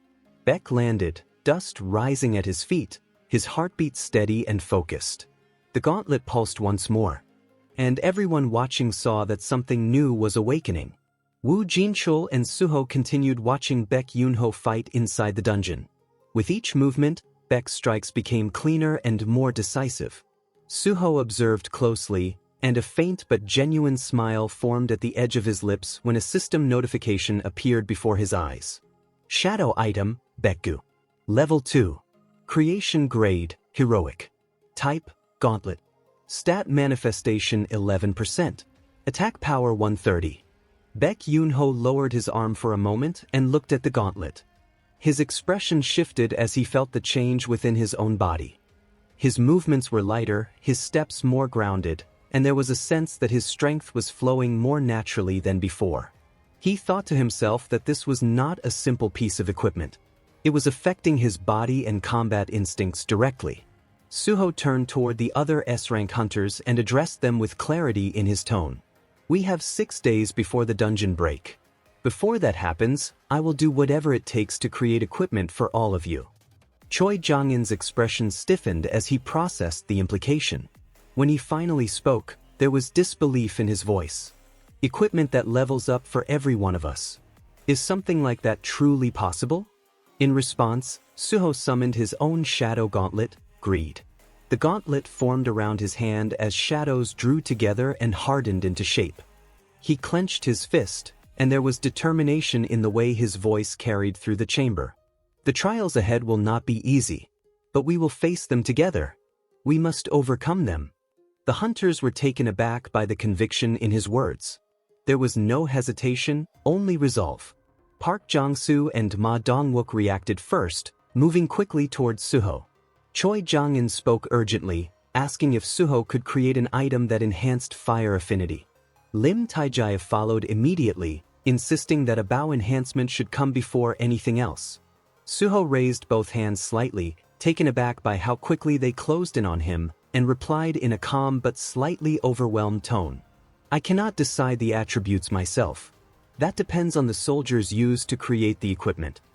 Park Jong-soo then asked whether an A-rank hunter could reach S-rank level if they equipped one of these items. Ma Dong-wook added his own request, suggesting that priority should be determined by age instead. The two began arguing lightly, the tension in the room shifting into something more alive and hopeful. From behind them, Woo Jinchul observed Suho and the surrounding hunters. His expression softened and a small, quiet smile appeared, one not born out of amusement but of recognition. He reflected silently that Hunter Sung Jin Woo's authority had been perfect and complete. Sung Jin Woo had fought alone because his strength allowed him to stand alone. He had not needed help. But Suho was different. Suho's power was structured not to isolate, but to gather. It allowed others to stand with him rather than behind him. To those who had once watched battles they could not participate in, Suho's existence was a chance to step forward again. Memories surfaced in Woo Jinchul's mind, memories of the previous world where Sung Jin Woo fought all by himself while others could only look on. But now, the circumstances had changed. Suho led from the front, yet he did not leave anyone behind. This was a battle where everyone present would have a place and purpose. Woo Jinchul placed his hand lightly against his chest as he continued thinking. He wondered to himself what it would feel like to fight alongside Suho, shoulder to shoulder rather than as an observer. It was still only a distant hope, but the possibility alone stirred something deep within him. The scene shifts to a luxurious mansion where sunlight shimmered across the surface of a vast swimming pool. Thomas Andre, the Scavenger Guild's S-rank hunter, was relaxing in the warm afternoon breeze, lying back in a reclining pool chair as though the world held no danger for him. His assistant approached quietly, a notepad pressed against her chest, and she stood beside him with the practiced poise of someone accustomed to managing a walking disaster of a guild master. "Guild master, it seems like you've forgotten something important," she said, her tone firm but respectful. Thomas tilted his head just enough to glance at her, answering with a casual, almost lazy drawl. "Is that so?" She nodded. "After you visited the Azura Guild, you mentioned you would be going to Korea." Thomas blinked once and stretched, the corner of his mouth lifting. "Ah yes, to meet Suho." He waved a hand as though brushing away a trivial thought. "But that is a fruit still too ripe for harvesting." "Fruit," she repeated, confused. Thomas chuckled at her expression. "After the beating we delivered to the Azura Guild, the Scavenger Guild's image dipped sharply. And now Suho has undergone a second awakening, reaching S rank. If we go to Korea now, we would gain nothing." His voice remained as calm as the rippling water beside him. The assistant hesitated, then asked, "Didn't you want to avenge Randolph?" Thomas closed his eyes for a moment, letting the memory pass through him. "Avenge? No," he said quietly. "I only wanted to grieve him. To make sure his death held weight. That is the greatest form of grief." He lifted his hand toward the sky as if saluting someone long gone. She finally extended the notepad toward him. "Then, Guildmaster, perhaps the time to do that is now." Thomas took the notepad and scanned the report. The words about Korea's new emergency reflected off his eyes. She explained further, "After the Great Cataclysm, the first S-rank gate has appeared in Korea. They are requesting assistance from hunters around the world." A sinister smile curved across Thomas Andre's face. "So the fruit has ripened after all." He rose from his chair with slow purpose, the sun casting a sharp glow across his shoulders. "Prepare the private plane. Inform Korea that the Scavenger Guild will be sending aid. We leave immediately." "Understood," she replied. His gaze hardened. "Randolph, I promise you this. I will make sure an appropriate price is paid for your death." The story returned to Korea, shifting to the Hunter Association headquarters where Choi Jong-in sat with a tense expression, a single item resting in his hand. It was a bracelet crafted from pure shadow, its surface shifting like living dusk. A system window detailed its abilities: creation-grade heroic, bracelet type, defensive enhancement, amplified flame damage, and the active skill rapid burn. Choi slid the bracelet, torch, onto his wrist. Standing before him, Suho said, "That is the shadow item I prepared for you. I named it Torch." Choi nodded, still absorbing the weight of what this item represented. "Thank you, Suho." He studied the bracelet again and wondered inwardly whether this equipment could really allow him to grow stronger again. It was a possibility that had seemed unreachable before this moment. He finally lifted his gaze and asked, "I heard you created growth-type equipment for the other hunters as well. Isn't that too much strain on you?" Suho's voice trembled slightly as he forced a reassuring smile. "I am all right. I already finished crafting the weapons for everyone who attended the last meeting." Choi was not convinced. Suho's trembling hands and tired eyes revealed more than his words ever could. Before he could say anything, Burr emerged from Suho's shadow, his gaze fixed firmly on his young monarch. The ant's thoughts were laced with concern. It was obvious Suho's exhaustion ran deep. He had spent 2 relentless days hunting monsters without rest to produce heroic-grade items and then used what little time remained to complete Amit's daily quests. Even with recovery potions, the toll was immense. Baru's wings fluttered faintly, and he watched Suho with an expression that carried pride and worry in equal measure. The young monarch was pushing himself beyond his limits. The weariness in Suho's body finally caught up with him, and he let out a long yawn he could no longer suppress. Choi Jong-in watched him quietly, and a solemn thought passed through his mind. To him, it was clear that Suho had pushed himself far beyond his limits just to keep his promise to everyone. Choi tightened his jaw and resolved inwardly that he would have to work even harder, if only to ensure Suho's sacrifices did not go to waste. Suho lifted a shadow gauntlet into view and exhaled. Once I deliver these gauntlets to Association President Woo Jin-chul, I'm done, he said, his voice carrying both exhaustion and relief. If you're heading to the Hunter Association, I will go with you, Choi replied. Suho shook his head lightly. You don't have to do that for me. Choi stepped forward, refusing even a hint of hesitation. Not at all. I happen to have business at the association today as well. Thomas Andre is scheduled to visit.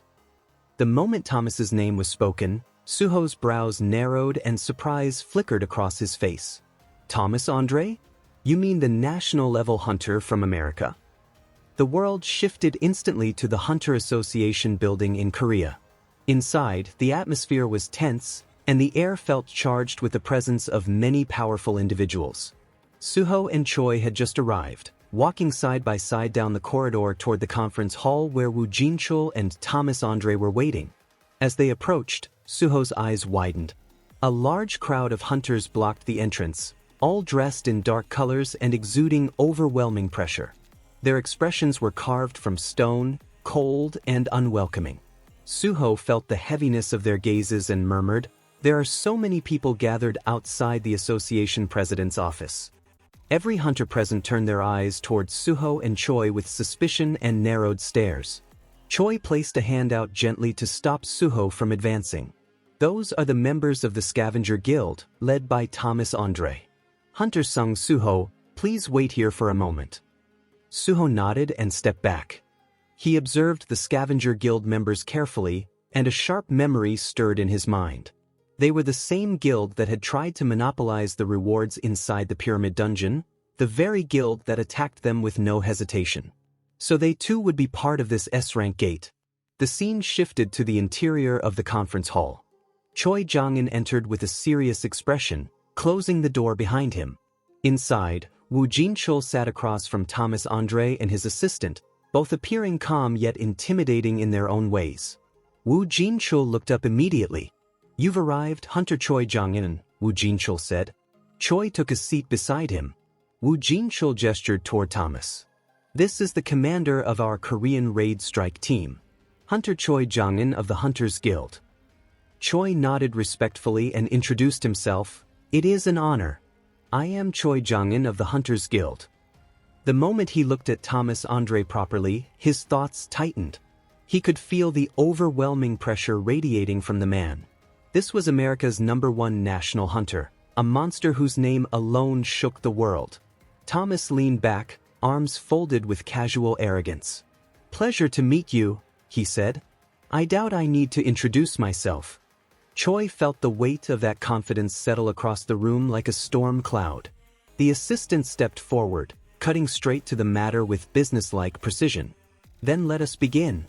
These are the Scavenger Guild's conditions for participating in the S-rank gate. First, except for our Scavenger Guild, you will not accept support from any other foreign country. Second, our guild will take 80% of the gate's rewards." At once, Woo Jin-chul and Choi Jong-in's faces dropped. Woo Jin-chul's voice tightened as he repeated, 80%? That is outrageous. Thomas Andre responded with a grin that lacked all warmth. "Do you really think it is outrageous?" He propped both his feet boldly on the table and spoke with a calmness that cut deeper than shouting. "For me, this is a perfectly reasonable offer. The fact that the Korean Association requested foreign assistance proves you've judged that you cannot clear the S-rank gate on your own. Considering how catastrophic a dungeon break would be, this price is cheap." That was the aura of a national-level devil. His presence alone pressed down on the room like a physical weight. Woo Jin-chul exchanged a glance with Choi, and Choi muttered under his breath, "They're not here to negotiate. They're here to threaten us." Woo Jin-chul straightened, choosing his words carefully. He thought of Suho and Park and said, "We requested support because we cannot yet gauge the full danger of this S-rank gate. But you should know that 2 additional S-rank hunters have emerged in Korea. Even considering that, your conditions are unacceptable. We will refuse the Scavenger Guild's support and instead request aid from another nation." Thomas's expression darkened. "Tell me, are you aware of the incident in the field-type dungeon in Egypt?" he asked, voice deepening. "We lost our elite member, Randolph, along with other valuable guildmates. I heard the Ashura Guild and a party of Korean hunters were present. Afterwards, rumors spread that the Scavengers Guild fell below the Ashura Guild in strength. He leaned forward, eyes narrowing. To erase that disgrace, I visited the Ashura Guild myself. Through one of their members, I learned the name of the Korean hunter who was with them. Thomas turned to his assistant with icy calm. Laura, remind me, what was the name again? The assistant slowly turned toward Choi and Woo Jin-chul, her voice steady yet heavy with implication as she said, it was Sung Suho. The moment Suho's name left her lips, both Woo Jin-chul and Choi Jong-in froze, their bodies tense, their expressions sinking as the inevitable consequence settled over them like a storm cloud. Thomas Andre ran a hand through his hair and let out an irritated sigh before his voice hardened. Right, Sung Suho. It seems he was involved in Randolph's death. His annoyance sharpened into something cold. If you refuse our proposal, then the damage suffered by the Scavenger Guild must be compensated with the life of Korea's newly awakened S-rank hunter. Do you still intend to refuse? Choi clenched his teeth so hard the muscle in his jaw twitched. Thomas leaned back with arrogance radiating from every movement and added, or perhaps your ultimate weapon, the raid commander himself, will stop me. That is another option. For a moment Choi was confused, unsure whether Thomas was provoking or threatening him outright. But after a long, suffocating breath, he lowered his gaze. His shoulders tightened as he thought to himself that he had no choice. Between the Iterim Apostle, the S-rank gate, and now the Scavenger Guild's hostility, a direct conflict would only push Suho into even greater danger. Choi swallowed that frustration and held himself still. But suddenly a voice erupted from the other side of the conference hall door, loud and furious. I thought Korea was getting reinforcements, but it turns out you're nothing more than bandits. The Scavenger Guild members stiffened and immediately moved to block the entrance. One of them barked, "You little brat, where do you think you're barging in?" Suho's pace did not slow. His expression was fierce as he shot back. "Be smart and get out of my way while I'm still being polite." Before they could react, Suho shoved the doors open. The force rattled the hinges and the security guards stumbled back. Suho walked into the conference hall with unshakable authority and commanded, "Move aside." The Scavenger Guild members tried to restrain him, but Suho ignored every hand that reached for him. His presence surged into the room like a storm front. Both Thomas Andre and his assistant turned with expressions that burned with annoyance. Woo Jin-chul and Choi Jong-in rose from their seats in shock. "Sung Suho," Choi said in a strained voice, "what are you doing here? I told you to wait outside." Suho finally faced Thomas Andre directly. His voice was steady as he said, "I apologize for the interruption. If this creates problems later, you can scold me properly. But right now I have something to say." Choi tried again to stop him. "What are you trying to do?" Suho ignored the question. With a swift wave of his arm, a surge of invisible force rippled through the room, and several hunters staggered to their knees. Thomas Andre's eyes narrowed at the pressure Suho released, and Suho said, "You said he is America's national-level hunter. Then the Scavenger Guild should make an offer worthy of claiming 80%. He stepped forward, the shadow of his presence stretching across the hall. "For whatever appears from the gate, whoever takes it first owns it. If the Scavenger Guild really is superior to us, then taking more than 80% should be effortless." Woo Jin-chul and Choi stared at him in disbelief. Their faces were pale, stunned by Suho's boldness. They could not understand why he was pushing the confrontation so far. Thomas Andre rose slowly from his chair. A wicked grin crept across his face like an oncoming storm.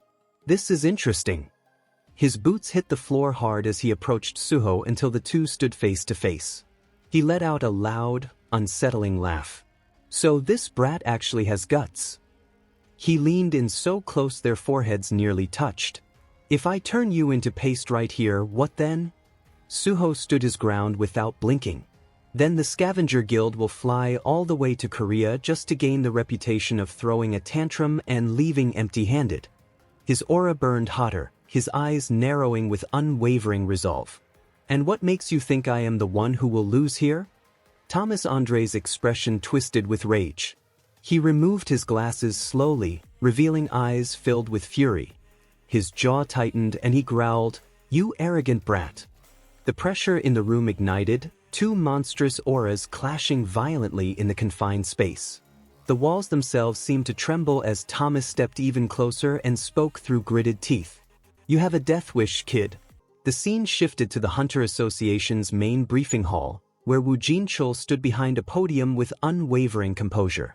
Hunters of every rank sat in rows before him, their eyes locked on Woo Jin-chul as he began the live conference. "From this moment," he declared, his voice carrying throughout the hall, "we will begin the S-rank raid operation briefing." A heavy stillness settled as the hunters leaned forward to catch every word. Woo Jin-chul pointed toward the projected image and continued, "There is a major problem with attacking the gate positioned above Seoul. Even if we attempt to reach it by aircraft, mechanical devices will malfunction once inside. Because of the dungeon's nature, no one would be able to escape from mid-air after clearing the dungeon." Choi Jong-in and Baek Yoon-ho exchanged tense glances while absorbing the weight of the situation. Woo Jin-chul continued, "In that sense, the fact that the S-rank gate's altitude has been steadily lowering is an opportunity. As the dungeon break approaches, the gate will eventually descend to a height visible from the ground." With a grave expression, he outlined the plan. Hunters will board a plane piloted by a hunter capable of flight control. Once we enter the gate, we will land safely using protective gear, clear the boss within a day, and return through the now lowered gate. Two hunters whispered their concerns, and their unease spread across their faces. One muttered, "If even entering the gate is this difficult, how are we supposed to handle what's inside?" Another leaned forward anxiously. "Do you really think we can kill an S-rank boss in a single day?" Before Woo Jin-chul could respond, Thomas Andre stepped forward. His massive frame cast a long shadow over several rows, and the room instinctively quieted. In a calm but dominating tone, he said, "The Scavenger Guild will not be tagging along with the Korean hunters. We will enter the gate on our own." Woo Jin-chul turned toward him, trying to keep the briefing unified. "For a raid this dangerous, it is important that every available force works together." Thomas cut him off instantly, his confidence cold and absolute. "Was it not the Korean Association who suggested turning this into a competition? You insisted that we fight using only the limited resources available inside the gate." Thomas Andre glanced around the room until his eyes rested on an empty chair. His brow lifted slightly. "Now that I think about it, Suho is nowhere to be seen. Did he panic and run?" Woo Jin-chul stiffened.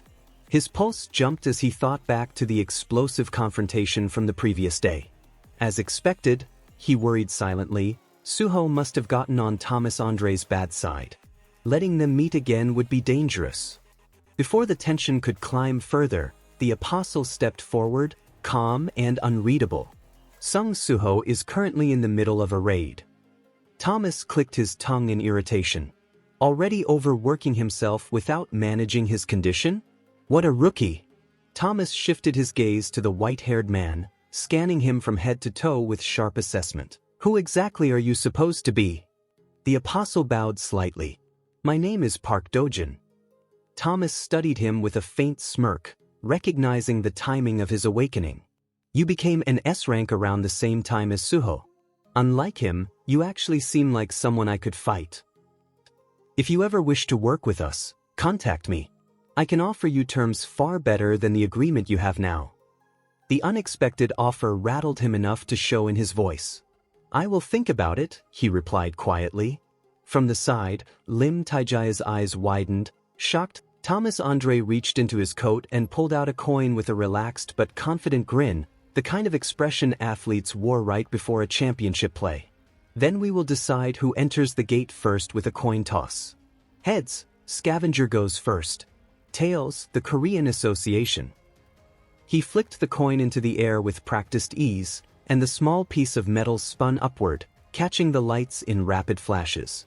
"No objections, I assume?" he said casually. The moment the coin left his fingers, the entire room fell silent. Woo Jin-chul, Baek Yoon-ho, and Choi Jong-in watched with rigid expressions, knowing this single toss would determine who stepped into the most dangerous dungeon in modern history. The apostle's golden eyes followed the spinning coin with an unnaturally calm gaze, almost as if time itself had slowed around him. While every other hunter held their breath, he alone seemed certain of how the coin would land. A faint, sinister smile curved at the corner of his mouth, betraying his anticipation. The coin reached its peak, flipped several more times, then plummeted toward the ground. It struck the floor with a sharp metallic clang, the sound echoing powerfully across the conference hall, announcing the fate of who would enter the deadly S-rank gate first. The scene shifted to a dungeon, where Arsha stepped forward with her arms folded. With a voice that carried playful sharpness, she asked, "I heard you are joining the S-rank gate raid too?" The apostle stared at her in complete silence, offering not a flicker of expression. Only when Arsha accused him of keeping tabs on her did he finally move, his tone flat as he said, "I told you before. Do not monitor me through the guild." Arsha's smirk only widened as she tilted her head. "Relax. I only learned about you while keeping an eye on Suho. Pure coincidence. Totally unplanned."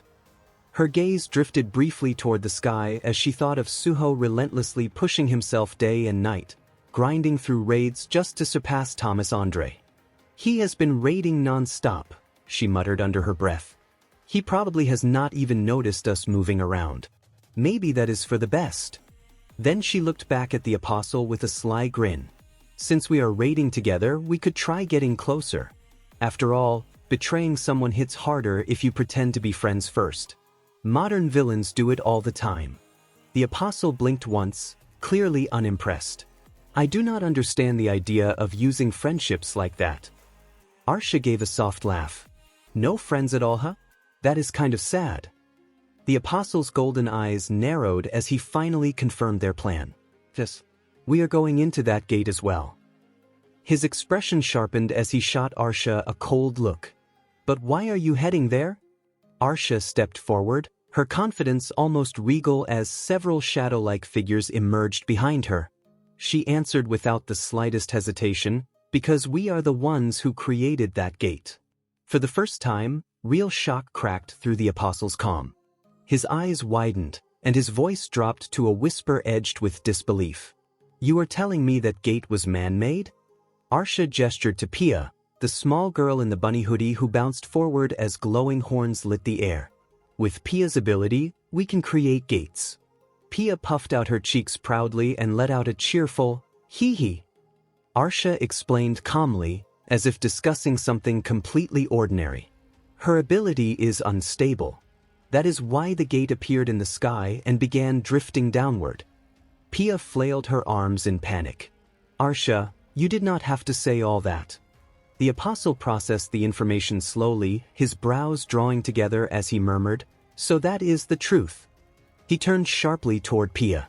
"With that ability, can you open a passage to the other world as well?" Pia froze, her eyes widening with pure fear. Arsha reacted instantly, stepping in front of the girl like a protective barrier. "Of course not. Even beings at the monarch level cannot do that." She shot him a dangerous glare. "And if you try to mess with Pia even once, I will tell Suho everything about you." The apostle's jaw tightened, but before he could respond, Arsha extended her hand toward him with a confident smile. "Since you are entering the gate too, it seems this will be our first time working together." The apostle took a single step back, his reply cold and stern. "I have something else to do." His gaze lowered, and Thomas Andre's towering image flashed through his mind. His true intention surfaced in a quiet, ruthless thought. "During the chaos of this S-rank gate, I will bring that national-level hunter, Thomas Andre, into our faith." Arsha watched him with a knowing smile as he walked past her. She teased him lightly. "First the S-rank hunter Lee Yunsiak, and now a national-level hunter? You are climbing the ladder quickly." She folded her arms as she added, "If you can delay the hunters from entering the S-rank gate, it helps us no matter what direction this raid goes." The apostle cast a cold glance over his shoulder. "Then let us hope we do not get in each other's way." Arsha called after him, her voice edged with playful accusation. "You are not even curious why we created the gate in the first place?" He did not slow down, replying with pure indifference, "I am not interested." Our relationship is purely transactional. If you are avoiding your explanation, it means you already know you cannot convince me." Arsha released a small, exasperated laugh, shaking her head as she murmured to herself, "He is impossible to deal with. There is no way I could ever be friends with someone like him." The apostle did not look back. His figure remained steady as he walked straight toward the swirling blue gate, the air bending around him with hostile energy. Without hesitation, he stepped forward and disappeared into the glowing vortex, leaving nothing behind but a faint ripple of light. Pia tugged nervously at Arsha's sleeve, her small hands trembling as she looked up with wide, anxious eyes. Her voice quivered as she asked whether it was truly safe to ally with the Iterum apostle, admitting she was terrified of what would happen if the apostle succeeded in invading their world. She clutched her hoodie and confessed that her body was already starting to break apart from forcing the gate open, and she whispered that she did not even know if the system was helping them at all. Arsha turned slowly and placed a hand on Pia's head, her tone deceptively soft as she said, "Pia." Her expression shifted abruptly. A cold shadow swept across her face as her eyes glowed ominously, and she straightened to her full height, towering over the trembling girl. Her voice dropped to a chilling whisper that carried more threat than comfort. "You are doubting the system that helped us? That makes you a very bad child." Pia recoiled, but Arsha continued, her tone becoming icy and sharp. She reminded Pia that despite her unstable powers, she had followed the system's quest and created an S-rank gate that even monarchs would struggle to control. Arsha leaned closer, her gaze piercing as she said that Pia had only grown because the quest allowed her to, and that the system was the very force destined to turn all of them into flawless monarchs. Without warning, Arsha crouched down and wrapped her arms firmly around Pia, pulling her into a tight embrace. Her voice remained firm, almost commanding as she pressed the girl to her chest. "Never doubt the system, Pia." Then her tone softened, warmer yet unsettlingly controlled.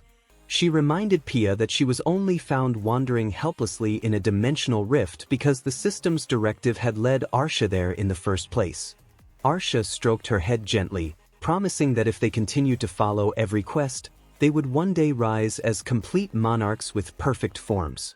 Overwhelmed by fear, Pia burst into tears and clung to Arsha's clothes, apologizing repeatedly and promising she would never doubt the system again. Arsha nodded with calm satisfaction and said that her obedience was better. Behind them, a looming figure watched the scene unfold with silent disapproval, though he offered no comment. Arsha stood up smoothly and swiped her hand through the air, summoning a glowing system window that pulsed with cold, blue light. "Now then," she said with renewed confidence, "let us go greet our new ally." The quest window expanded before them, revealing the next instruction: find and recruit the heir of Frost inside the S-rank gate. The scene shifted sharply from the sinister glow of Arsha's system window to the outside world, where a restricted zone had been sealed with bold keep-out tape. Beyond it, urgency and tension filled the air as a massive military aircraft touched down, its engines echoing across the area. Soldiers sprinted across the tarmac, reporters shouted over one another, and hunters gathered in tight formation as preparations for the S-rank gate operation reached their peak. Thomas Andre arrived with his assistant, Laura, walking casually through the commotion as if he owned the entire airfield. He surveyed the scene and remarked in a relaxed tone, "A raid that needs even B-rank hunters for the mining teams. Quite the operation." Laura walked beside him, maintaining her professional composure. Thomas glanced her way and said, "Laura, an unprecedented S-rank gate has appeared. Do you know what this crisis truly means?" She raised an eyebrow and replied dryly, "To you, has anything ever mattered beyond money and power?" Thomas let out a short laugh. "Well, that is correct." His sunglasses reflected the swirling vortex of the S-rank gate as he looked up with a grin that bordered on theatrical. "But let me add a touch of romance to the moment." He pointed toward the gate, its storm-like whirl twisting violently in the sky. In times like these, the world needs heroes. And places like this are exactly where heroes are created. Laura smirked and nudged him lightly. "Are you trying to play hero now?" Thomas shrugged with a carefree grin. If the paycheck is big enough, I can be whatever the world needs. Thomas Andre's laughter came to an abrupt stop when someone unexpected stepped into view. Sung Suho walked past the crowd with a calm, unreadable expression, his presence cutting through the noise like a blade. Even the wind seemed to shift around him, and the slight change made Thomas Andre's confident grin flicker. Thomas leaned in with that familiar cocky smirk. Well, look who it is. Sung Suho. I'm not sure if you heard, but Scavenger is entering the gate first. The gap between us is about to get a whole lot bigger.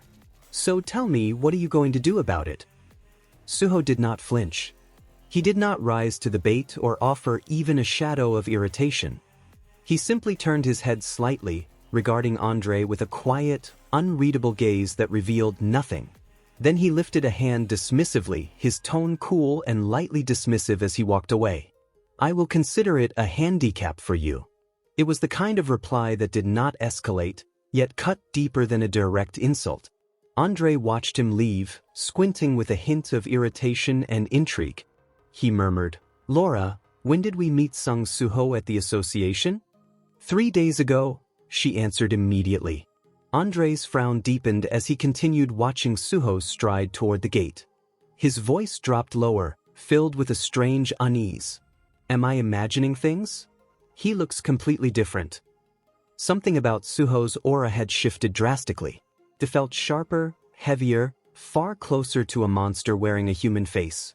Before Andre could dwell on it further, the S-rank gate erupted. Its swirling center roared open, releasing a blast of light and violent wind that pulled at the surroundings with terrifying force. Suho looked up instinctively, his expression tightening as he felt the crushing pressure pouring out of the vortex. So this is the S-rank gate, he thought. It feels nothing like the others.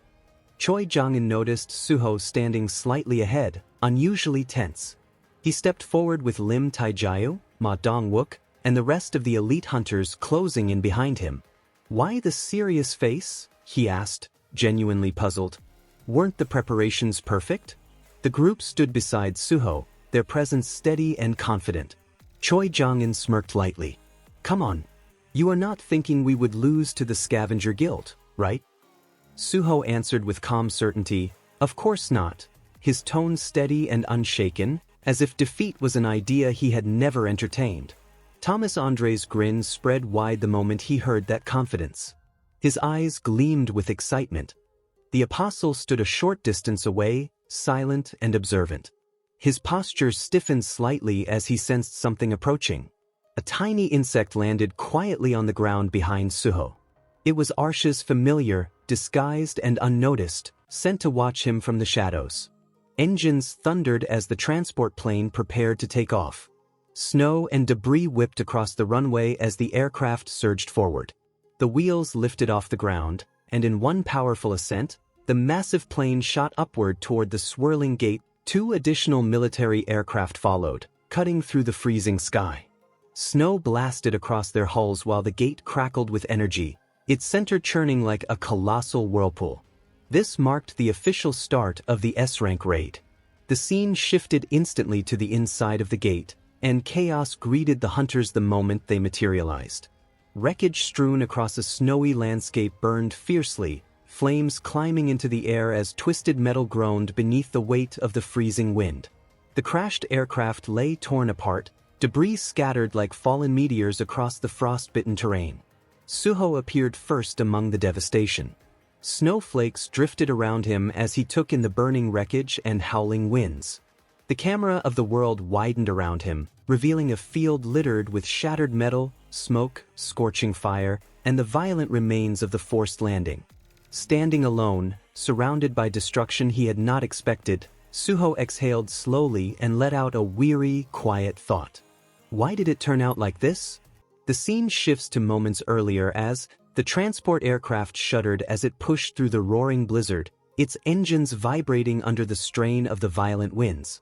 The S-rank gate loomed ahead like an enormous storm-born vortex, stretching across the sky with overwhelming force. Inside the aircraft, the atmosphere was tense. Hunters sat strapped in their seats, silent and focused, while the metal interior rattled with every gust of icy wind.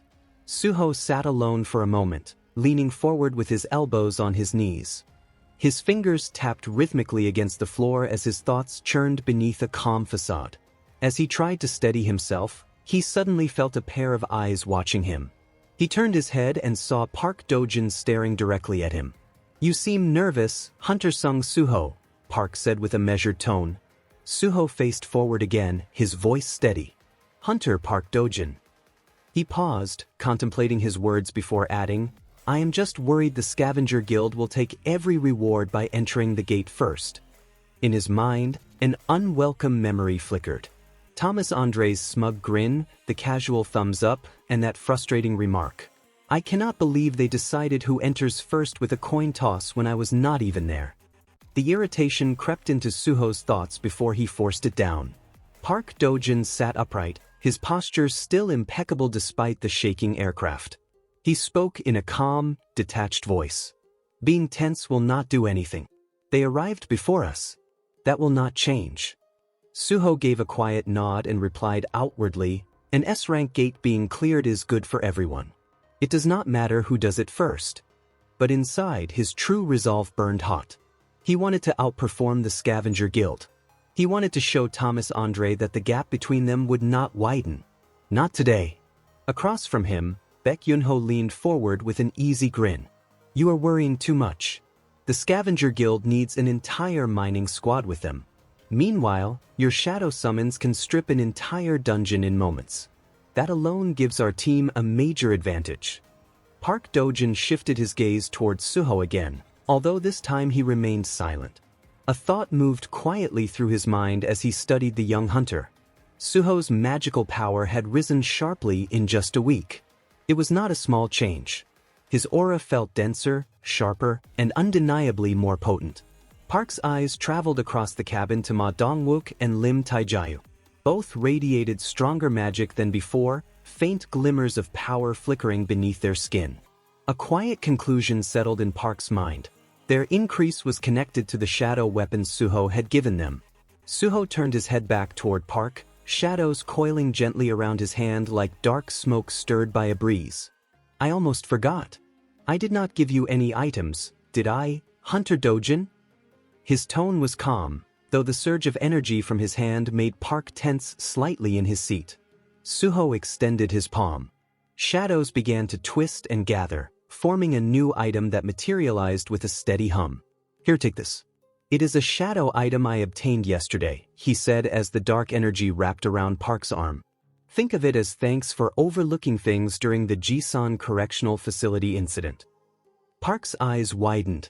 A sharp golden light flickered as he examined Suho with a mixture of surprise and caution. He studied the item warily before asking, "I heard this item was created through your ability. It does not monitor me or anything like that, correct?" Suho straightened so quickly that the seatbelt strained. His hands shot up in protest. "It does not have any sort of surveillance function. If it makes you uncomfortable, you do not have to take it." Park did not respond at once. His mind replayed Arsha's cold instructions from earlier. She had suggested befriending Suho, earning his trust, and then betraying him when the moment was right. When Park admitted he did not even understand friendship well enough to manipulate it, Arsha's voice had turned mocking. "Do you not have any friends? How pitiful." He returned to the present as he looked down at the shadow item in his hand. After a long moment of reflection, Park finally reached out and accepted it. "If you are being honest," he said in a controlled voice, "I will put it to good use." Suho nodded, the tension in his shoulders easing slightly. "Let us make sure we succeed in this raid, Hunter Park." Choi Jong-in steadied the controls as the aircraft trembled violently, the turbulence growing harsher the closer they drew to the gate. He raised his voice with the composed authority everyone relied on, reminding the hunters to stay focused if they wanted to succeed once they crossed inside. A heartbeat later, his tone sharpened as he announced that they were entering the gate. The transport aircraft surged forward, swallowed whole by the swirling blue vortex until the outside world dissolved. The moment they broke through, reality inverted. A blinding white landscape opened beneath them, jagged cliffs and endless sheets of snow rising out of a frozen wasteland. Icy winds slammed against the aircraft's hull, rattling the cabin as if the dungeon itself was warning them away. Hunters leaned toward the windows, their faces tightening as they took in the sheer scale of the S-rank dungeons stretching endlessly in every direction. A few whispered to each other that clearing something this massive in a single day seemed impossible, but their words were swallowed by the storm. Before they could absorb the sight, a harsh sputter cut through the cabin. The plane lurched. The propellers stuttered once, then went still. A heavy silence filled the aircraft as the engine died completely and the transport began to lose altitude. Choi Jong-un calmly adjusted his glasses despite the shuddering beneath his feet. He informed everyone that this was expected and that the plane would not stay airborne for long inside the gate. His voice carried a firm command as he instructed the hunters to board the safety capsules and prepare to drop. He then stepped forward to face them all, the weight of leadership settling around him as he declared that their primary mission was to clear this S-rank dungeon. With unwavering conviction, he added that this team would become the foothold for the coming war, and they would face this trial together. The hunters straightened their backs, gripping their weapons with renewed determination. Their unified answer filled the cabin with strength as they shouted in response. Park Do-jin watched the scene unfold, his eyes gliding over each hunter one by one. A cold observation formed quietly in his mind as he realized that this team had been assembled to oppose him and the other apostles if necessary. His gaze hardened. A faint golden light crept across his shoulder as he activated his ability and seized control over Lee without anyone noticing. Lightning gathered in Lee's arm while Park finished the thought to himself with chilling certainty, deciding that this group would not be allowed to interfere with his objectives. Lee reacted instantly under Park's hidden command. He slammed his hand into the cabin floor and unleashed a surge of golden electricity. The attack detonated within the plane in a contained burst that rattled through the aircraft's hollow frame. Suho felt the unnatural ripple the moment it happened. His eyes widened as he turned toward the source of the disturbance, tension spiking in his voice as he questioned what was going on. Before his mind could piece it together, the entire world outside exploded in a violent eruption of fire. The aircraft burst apart midair, flames spiraling outward through the freezing sky as the shockwave tore the fuselage apart. Far below, members of the scavenger guild halted their movement when they saw the explosion bloom overhead. One of them shouted to Thomas Andre that the Korean team's airship had just detonated. Andre lifted his head, watching burning fragments cascade from the sky like falling meteors. A smirk tugged at his lips as he casually dismissed the scene, calling it a flashy way to begin a raid. When asked if they should intervene, he finally turned his head and retorted sharply, questioning whether his subordinate intended to carve gravestones for the fallen. He then stated with absolute certainty that such an explosion would never kill S-rank awakened hunters. Without another glance, he pivoted toward the colossal icy mountain where several ice monsters were observing him from afar. He strode forward with the confidence of someone who believed nothing in this dungeon could shake him, commanding his guild to stop wasting time and prepare for the raid. The scene returned to Suho as he lay sprawled across the icy ground, the cold seeping through his clothes while fragments of burning metal fell around him. He stared upward in stunned disbelief, trying to comprehend what had just happened. The freezing wind swept across the wreckage as he murmured to himself, struggling to grasp why the airship had exploded so suddenly. Suho pushed himself up from the snow and brushed the frost from his shoulders, his breath curling into the frozen air as he surveyed the wreckage scattered across the vast white plain. Shards of the airship lay half buried in the ice, smoke rising in thin dark ribbons that vanished into the blizzard. He steadied his breathing and thought that the blast must have flung everyone in different directions. But since his shadow item remained intact, that meant the others should also be alive. That reassurance grounded him. With a firm motion, Suho raised his hand. Darkness gathered around his palm, sinking into the ground, and moments later shadow soldiers erupted from the frost, one after another, their looming silhouettes forming a protective circle around him. As they knelt for orders, Suho made his decision. He considered regrouping with the remaining hunters but dismissed the idea almost immediately. The scavenger guild had already entered first. If he wasted time searching for the others, the gap would widen even further. He thought of Hunter Choi Jong-in and the other S-rank veterans. They were competent and well-organized. They could gather themselves. Trusting that the raid would not collapse without him, Suho concluded with certainty, "My help won't be necessary for the start. I will go by myself." His grip tightened around greed as cold determination sharpened his gaze. With a burst of force, he sprinted across the snowfield, every step leaving a deep imprint as he carved a direct path toward the heart of the dungeon. The frozen landscape stretched endlessly before him until his eyes locked on a towering mountain rising from the ground like the jagged claw of some ancient beast. The moment he saw it, he felt it in his bones. That was where the final boss waited. He pushed forward with growing speed until the ground beneath his feet violently erupted. Ice shattered upward, debris shot through the air, and Suho was forced to skid back as a shockwave rippled across the tundra. Before the haze could clear, hulking shapes crawled up from beneath the cracked ice. Their massive bodies were coated in frost, their red eyes burning through the swirling snow as they rose with heavy snarls. Suho steadied his stance, his thoughts sharpening as he noted, they were hiding underground. The moment the beasts charged, Suho moved. Greed flared beside him, a swirling purple blaze, as he launched forward. He slammed his palm against the first monster's skull, channeling destruction.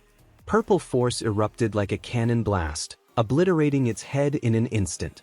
The explosion scattered frost and bone fragments in a violent spray, but Suho only shifted his footing, breath steaming as fresh energy flickered along his arm. His eyes narrowed with rising adrenaline. "The real raid starts now," he declared, voice sharp against the frozen wind, before lunging into the next wave of charging beasts. The mountain rumbled behind him from the force of the clash, and the scene shifted into the depths of the dungeon, where an ancient frost-covered temple lay hidden beneath layers of ice. Inside the temple, cold air clung to the crumbling pillars and fractured stone floor. A towering statue of the frost monarch loomed over the chamber, its presence immense and chilling, carved with silent authority. Kneeling at its feet was a small frost being, hands pressed together in anxious prayer. Its voice echoed faintly as it murmured, "How are we supposed to live from now on?" The child lowered its head, its icy blue eyes shadowed with uncertainty as it confessed softly, "I know that sooner or later, Cha-Cha will leave the village. When that happens, I will be the oldest. That means I will have to lead everyone." The child's shoulders trembled as it lifted its gaze to the massive statue towering over it. The cold stone seemed impossibly distant, as if offering no comfort. In a quieter, shakier whisper, the frost child asked, "Will I really be able to lead them by myself?" Kneeling beneath the immense presence of the frost monarch, the child seemed impossibly small. Its thoughts drifted back to the village's darkest moment, when every adult had vanished without a trace, leaving only frightened children behind. Silence had filled the frozen streets, fear pressing down heavier than the winter snow. Then, during that hopeless time, something miraculous had descended from the sky, changing everything in an instant. The young frost elf remembered the stories clearly. A voice long ago had spoken with reverence. A messenger of the heavens descended, riding Black Wing, the great wyvern.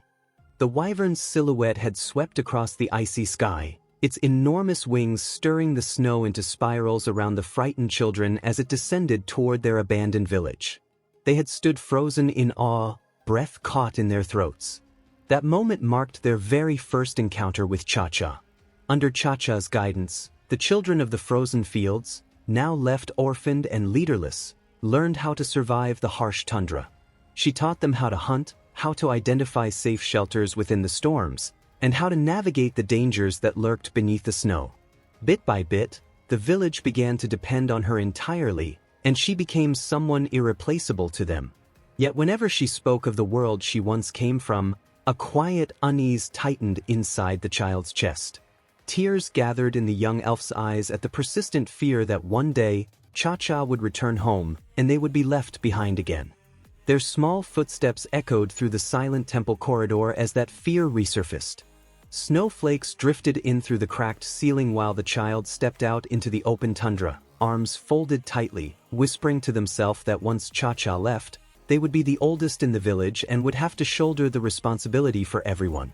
Before that thought settled, a savage roar tore across the frozen landscape. The child's eyes widened, their breath catching as the calm silence shattered around them. A massive shadow plummeted from the sky and slammed into the ground in front of them, blasting frozen earth into the air. The ice mountain giant rose from the impact site, towering and furious, its frosted skin cracking under the force of its movements. The child stumbled back, heart pounding harder with each step. The ice mountain giant should never have appeared in this region.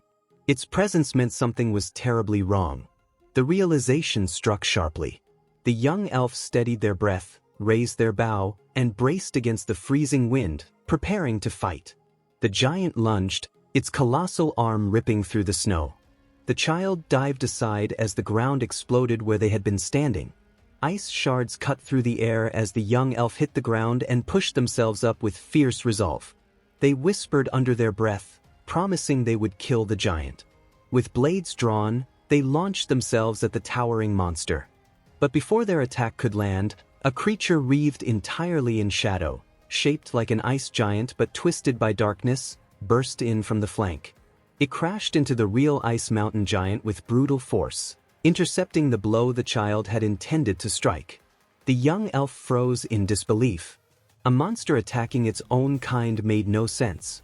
Their confusion deepened when another ice giant, instead of retaliating, abruptly turned and fled, sprinting across the tundra in fear. The child blinked and whispered to themselves that they never expected one of the giants to run away. More shadow-formed frost giants surged forward, their movements calculated and overwhelming as they slammed into the real giant.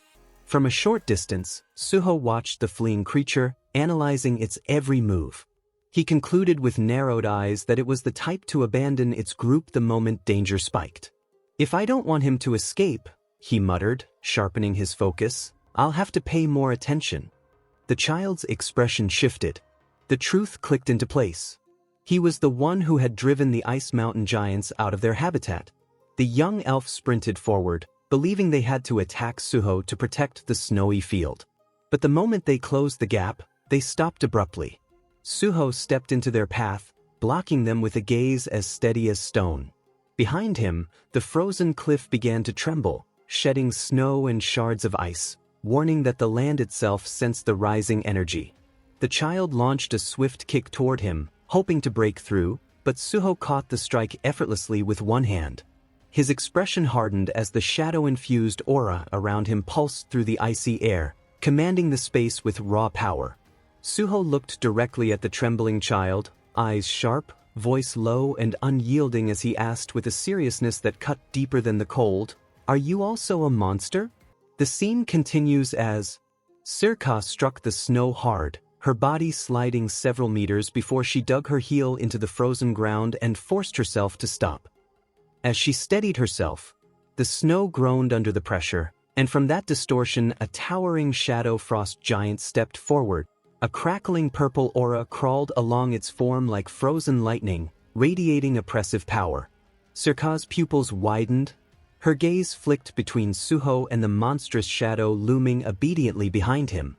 Suho stepped down from the shoulder of his shadow frost giant, landing lightly on the snow as if gravity barely touched him.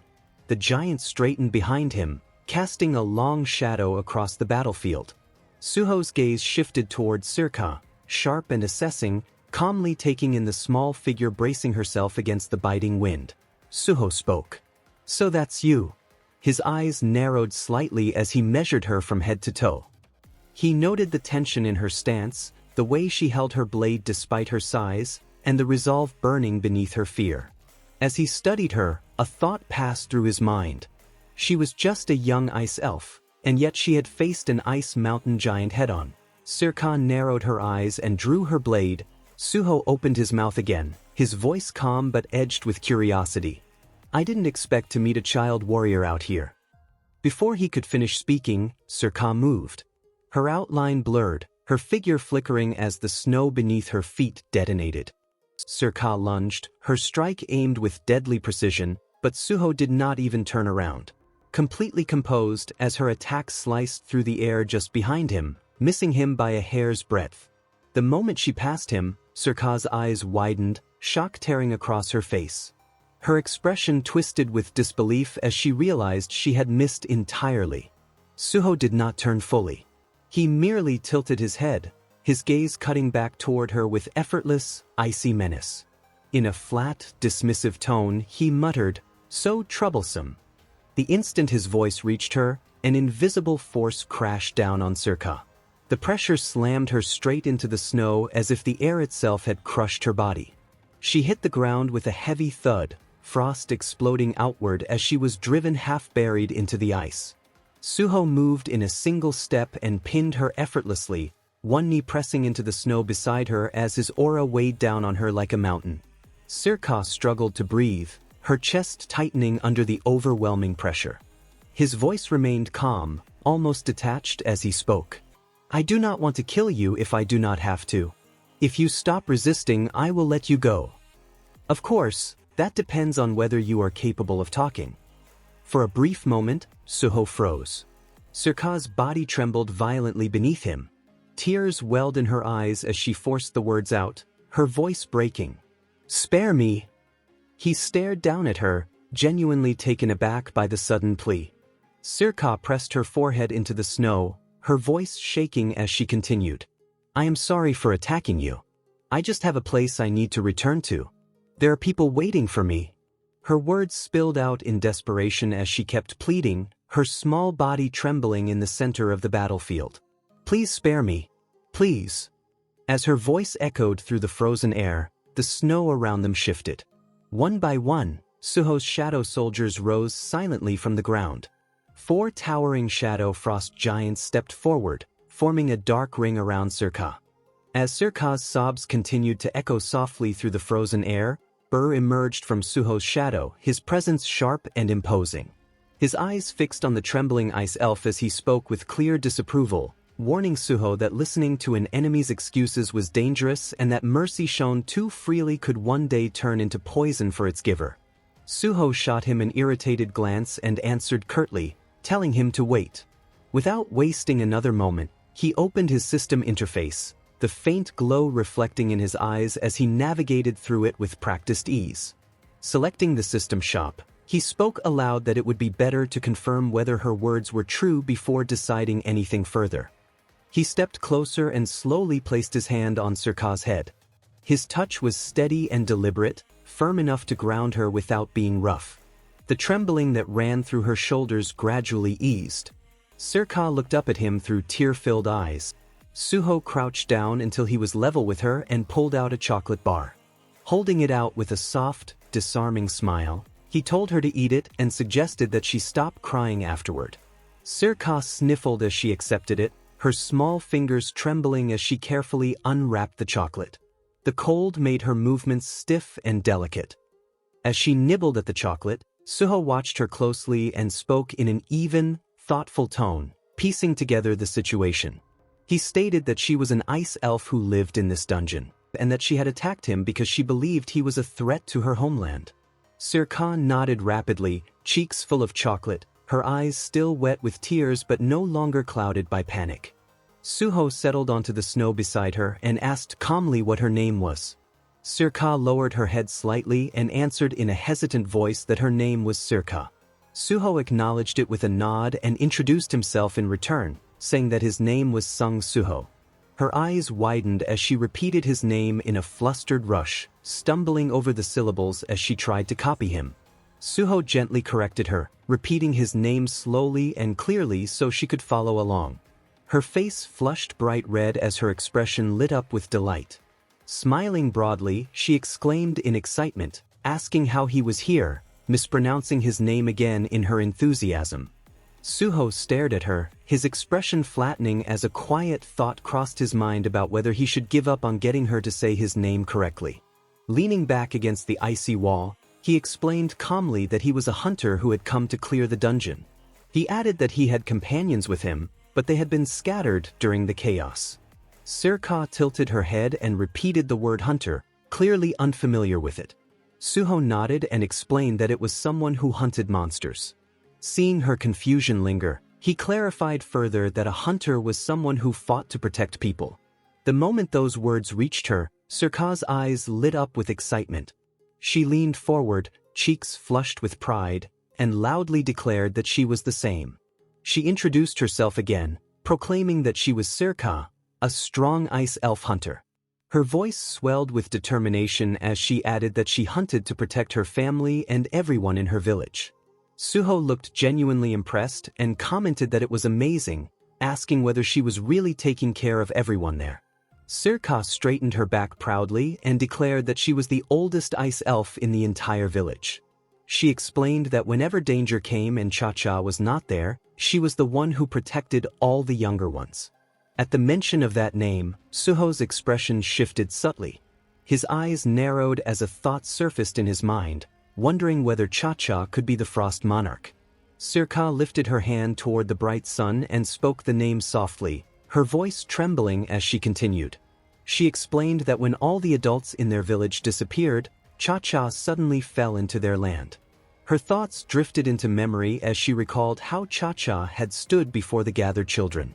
She explained that Cha-Cha was different from them, yet even to a young ice elf like herself, she had always stood strong and protected them.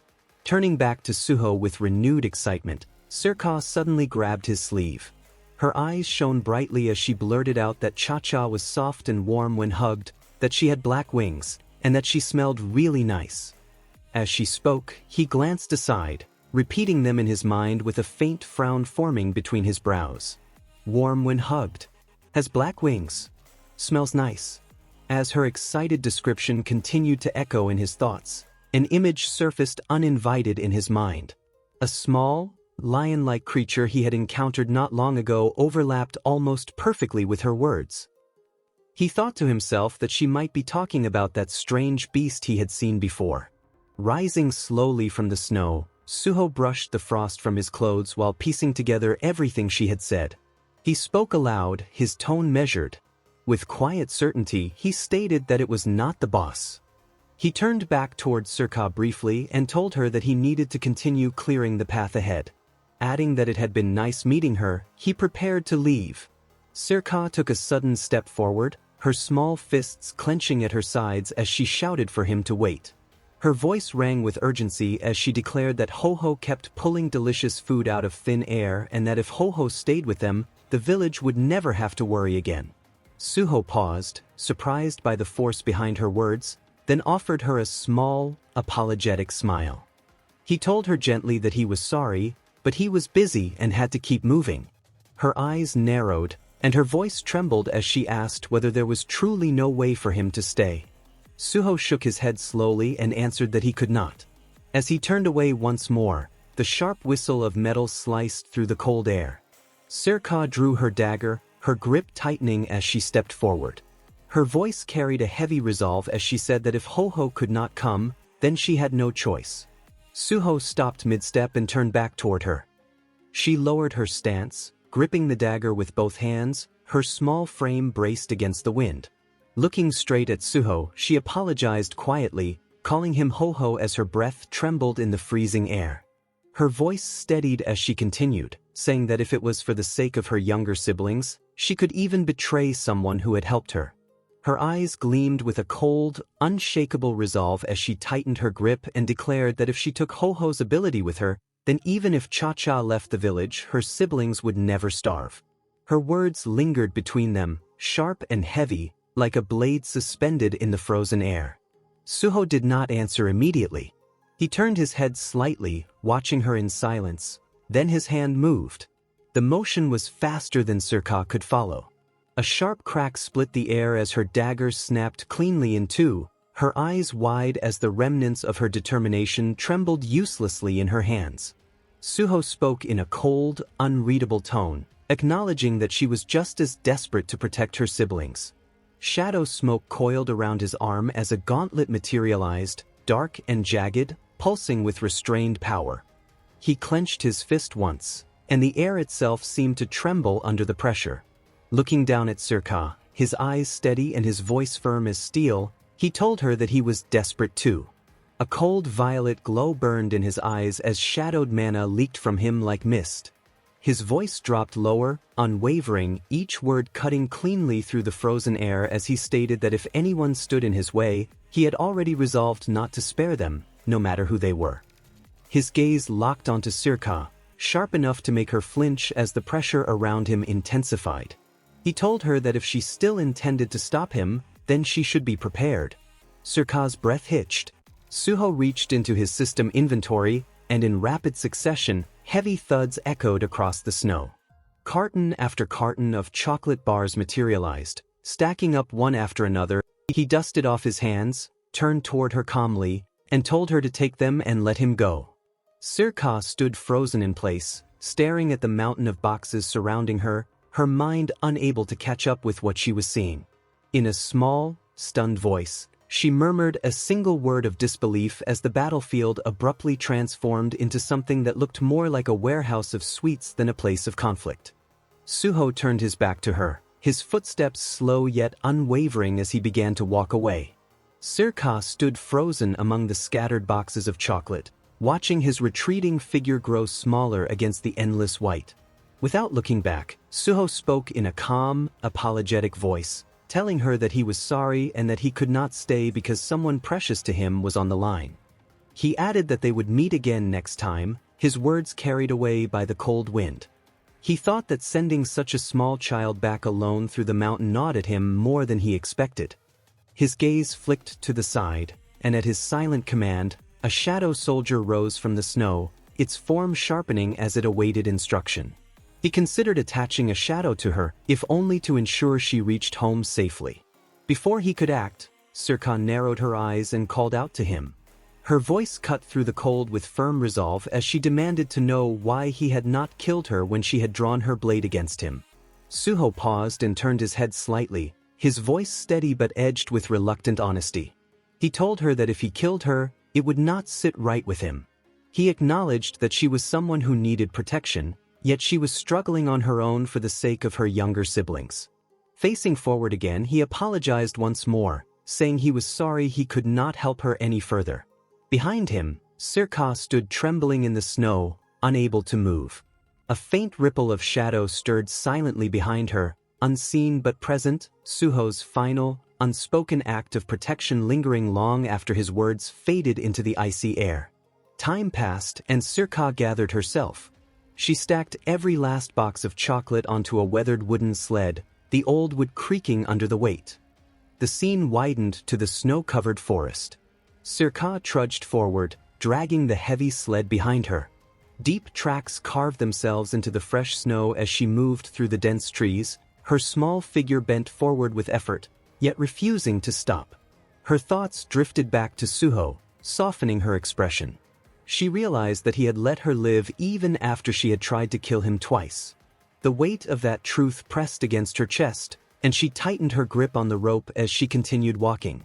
She remembered how he had shared his food with her as well, and her voice faded into the cold air, carrying guilt and wonder as she pressed onward through the silent forest. Eventually, Sirka slowed and came to a halt.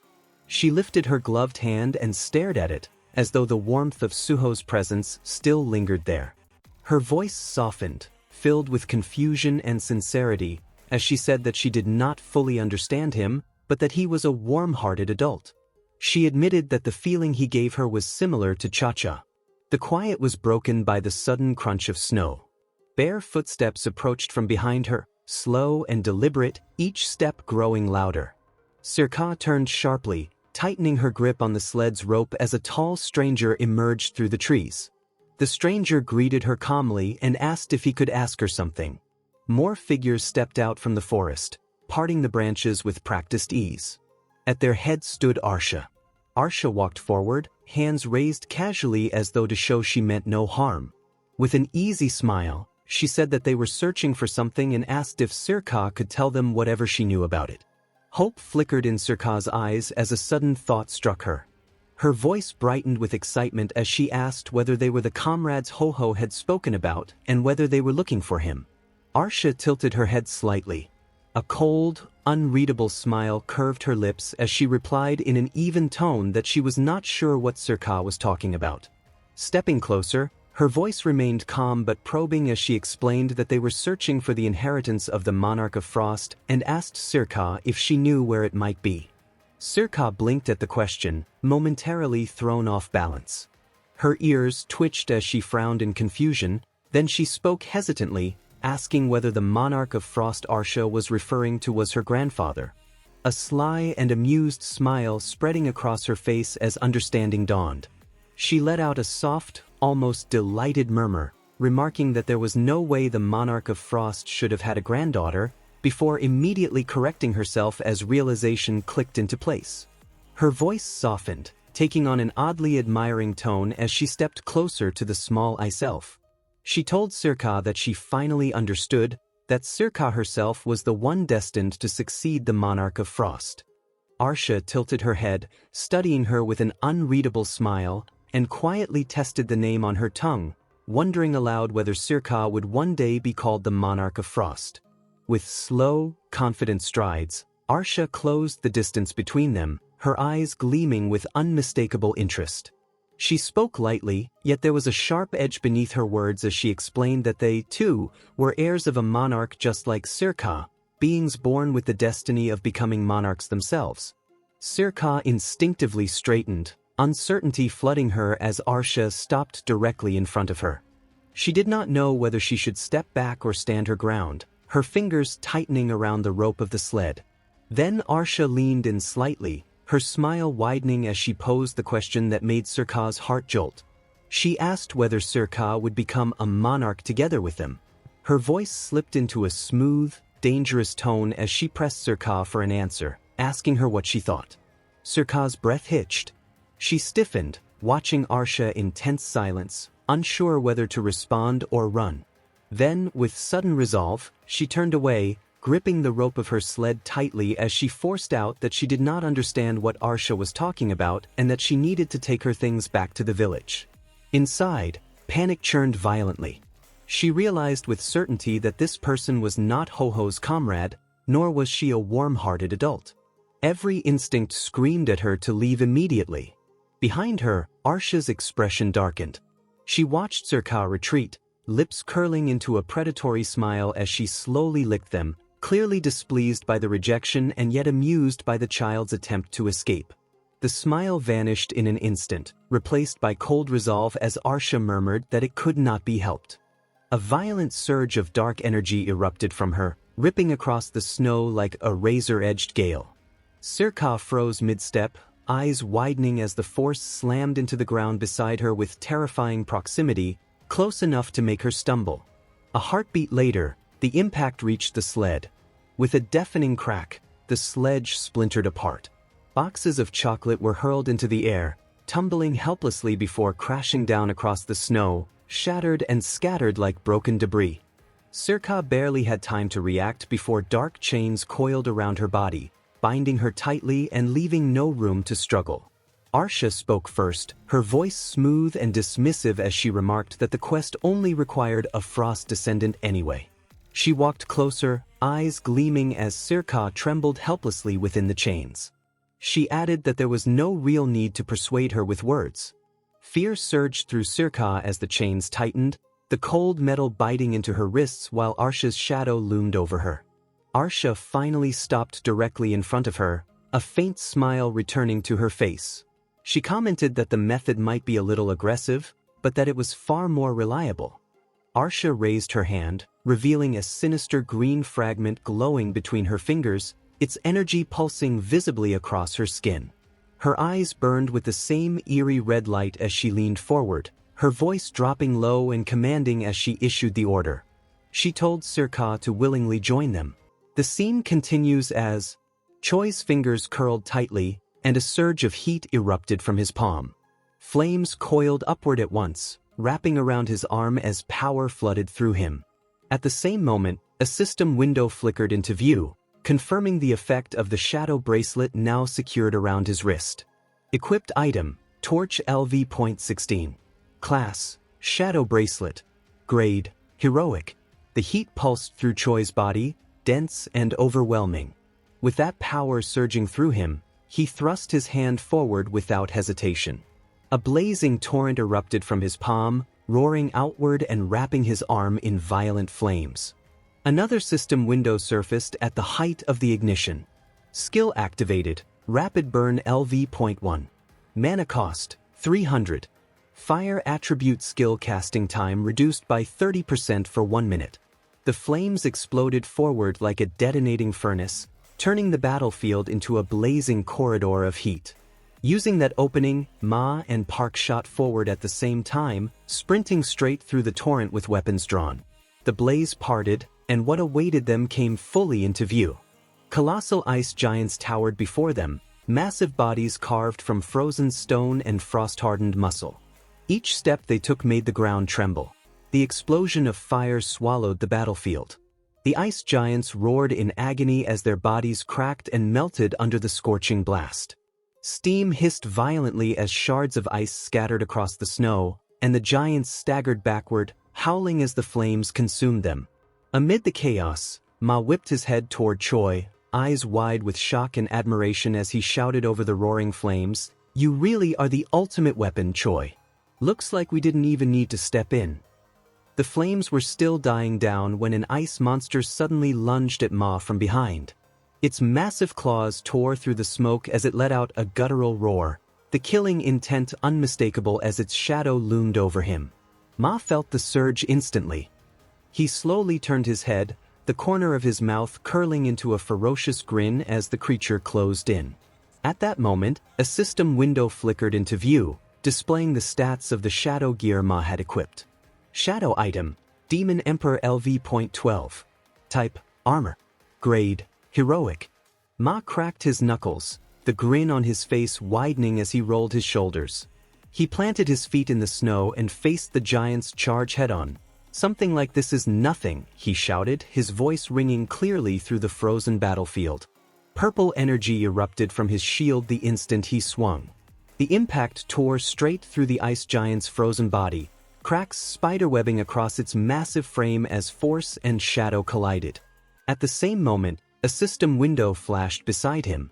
Active skill, Titan's Form LV.1. Mana cost, 10.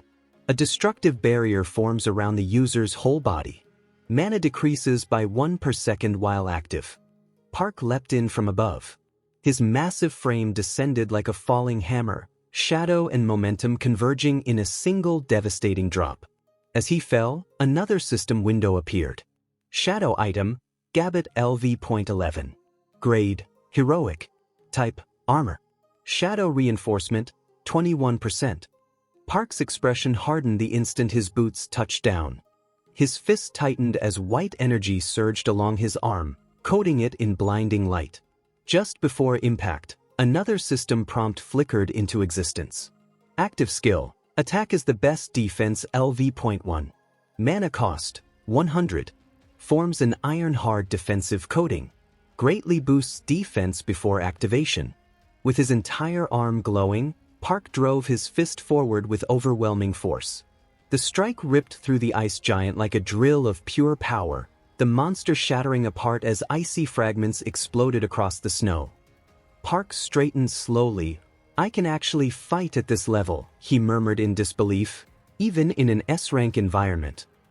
Ma walked up behind him, clapping a hand against his own shoulder with a confident grin. "That's what happens when you use the weapon Song Suho gave us and stack every buff on top of it," he said, pride clear in his voice as his eyes swept over the fallen giant. Ma then lifted his gaze toward the distance, squinting through the drifting snow as two figures emerged. "It looks like things on their side are wrapped up too," he added. Park followed his line of sight, turning his head just as another system window appeared, displaying the stats of another shadow item. Shadow item equipped, White Fist LV.20. Grade, heroic. Type, gauntlet. A moment later, Baek Yunho stepped forward, a wide and confident grin spreading across his face. He clenched his fists as black aura flared around his body, power rolling off him in waves. Another system window lit up beside him. Shadow item equipped, Belobe LV.10. Grade, heroic. Type, weapon. A short distance away, Kahun stood stiffly with a blank, slightly frustrated expression. Because of the time difference, he had not received any shadow items at all. Baek Yunho shifted his stance and glanced toward Choi Jong-in and the others, his gaze sweeping over the battlefield before settling ahead. He spoke plainly, his voice carrying over the wind. It seems the scavenger guild rushed in much faster than we did. Choi Jong-in adjusted his glasses with a calm, practiced motion and replied without raising his voice. We should hurry as well. Park Jong-soo crossed his arms. Thanks to the final decision of the strongest hunter, we were able to assemble quickly, he said, then added with a short breath, but still. Baek Yunho turned his head toward Choi Jong-in and asked directly, what should we do about the remaining 4 hunters? Choi answered immediately, his tone steady and confident. We don't need to worry about them. And an image surfaced clearly in his mind. Suho moving ahead on his own. Hunter Sung Suho clearly noticed the scavenger guild's movements and still chose to go alone. He paused briefly, thinking of Lim Taejae and Park Dojin, then resumed in the same calm, analytical tone. The scavenger guild is extremely independent. There is a high chance they are already moving separately. His eyes sharpened as he looked ahead once more. Either way, everyone has the same destination. If we keep going, we will eventually run into them. Our opponents include the national-level hunter, Thomas Andre, leading the scavenger guild. At that instant, every S-rank hunter snapped their heads in the same direction. Let's show them our strength. The scene shifted. A heavy foot slammed into the snow, cracking the frozen ground beneath it. As the view rose, Thomas Andre's massive frame came into sight, muscles coiled like steel cables beneath his cloak as it fluttered violently in the wind. A wild, ferocious grin spread across his face as he continued forward. High above him, hidden within a jagged crevice of an icy cliff, 2 figures watched in silence. Park Dojin and Lee pressed themselves tightly against the frozen rock face, shadows clinging to them as Thomas Andre and the scavenger guild passed beneath like a marching army. Park Dojin narrowed his eyes, cold breath escaping his lips as his thoughts sharpened. Found him, he thought. National-level hunter, Thomas Andre. His gaze locked onto the man below, unblinking. Remaining hidden, Park Dojin's expression hardened as his thoughts cut deeper, like blades honed by the freezing wind. If someone could take down a national-level hunter, he reasoned, images of the strongest hunters flashing through his mind, they would instantly become comparable to the other 5 national-class hunters, either by taking their artifacts or by inheriting their power. The weight of that possibility pressed down on him. Park Dojin exhaled slowly and tightened his hand. Crackling energy burst between his fingers, swirling violently around his palm as power gathered, dense and controlled. Without a single word spoken aloud, his intent became clear. Park Dojin's power surged upward as he bent the crackling energy into shape, drawing it tight until a blazing, makeshift bow formed in his hands. Its outline burned like molten gold against the frozen air, heat distorting the snow around him. His expression sharpened as he fixed his aim, fully prepared to strike. Below him, Thomas Andre continued walking without a hint of concern. Just before Park could release the shot, a calm but firm voice spoke from behind him, cutting straight through the tension. Even if it is a competition, attacking another guild is something you should avoid. The words landed heavily. Park Dojin's eyes widened, his fingers loosening around the bowstring. The crackling light gathered in his hands flickered, then dispersed, fading into the air as he slowly lowered his arms. He turned around, the snow shifting beneath his feet. Lim Taejae stood there.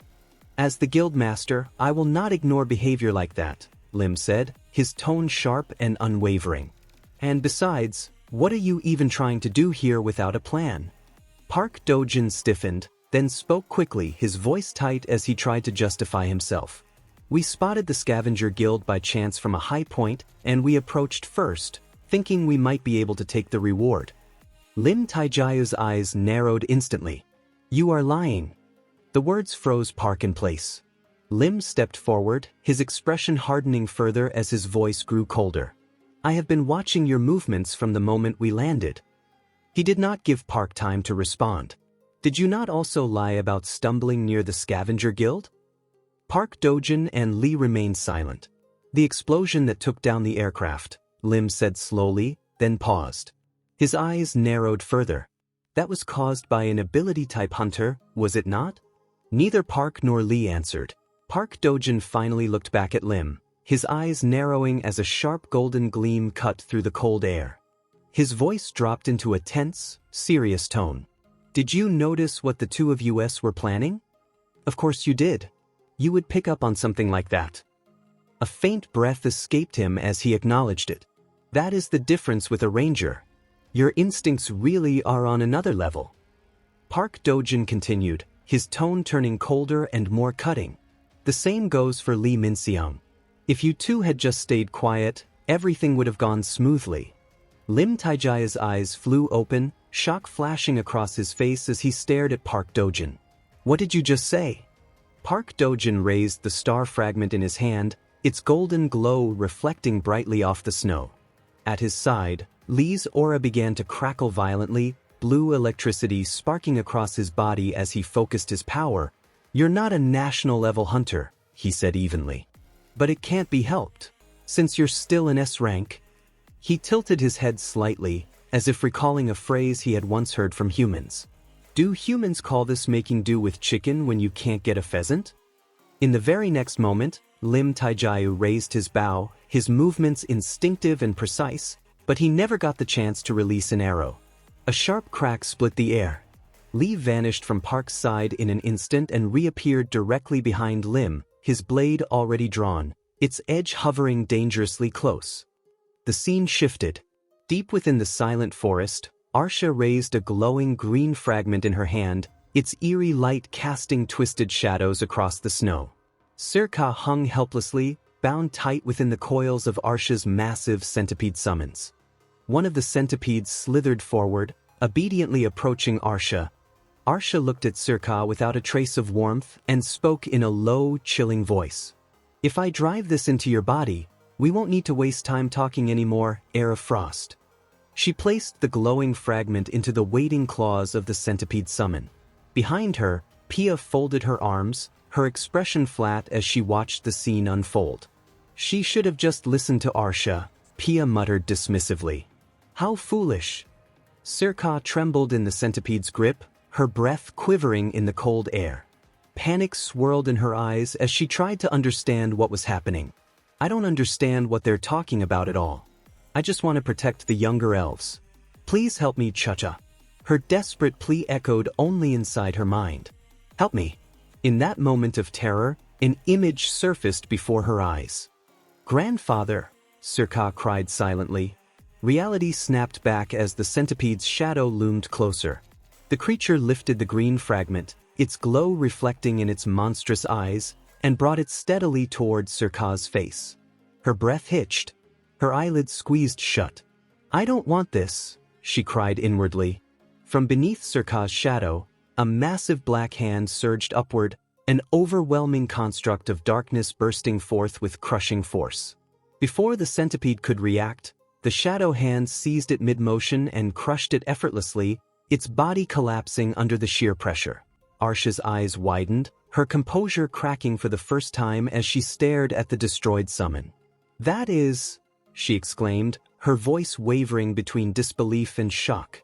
From Sirka's shadow, the hulking form of a shadow ice giant rose, its massive body dripping with darkness. Its hands still clenched the crushed remains of the centipede as it towered protectively behind her. Sirka stared up at it, her voice trembling as the realization hit her. A summoned beast, controlled by Ho-Ho? Arsha's expression tightened as her eyes narrowed sharply, the pieces finally falling into place. Don't tell me, she said coldly, you've already made contact with the heir of shadow. Pia gasped beside Arsha, panic spreading across her face as she blurted out. If that's true, then the heir of shadow will come here. Arsha's gaze dropped to the shattered green fragments scattered across the snow. Her jaw tightened, and her expression darkened as she spoke in a sharp, controlled voice. We don't have any spare star fragments left. And I have no intention of clashing with the heir of shadow while breaking my contract with Iterim. Her aura surged violently. Red light flared in her eyes as twisted shadows and energy coiled around her body, revealing the fury she was no longer bothering to restrain. We'll abduct the heir of frost and get out of here, Granga. I'm counting on you. The ground trembled beneath Surka's feet. The vibration shot straight through her body, freezing her in place for a split second as fear crawled up her spine. Her eyes widened, breath hitching, before she clenched her teeth and forced her shaking hands to steady. I won't let my guard down anymore, she told herself fiercely. Her gaze hardened, anger flaring beneath the fear. They were the ones who threatened us first. This time I won't back down. With that resolve burning in her chest, Surka lunged forward, dagger clenched tightly in her hand. Snow scattered beneath her feet as she charged straight toward Arsha, her eyes blazing with desperation and fury. I'll be the one doing the killing, she thought, heart pounding. Before she could close the distance, a massive shadow crashed down between them. Granga appeared in an instant, his enormous body blocking her path completely. His presence slammed into her like a solid wall of force. Surka barely had time to react before his massive weapon swung upward. The blunt end struck her square in the stomach, knocking the air from her lungs as her eyes flew wide and her body folded around the impact. At the exact moment Surka was hit, a thunderous roar tore through the snowstorm. The shadow ice giant surged forward, enraged by the attack on her. Shadows swirled violently around its massive purple fist as it drew back and charged straight at Granga, intent on crushing him into the ground. Granga reacted without hesitation. His weapon flashed in a single, brutal arc. The strike cut cleanly through the charging shadow ice giant, splitting the massive form apart as the blade carved through its core. The creature's body tore open, then began to crumble, its roaring fury dissolving into drifting fragments of dark mist. Granga remained standing, unshaken and unhurried. With his free hand, he seized Surka by the face, lifting her effortlessly as though she weighed nothing. His grip tightened in her hair, forcing her head up and making her face forward. Pain shot through her scalp, but her eyes still darted past him, fixed on Arsha. She's so strong, Surka thought desperately, her chest trembling with fear and frustration. Arsha stepped closer, her expression eerily calm. Stay still, Arsha ordered. Her eyes sharpened as she delivered the warning, each word deliberate and merciless. If you make this any more troublesome, you will regret it. Just as Arsha leaned into act, a sudden blur shot upward from the cliff behind her. A dark silhouette tore through the air with terrifying speed, its shadow stretching long across the snow as it arced overhead. Arsha's eyes widened the instant she recognized that presence, her composure cracking for the first time. Granga reacted immediately. He stepped forward without hesitation, his massive body sliding between Arsha and the descending figure. Muscles tightened beneath his skin as he clenched his grip around his weapon, the blade letting out a low hum as power surged through it. He planted his feet firmly, ready to intercept whoever was about to land. It was Suho. He crashed down onto the frozen ground with crushing force. His eyes burned with a cold, furious glow as he lifted his head and stared straight at the figures before him. Who are you people? Where are you taking that kid? Surka's head snapped up at the sound of his voice. Tears welled in her eyes as hope broke through the fear choking her chest. Ho ho, she cried out, her voice trembling with desperate relief. Suho did not hesitate. The instant Granga shifted his stance, Suho's fist shot forward like a falling meteor. It slammed into Granga's massive weapon with a deafening crash. The collision detonated outward, unleashing a violent shockwave that tore through the snowfield. Ice and debris were hurled into the air as the blast ripped across the mountainside. The ground trembled beneath them. Snow spiraled upward as if a storm had been born in that instant. Granga's eyes widened as the shock settled in. Suho's raw strength was far beyond his expectations.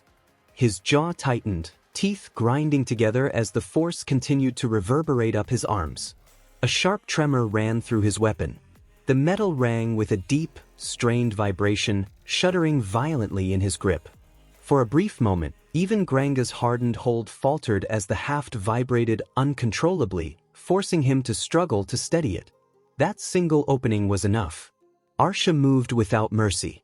She lunged forward and seized Surka by the arm, dragging the trembling ice elf into her grasp.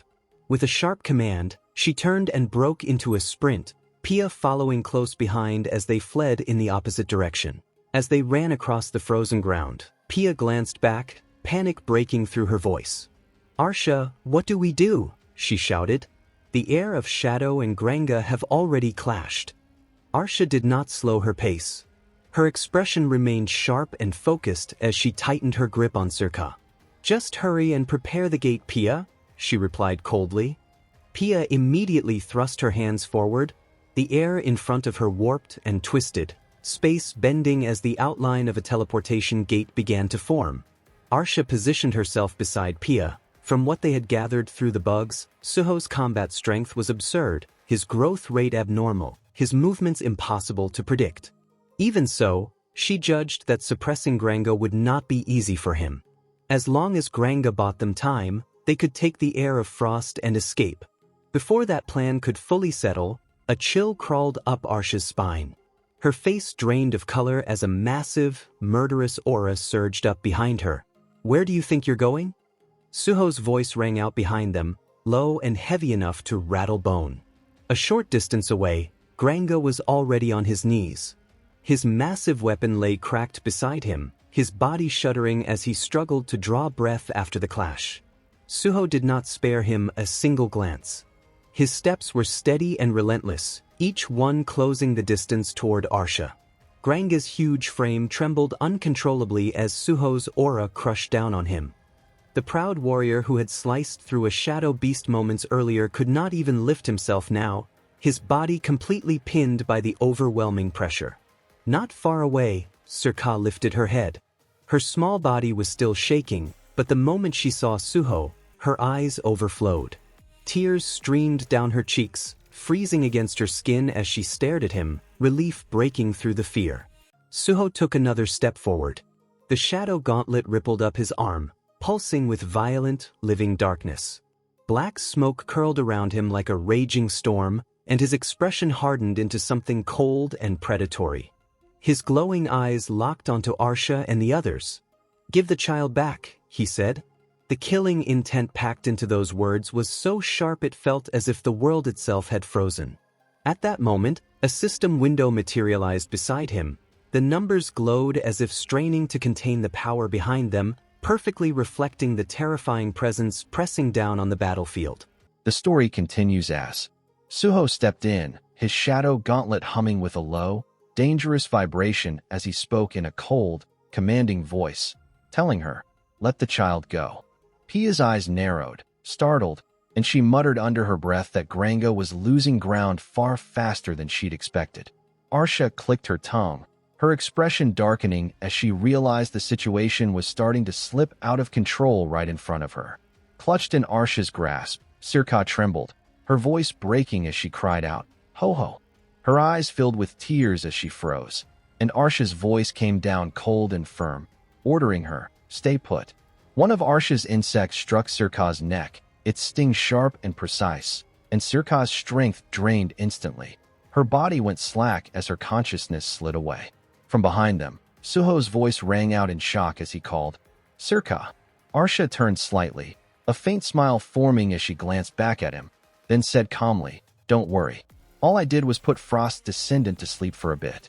Suho's eyes widened as the words sank in, his mind catching on the implication. "Heir of the Frost Monarch, don't tell me you're survivors of the war between the monarchs?" Arsha met his gaze without hesitation, her voice steady as she repeated, "Survivors," straightening, confidence clear in her eyes, she declared, "We didn't just survive. We chose to remain as survivors of the war between the monarchs.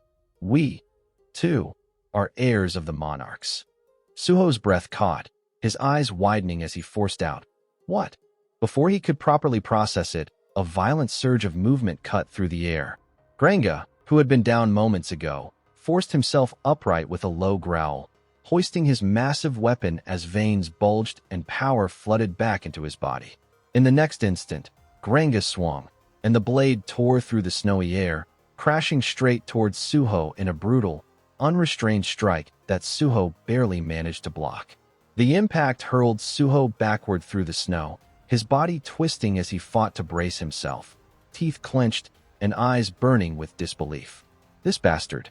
Both of his arms should have been broken for sure. Before he could recover, Arsha entered the fray, lunging in without a word as her power surged in grotesque, red-eyed insects burst forth at her command, swarming towards Suho in a violent rush.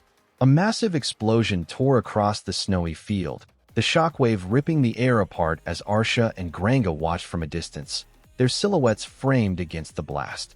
As the debris settled, the two stood their ground, and Arsha stepped forward with her eyes fixed on the chaos ahead, saying, "Granga, I'll join in too." She didn't hesitate, adding calmly but firmly, "We need to buy time until Pia opens the gate."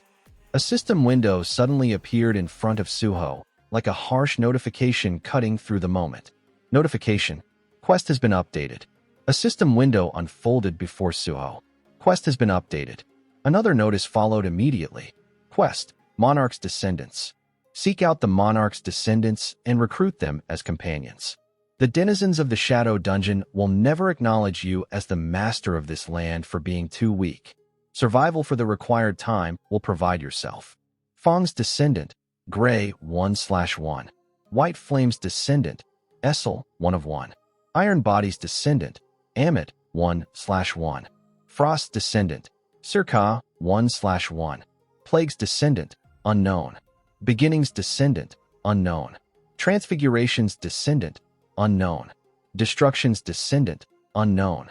Monarch's Descendants who have become companions, 3 out of 8. Reward, Unknown. Moments later, the snow-packed wall Suho had been blasted into finally gave way. He stepped through the broken frost, brushing off the bite of cold as he muttered under his breath, "The quest just got updated? So I have to meet the other descendants here." A slow, dangerous grin pulled at Suho's mouth as Baru rose out of his shadow, his presence sharp with that familiar, eager edge. "It's fortunate you came this way, young monarch. You've cut down the work. We've already found 3 of the descendants." Suho's eyes narrowed slightly, steady and unshaken. "I don't think those guys are going to willingly become our companions, are they?" Baru's grin spread wider. "You just have to beat them up until they do." Granga didn't waste a heartbeat. With a roar that split the quiet, he charged straight at Suho, weapon raised, the air cracking as he swung with full force. Suho met the charge head-on, his movement sharp and decisive, and his blade carved across Granga's body in a rapid flurry of slashes. Each clean hit sent blood spraying against the white snow. Behind them, Arsha's back warped and twisted as dark, centipede-like appendages began to form, writhing, growing, and extending outward like living weapons hungry for a target. With her eyes narrowed and her face set in hard focus, she raised her hand, and Arsha gave a silent command. The centipede-like creatures surged forward in unison, launching themselves towards Suho to strike. Suho forced his way through the swarm without slowing, shadows ripping and tearing through the centipede-like bugs as he spoke coldly. The one using bugs, his gaze sharpened as he read the rhythm of the assault, and he continued, "You must be a ranged attacker." Ahead of him, Arsha didn't reply, not even a word. She only watched, a slow, sinister grin spreading across her face like she'd been waiting for him to figure it out. In the next instant, the insects reacted. A violent ripple of portals sparked into existence, crackling through the air like sudden, jagged shortcuts. The bugs vanished into one portal, and another snapped open at Suho's blind spot. Then they burst out from there and slammed into him. Suho crossed his arms and braced himself as the attacks closed in from both sides at once, the portal strikes crashing into his guard and forcing a sharp jolt through his stance. The next moment, he clenched his teeth and let out a strained groan. Ugh! His eyes narrowed, focus tightening as he rapidly assessed what had happened, realizing with tense clarity that the hit had slipped in from the side. Arsha turned her head slightly toward Pia, satisfaction clear in her voice as she said, "Nice work, Pia." Pia let out a small, pleased laugh, hee. Facing them, Suho clicked his tongue inwardly. So that's the kid's ability. A beat later, his gaze shifted again, senses tightening as that pressure behind him returned like a familiar threat reloading. That guy just gets up again like nothing. Behind Suho, Granga had already hauled himself back to his feet, his massive frame looming once more as his aura steadily surged back into place, stubborn and relentless. Suho found himself completely boxed in. In front of him stood Granga, towering, unmoving, like a wall that refused to fall. To the side, Arsha watched with calm menace, while Pia remained poised behind her, magic still lingering in the air like a faint aftershock. Inside his head, one thought echoed, heavy and unfinished. Saving Sirka in this situation is going to be tough. A voice suddenly cut through the chaos. Young Monarch.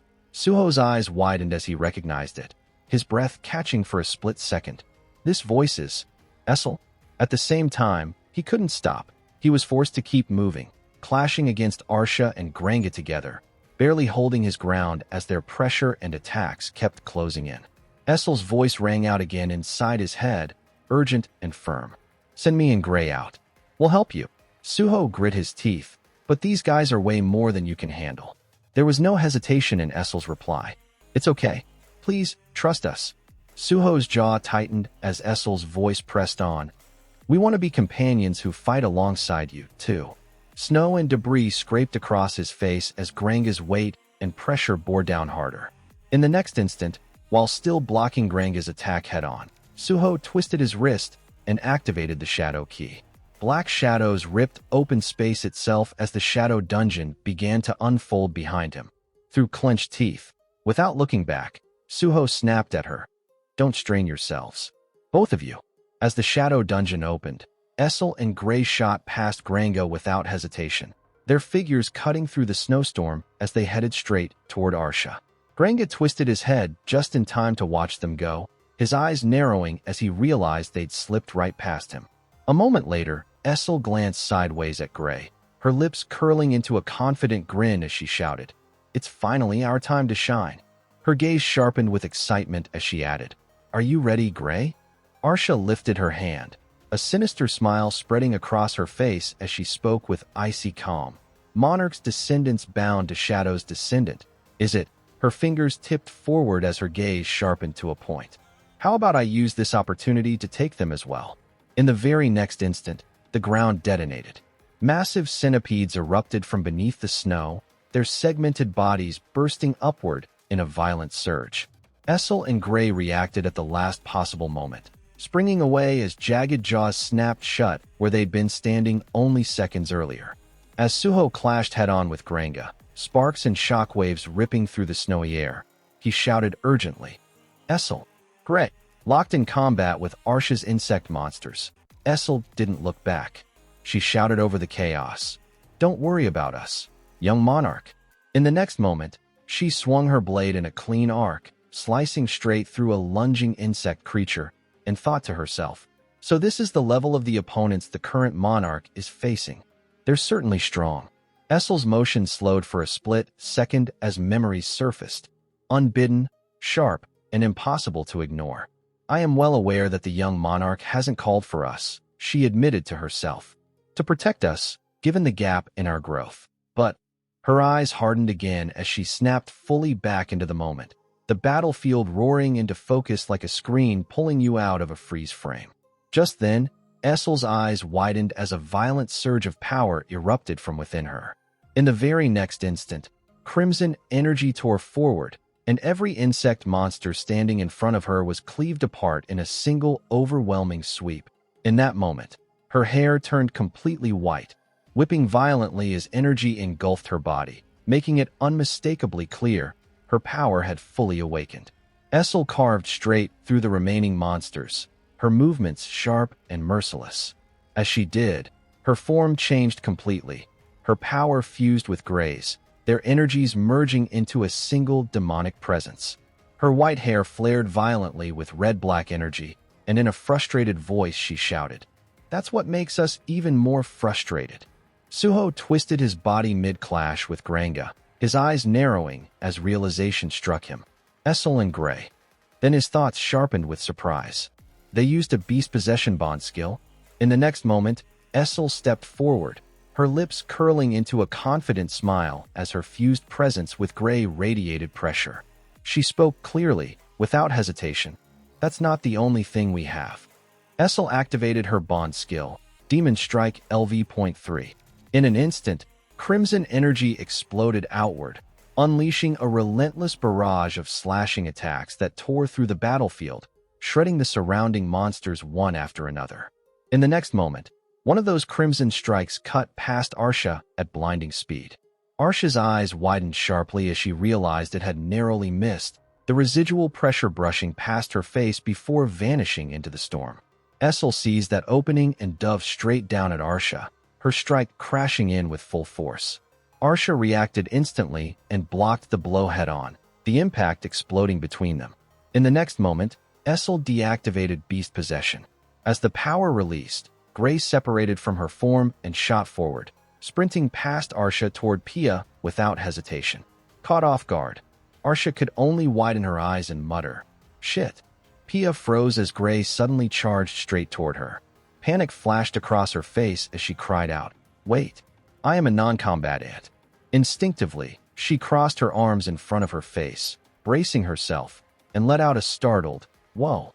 But the impact never came. Grace shot past her without landing a single hit, and in the same smooth motion he scooped up Sirka, who'd been lying on the ground, and carried her away. Pia stood there frozen in shock as they slipped right past her, disappearing beyond her in a blink. The moment Essel saw Grace successfully secure Sirka, her face lit up and she burst out with a wide smile. "Good job, Gray." Without wasting a second, she relayed it loud and clear, calling out, "Young Monarch, we've secured the child." Still locked in combat with Granga, Suho's expression eased, pride showing through as he heard her. Even while fighting, he spoke with unmistakable admiration, using bond skills, even controlling them proficiently. And then, with no effort to hide how impressed he was, he added, "You two are amazing." Arsha's face twisted with irritation as she snapped sharply, "Bond skills? Is that a privilege that exists only in your system?" Her frustration spilled over fast, her voice turning venomous as the next thought broke out. "It's pissing me off." In that instant, the tentacles behind her sharpened, their tips narrowing into lethal points, and they drove forward violently. They broke straight through Essel's defense and pierced her abdomen. Essel's eyes flew wide in shock as the strike landed, blood spilling from her mouth as her body stiffened from the impact. Suho's eyes widened too, his expression tightening the moment he saw Essel in that condition. Arsha's body had already shifted into a new form. Dark wings spread from her back, and a long tail coiled behind her. At the very end of that tail, Essel was trapped, her body hanging limply as she groaned through the pain. Arsha looked down at her coldly and spoke without hesitation, "Seeing how I haven't gotten a quest to accept you as companions, it means the system has deemed you unnecessary." Her shape warped further as power swelled through her, jagged, armor-like growth spreading across her body. Her eyes burned with a cold, dead certainty as she looked down at her target and said flatly, mercilessly, "Just die." In the next instant, right before she could bring the killing blow down, her attention was yanked away with force. Granga's massive body suddenly came flying across the battlefield, hurled back by Suho's attack, the impact ripping through the space and forcing Arsha to turn toward him. Arsha's face twisted violently at the sight of Granga being sent flying. Veins bulged, her eyes burned red, and she screamed in pure fury, "Shadow's descendant." Suho seized the opening immediately. He moved without hesitation, his body blurring forward, and with one clean, precise flash of his blade, he severed Arsha's tail midair. Essel slipped free at the same time, and Suho caught her firmly in his arms, pulling her clear and out of danger before Arsha could even react. As Arsha tried to pull herself back together from the damage, Suho turned his back to her without a shred of hesitation and summoned his item window, the faint system sound echoing like a sharp notification as he reached into it. A moment later, he was already down on one knee beside Essel. He tipped the potion over her injury, the liquid soaking into the wound as Essel weakly tried to speak. "Why, young Monarch?" Suho cut her off at once, his voice calm but firm. "It's okay, Essel. Rest up." Gray stayed close at her side, watching in silence as the potion took effect. Suho brought his hand to his chest and opened the shadow dungeon, the dark space tearing open beside him as he spoke without looking back. "Gray, take Essel and Sirka to the shadow dungeon." Gray stood behind him with Essel already supported against his side. He gave a short, steady response. Arf. The ground behind them erupted upward. Granga, having recovered once again, launched himself from shattered ice, his massive body surging back into the battlefield like he'd never been knocked down at all. Arsha stood with Granga at her side as snow and broken ice settled around them. Without turning back, she called out sharply, "Pia." Pia answered immediately, her voice steady as she stepped closer. "Yeah, Arsha. I already saw the gate and memorized it." As Pia's eyes began to glow with a soft blue light, she continued, power circulating through her gaze. "The cost might be huge since it's his exclusive domain, but I'll open the gate anytime for you, Arsha." Then she turned toward Granga and Pia, her tone snapping back into something firm and unmistakably commanding. "All right, Granga, Pia. Go and retrieve Frost's descendant." Without hesitation, the air behind them warped and collapsed inward, and a glowing blue portal opened with lightning-like energy spiraling at its core. Before the distortion could fully fade into the snowstorm, a sharp voice cut through the white haze. "Hey, Bug." Arsha paused mid-motion. Slowly, she turned her head back toward the source, toward Suho. Suho faced her with a razor-sharp gaze and spoke coldly. "From the way you're talking, you can see the system too, can't you? Are you using the system my father, the Shadow Monarch, made?" Arsha's lips curved into a slow, confident smile as she answered without a hint of doubt. "Not a chance. The system I use is designed far better than yours." She continued calmly, her tone steady as she finished the thought. "And it already proved it. My system told me Frost's descendant would be here." Suho let out a quiet breath, his eyes dropping for a moment as he replied, "Good. That's a relief." Then he lifted his head again, gaze sharpening as his voice turned colder. "Because it means my father didn't hand his system over to trash like you." The tension thickened as they stood facing each other across the snow, the air between them turning heavy and tight. Arsha's voice sharpened, irritation cutting into every syllable. "Do you really have time to run your mouth? My companions just went into your exclusive domain." Suho didn't even blink. His expression stayed flat, almost dismissive, as he answered, "I don't care." Arsha stared at him and pressed with a sharp, probing edge. "What? So you're throwing away your companions?" Typical of the Shadow Monarch's descendant, someone who can handle everything alone. Suho remained calm as the wind began to coil around his feet, snow lifting and swirling in thin, restless streams. His expression didn't change as he replied, "It's not that I'm abandoning them." The pressure in the air intensified as he continued, "There's just no need to worry about them." The swirling wind compressed tighter around Suho, like it was being dragged into a single point.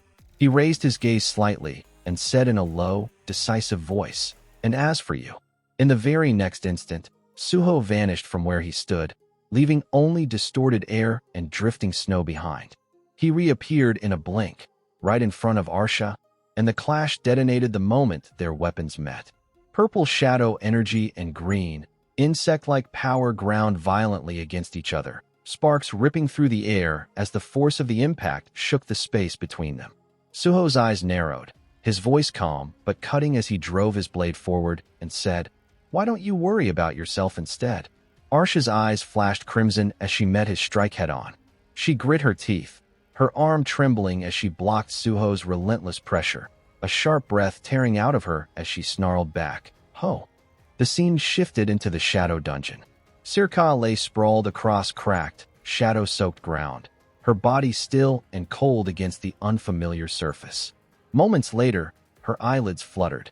Sirka let out a small groan as she regained consciousness, her fingers twitching before she slowly pushed herself up. Confusion widened her eyes, and a startled murmur slipped from her lips as she lifted her head and looked around. Her voice trembled as she muttered, "Taich, this place is..." Only then did she notice Essel lying unconscious nearby, collapsed on the ground. Standing protectively in front of her was Gray, posture tense and alert, facing off against Granga and Pia. Sirka steadied her breathing and fixed her gaze ahead. In the distance, Granga and Pia stood with their backs turned, their attention pulled elsewhere. "Those people, they were the ones trying to kidnap me earlier. I shall ask a question." But before she could even shift her weight to move, an immense pressure flooded the area without warning. Sirka's eyes widened as the air itself grew heavy, crushing down on her shoulders like the space had suddenly doubled in weight. The oppressive voice didn't let up. It pressed down on everyone present, heavy and merciless. You may die depending on how you answer. So do so carefully. At those words, Pia and Granga both stiffened, their bodies reacting as if the command had been physically shoved into them. In the next moment, the source of that crushing presence revealed himself. Standing atop the building, bathed in a violent crimson aura, was Amit, his power flaring like a raging inferno as he looked down at them from above. From that elevated position, he spoke again, his voice echoing through the space. "Are you the ones who left that demon woman?" Below, Granga and Pia stared up at him. Amit's voice thundered down, thick with fury, in that state. The instant those words left his mouth, his rage detonated outward. He slammed his hand into the side of the building, and the structure shattered under the impact as cracks spiderwebbed through the stone. What do you think will happen next? Drop your predictions in the comments and hype this up. Subscribe so you don't miss what's coming. This is the latest chapter of this manhwa.